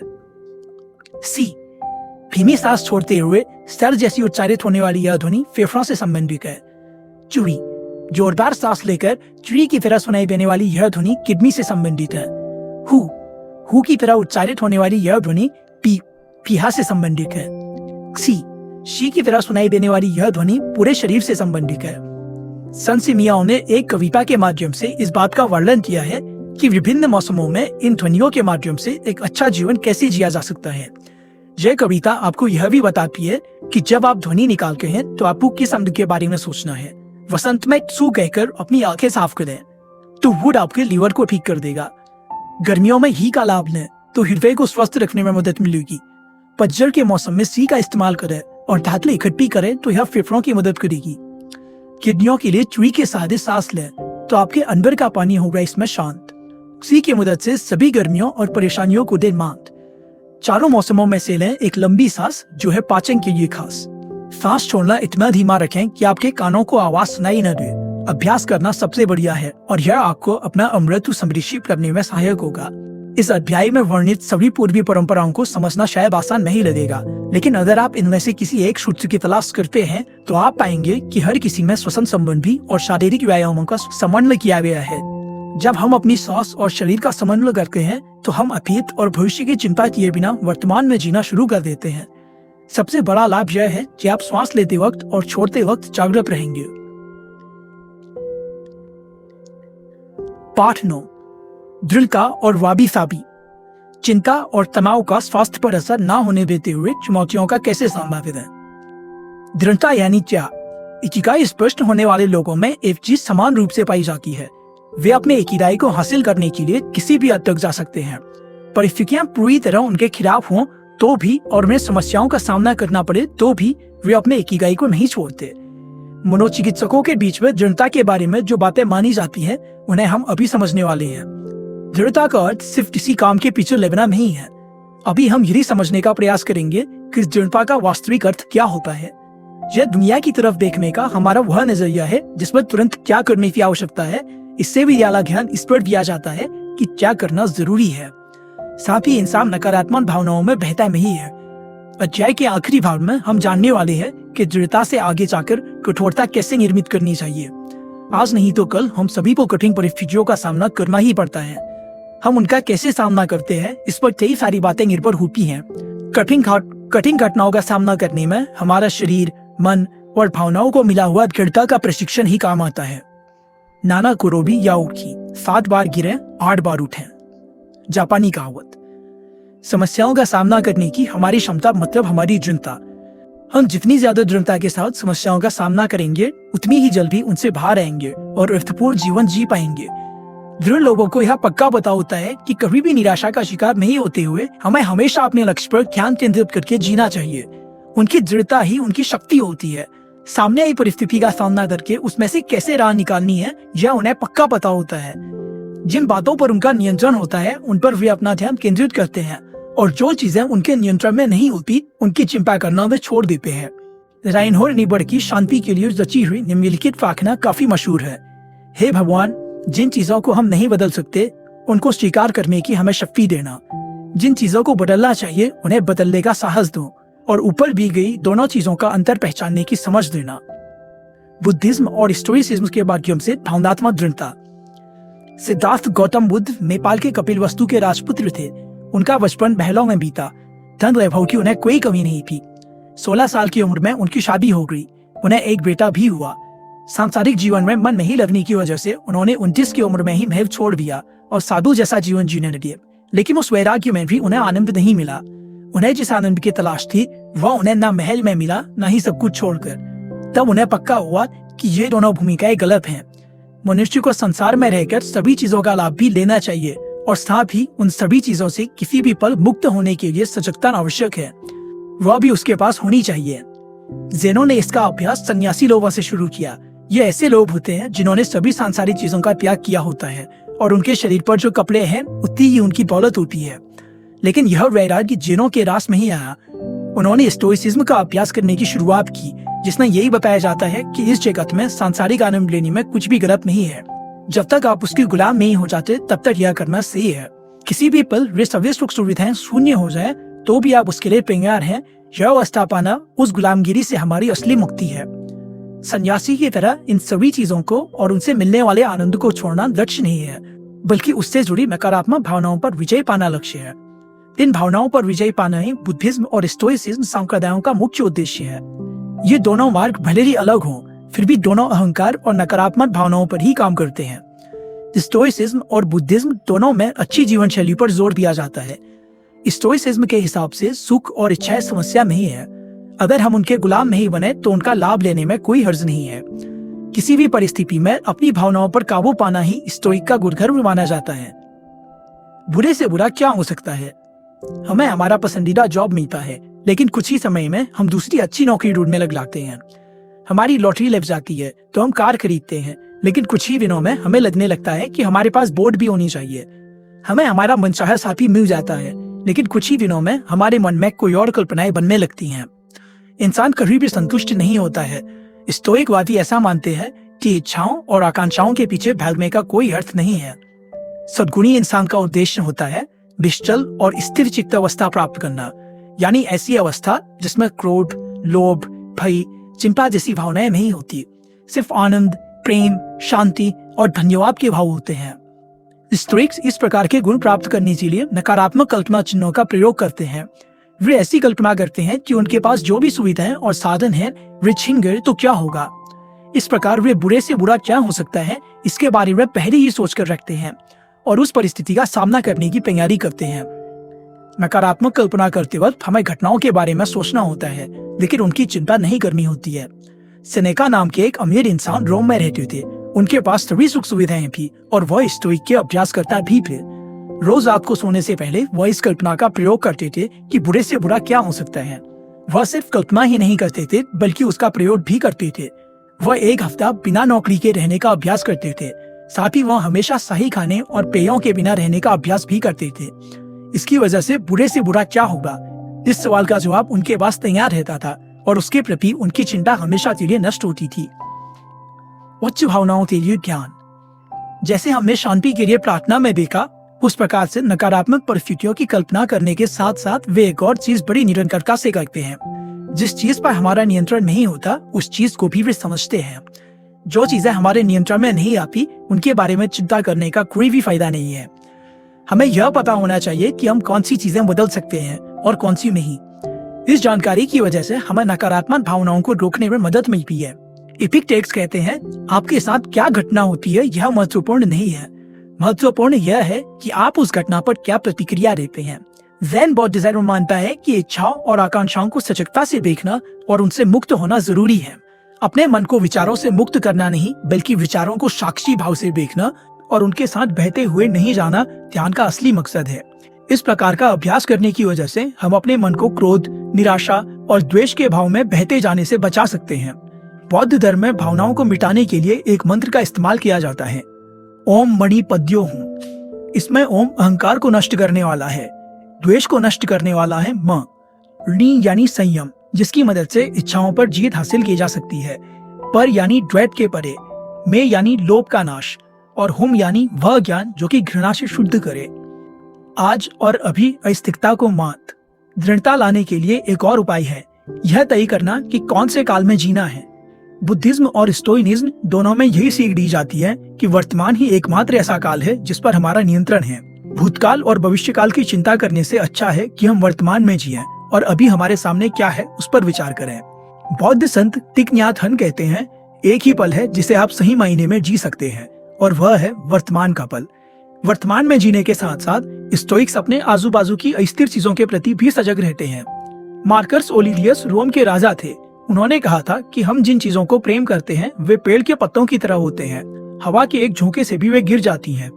उन्होंने यह भी कहा था कि हमारे आजू बाजू में जो घटनाएं घटती हैं वे हादसों की वजह से नहीं घटती, वह तो इस विश्व के काम करने का तरीका होता है। हमें एक बात ध्यान में रखनी चाहिए कि जो लोग हमारे आजू बाजू में हैं और जो चीजें हमारे आसपास हैं वे सभी कभी ना कभी नष्ट होने वाली हैं। अगर हम इस बात को ध्यान में रखें तो हम उनके पीछे बहते हुए नहीं जाएंगे। इससे हमें वर्तमान में जीने की और इस पल जो मौजूद है उसका भरपूर आनंद लेने की प्रेरणा मिलती है। सेनेका बताते हैं, इस विश्व की हर चीज नश्वर है। क्षणभंगुर, अस्थिर और सदा बदलने वाला यह जग बौद्ध शिक्षा का केंद्र बिंदु है। इस बात को सदा याद रखने से इनको खो जाने या दूर जाने की वजह से दुख नहीं होता। वाबी साबी और इची गोइची, क्षणभंगुर और सदा बदलने वाली इस कुदरत में सुंदरता खोजने की कला वाबी साबी जापानी संकल्पना है, जो हमें बताती है कि परिपूर्णता में सुंदरता खोजने की बजाय अपूर्णता में सुंदरता को खोजना ही असली कला है। इसीलिए जापान के लोग ऐसी कहावतें हमेशा टूटे हुए कप पर या अपूर्ण वस्तुओं पर लिख कर रखते हैं। अपूर्ण, क्षणिक और सदोष वस्तुएं असल में सुंदर होती हैं, क्योंकि कुदरत भी ऐसे ही है। इसी संकल्पना की पुष्टि करने वाली और एक जापानी संकल्पना है इचिगोइची, जिसका अर्थ है वर्तमान का पल ही असली है और वह जाकर कभी भी वापस नहीं आता है। इस पंक्ति का हर सामाजिक सम्मेलन, समारोह और कार्यक्रमों में जानबूझकर जिक्र किया जाता है। एक दूसरे को याद दिलाया जाता है कि भूतकाल की समस्याओं में ना खोते हुए वर्तमान के पल को खुशी से जीना है। चाय के लिए इकट्ठा होने पर ज़ेन मेडिटेशन और जापान में होने वाले मार्शल आर्ट, इन तीनों ठिकानों पर वर्तमान में जीने पर जोर दिया जाता है। पश्चिमी देशों में हमें पहले से ही पक्की इमारतें और सैकड़ों साल पुरानी ऐतिहासिक चीजों को देखकर ऐसा लगता है कि कुछ भी नहीं बदला है। रोमन आर्किटेक्ट ग्रेसो अपनी असाधारण कारीगरी के लिए जाने जाते हैं। उनकी बनाई दो चीजों में समानता, कुशलता और एक जैसा दिखना, और साथ ही उनका सालों साल वैसे का वैसा रहना, इन सभी बातों के लिए वे पहचाने जाते हैं। जापानी आर्किटेक्ट कभी भी सर्वोत्तम के अग्राही नहीं होते हैं। वे चैतन्य और वाबी साबी की संकल्पना पर काम करते हैं। वहाँ की बड़ी बड़ी इमारतें भी लकड़ी से बनी हुई होती हैं। उन्हें इमारत बनाते वक्त ही पक्का होता है कि हमें इन्हें हमेशा के लिए नहीं बनाना है और हमारी अगली पीढ़ी को इन पर दोबारा काम करने का मौका मिलने वाला है। जापानी संस्कृति ने स्वीकारा है कि इंसान का जीवन और उसकी बनाई हुई चीजें दोनों क्षणभंगुर हैं। उदाहरण के लिए द ग्रैंड शाइन ऑफ इसे हर 20 साल बाद दोबारा बांधा जाता है। उसके पीछे का मकसद यह नहीं होता कि पीढ़ी दर पीढ़ी वास्तु वैसा ही रहे, बल्कि परंपरा और संस्कृति को संभालना उसका मुख्य उद्देश्य होता है। पीढ़ी दर पीढ़ी टिकने वाली वस्तुओं से भी इंसान की बनाई हुई चीजें ज्यादा प्रभावी होती हैं। हमें एक बात को स्वीकार करना होगा कि कुछ चीजों पर हमारा कोई नियंत्रण नहीं होता है। नासिम निकोलस तलेब की पुस्तक anti fragile things that gain from disorder में स्पष्ट किया गया है कि हम फ्रेजाइल अर्थात भंगुर शब्द को ऐसे लोगों, वस्तुओं और संगठनों के लिए इस्तेमाल किया जाता है जो हानि पहुंचाए जाने के बाद कमजोर हों, जो प्रतिकार करते हैं और समस्या में भी टिके रहते हैं। उन्हें दृढ़ और कठोर कहते हैं। लेकिन जो चीजें कुछ हद तक हानि पहुंचाने के बाद भी फिर से मजबूती से उभर कर आती हैं, उनके लिए कोई शब्द नहीं है। लेरना के हाइड्रा के पास एक अनोखी शक्ति थी। कथा में ऐसा बताया गया है कि जब जब उस पर हमला होता था वह और उभर कर आता था। तलेब उसके लिए एंटी फ्रेजाइल शब्द का इस्तेमाल करते हैं। एंटी फ्रेजिलिटी लचीलेपन या मजबूती से परे है, लचीला झटकों का प्रतिरोध करता है और पहले जैसा ही बना रहता है।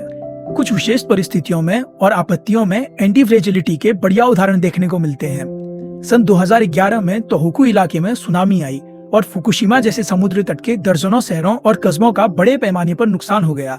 हमने करीब 2 सालों के बाद जब उस जगह का दौरा किया तो हमें सड़क के दोनों ओर कई निर्जन कस्बे दिखे। वहाँ के रास्ते मकानों के मलबे से भरे हुए थे, घर खाली पड़े थे और गाड़ियों का ढेर लगा हुआ था। वहाँ के गैस स्टेशन खाली थे और रेलवे स्टेशनों पर लोग नहीं थे। ये कस्बे भंगुर स्थान थे। सरकार इन कस्बों को भूल गई थी, इसीलिए इनका विकास होना असंभव था। इसिनोमाकी और केसेनुमा का भी बड़ा नुकसान हुआ था, लेकिन कुछ ही सालों में वे फिर से अपने पुराने स्तर पर आ गए। फिर से अपने पहले स्तर पर आने वाले इसिनोमाकी और केसेनुमा ने यह दिखला दिया कि कुदरती आपदा के बावजूद उनमें सामान्य होने की क्षमता है, और इस तरह से उन्होंने अपनी कठोरता सिद्ध की। जिस भूकंप की वजह से सुनामी आई थी, उसका सबसे बड़ा झटका फुकुशिमा परमाणु संयंत्र को लगा था।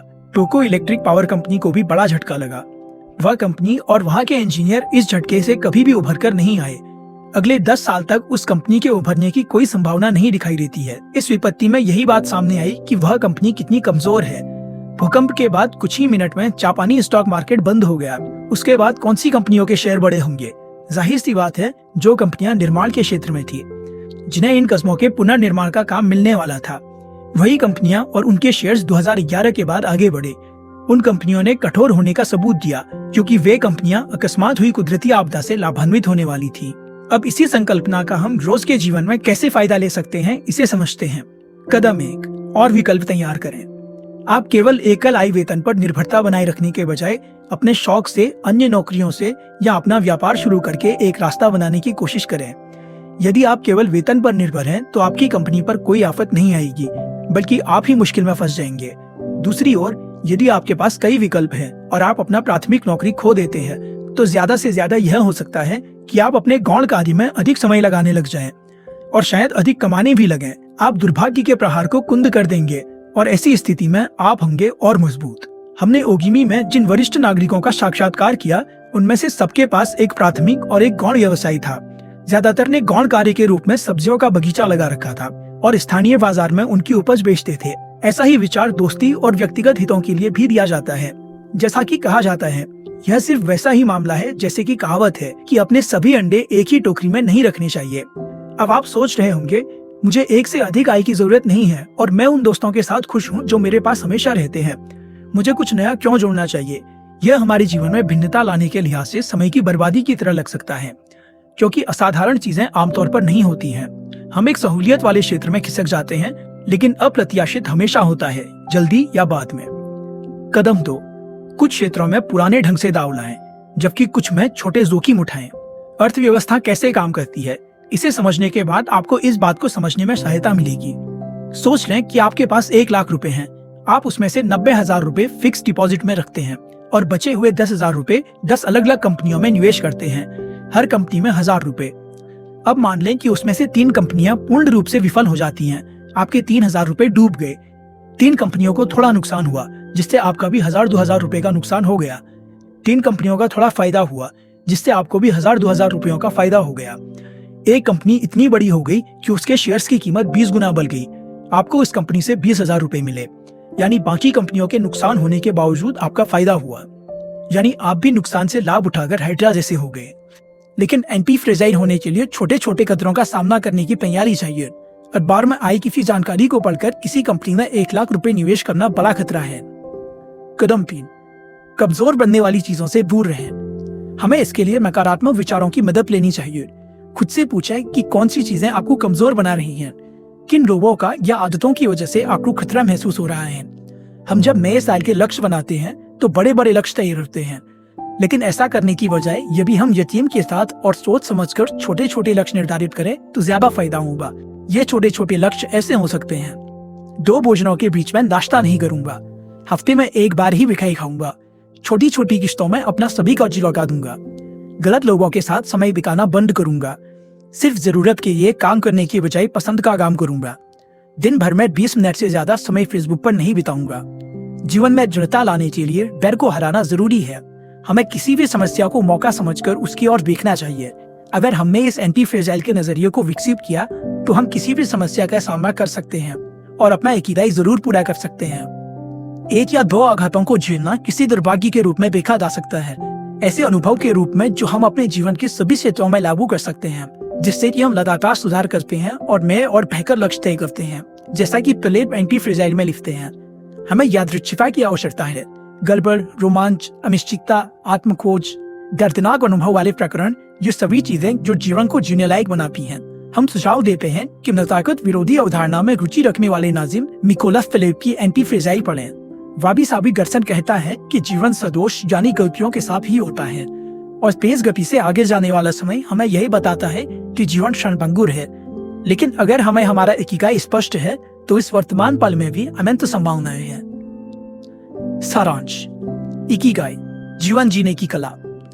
20वीं सदी में मित्सुओ आइदा नाम के एक प्रसिद्ध कैलीग्राफर और कवि हुए हैं। इकिगाई के लिए अपना पूरा जीवन देने वाले लोगों में वह भी शामिल रहे हैं। शैडो कैलीग्राफी ब्रश की सहायता से उन्होंने 17 कविताएं लिखी और अपनी भावनाओं को जाहिर किया। उनकी ज्यादातर कविताएं वर्तमान पल का महत्व बताने वाली थी। नीचे दी गई कविता इसी प्रकार की है, जिसका भावार्थ कुछ ऐसा है। अभी जिस पल में मेरे लिए सबसे महत्वपूर्ण चीज कोई है तो वह है तुम्हारा अस्तित्व। एक अन्य कविता में वह लिखते हैं, जी अभी। यह कविता यह दर्शाने वाली कलाकृति है कि इस विश्व में कोई भी चीज हमेशा के लिए नहीं होती है। यह पक्का होने के बाद हमारी निराशा नष्ट हो जाती है। आगे दी गई कविता में उन्होंने इकिगाई के मुख्य राज को उजागर किया है। इसमें वह कहते हैं, आनंद सदा आपके हृदय में ही रहता है। उनकी एक और कविता में वे कहते हैं, बिना रास्ता बदले सदा चलते रहें। एक बार आपको आपका इकिगाई मिल गया तो उस पर ध्यान देकर उसे हर दिन पोषित करने से ही जीवन को असली अर्थ प्राप्त होता है। एक बार आपको आपके जीवन का उद्देश्य पता चल गया तो हर पल प्रवाह में रहने से आपको जीवन में वैसा ही आनंद प्राप्त होता है जैसा कैलीग्राफर को कैनवास पर काम करते वक्त मिलता है और 50 साल सूची बनाने के बाद भी शेफ को मिलता रहता है। वह आज भी अपने ग्राहकों के लिए उतनी ही खुशी से सुशी बनाते रहते हैं। निष्कर्ष, हम में से हर किसी का इकिगाई अलग होता है, लेकिन हम सभी अपने जीवन का अर्थ खोजते रहते हैं। जब हम अपने इकिगाई से जुड़ जाते हैं तब हमें हमारा जीवन अर्थपूर्ण लगने लगता है और काम हमें खुशी देने लगता है। जब हमारा इकिगाई से संपर्क टूट जाता है तो हमें जीवन निरर्थक लगने लगता है। आधुनिक जीवन हमें हमारे असली स्वभाव से दूर लेकर जाता है। पैसा, सत्ता, आदर सत्कार और कामयाबी हमें अपने मूल स्वभाव से दूर लेकर जाते हैं। इन चीजों को अपने जीवन पर हावी नहीं होने दें। हमारे अंदर जो उत्सुकता और सहज ज्ञान है उसका आंतरिक कंपास की तरह इस्तेमाल करें।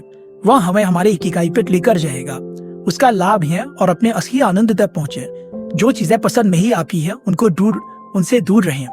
आपके अंदर जो उत्सुकता है उसे कायम रखें और जीवन के असली अर्थ की खोज करते रहें। जीवन उद्देश्य का अर्थ कोई महान कार्य करना ही हो, ऐसा नहीं है। शायद अच्छे माता पिता बनने या पड़ोसी की मदद करने में भी आपको आपका इकिगाई मिल सकता है। अपने इकिगाई के साथ जुड़ने के लिए कोई सटीक रणनीति नहीं है, लेकिन हमने ओकिनावा निवासियों से जो सीखा वह यह है कि हमें जो करना है इसे खोजने के बारे में बहुत ज्यादा चिंता नहीं करनी चाहिए। जीवन कोई पहेली नहीं है जिसे हल करना है।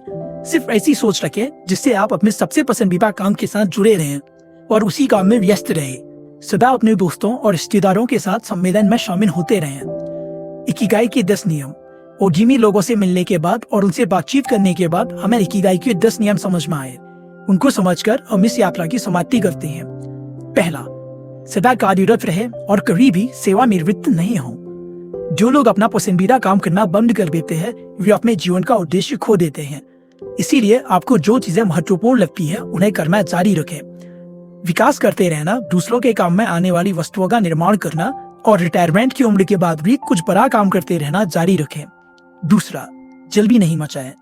सदा भागदौड़ और जल्दबाजी वाली जीवन लंबी आयु के लिए घातक है। एक पुरानी कहावत है कि धीमी गति से चलने पर आप दूर तक जा सकते हैं। जब हम बिना वजह की जाने वाली जल्दबाजी को पीछे छोड़ देते हैं तो आने वाला समय जीवन को नया अर्थ देता है। तीसरा, पेट भरकर नहीं खाएं। लंबी आयु तक जीना है तो कम खाएं। 80% के नियम अनुसार लंबे और स्वस्थ जीवन जीने के लिए हमें पेट भर खाने के बजाय भूख से थोड़ा कम खाना चाहिए। चौथा, अच्छे मित्रों से घिरे रहें। दोस्त जैसी अच्छी दवाई नहीं है। चिंता को भगाने के लिए गपशप करें। एक दूसरे से अपने खुशनुमा दिनों के बारे में बातचीत करें। सलाह लें और सलाह दें। मजे करें, स्वप्न देखें और दूसरे शब्दों में खुलकर जीवन जिएं। पांचवा, अगले जन्मदिन पर ज्यादा तंदुरुस्त बने। जब पानी बहता रहता है तभी वह स्वच्छ और निर्मल होता है। जब वह रुक जाता है तो खराब हो जाता है। इसी प्रकार से जीवन अगर तंदुरुस्त बनाना है तो शरीर को भी सदा कार्यरत रखना होगा। व्यायाम की वजह से हमारे शरीर में खुश रहने के लिए आवश्यक हार्मोन्स तैयार होते हैं। छठा, मुस्कुराएं। खुशनुमा रवैये की मदद से दोस्त बनते हैं। इसी के साथ शांति भी मिलती है और दोस्त बनाने में मदद भी। छोटी छोटी चीजों में भी आनंद मिलता है। एक बात सदा ध्यान में रखनी चाहिए कि वर्तमान पल में अनंत संभावना है। सातवां, कुदरत के साथ पुनः जुड़ना। आज के युग में भले ही लोग शहर में रहते हों, फिर भी हमारा निर्माण कुदरत के साथ रहने के हिसाब से किया गया है। इसीलिए बीच बीच में कुदरत के साथ रहकर अपनी बैटरी चार्ज करते रहें। 8वां, धन्यवाद दें। आपके जिन पूर्वजों ने आपको शुद्ध हवा और खाना दिया है, उन्हें धन्यवाद दें।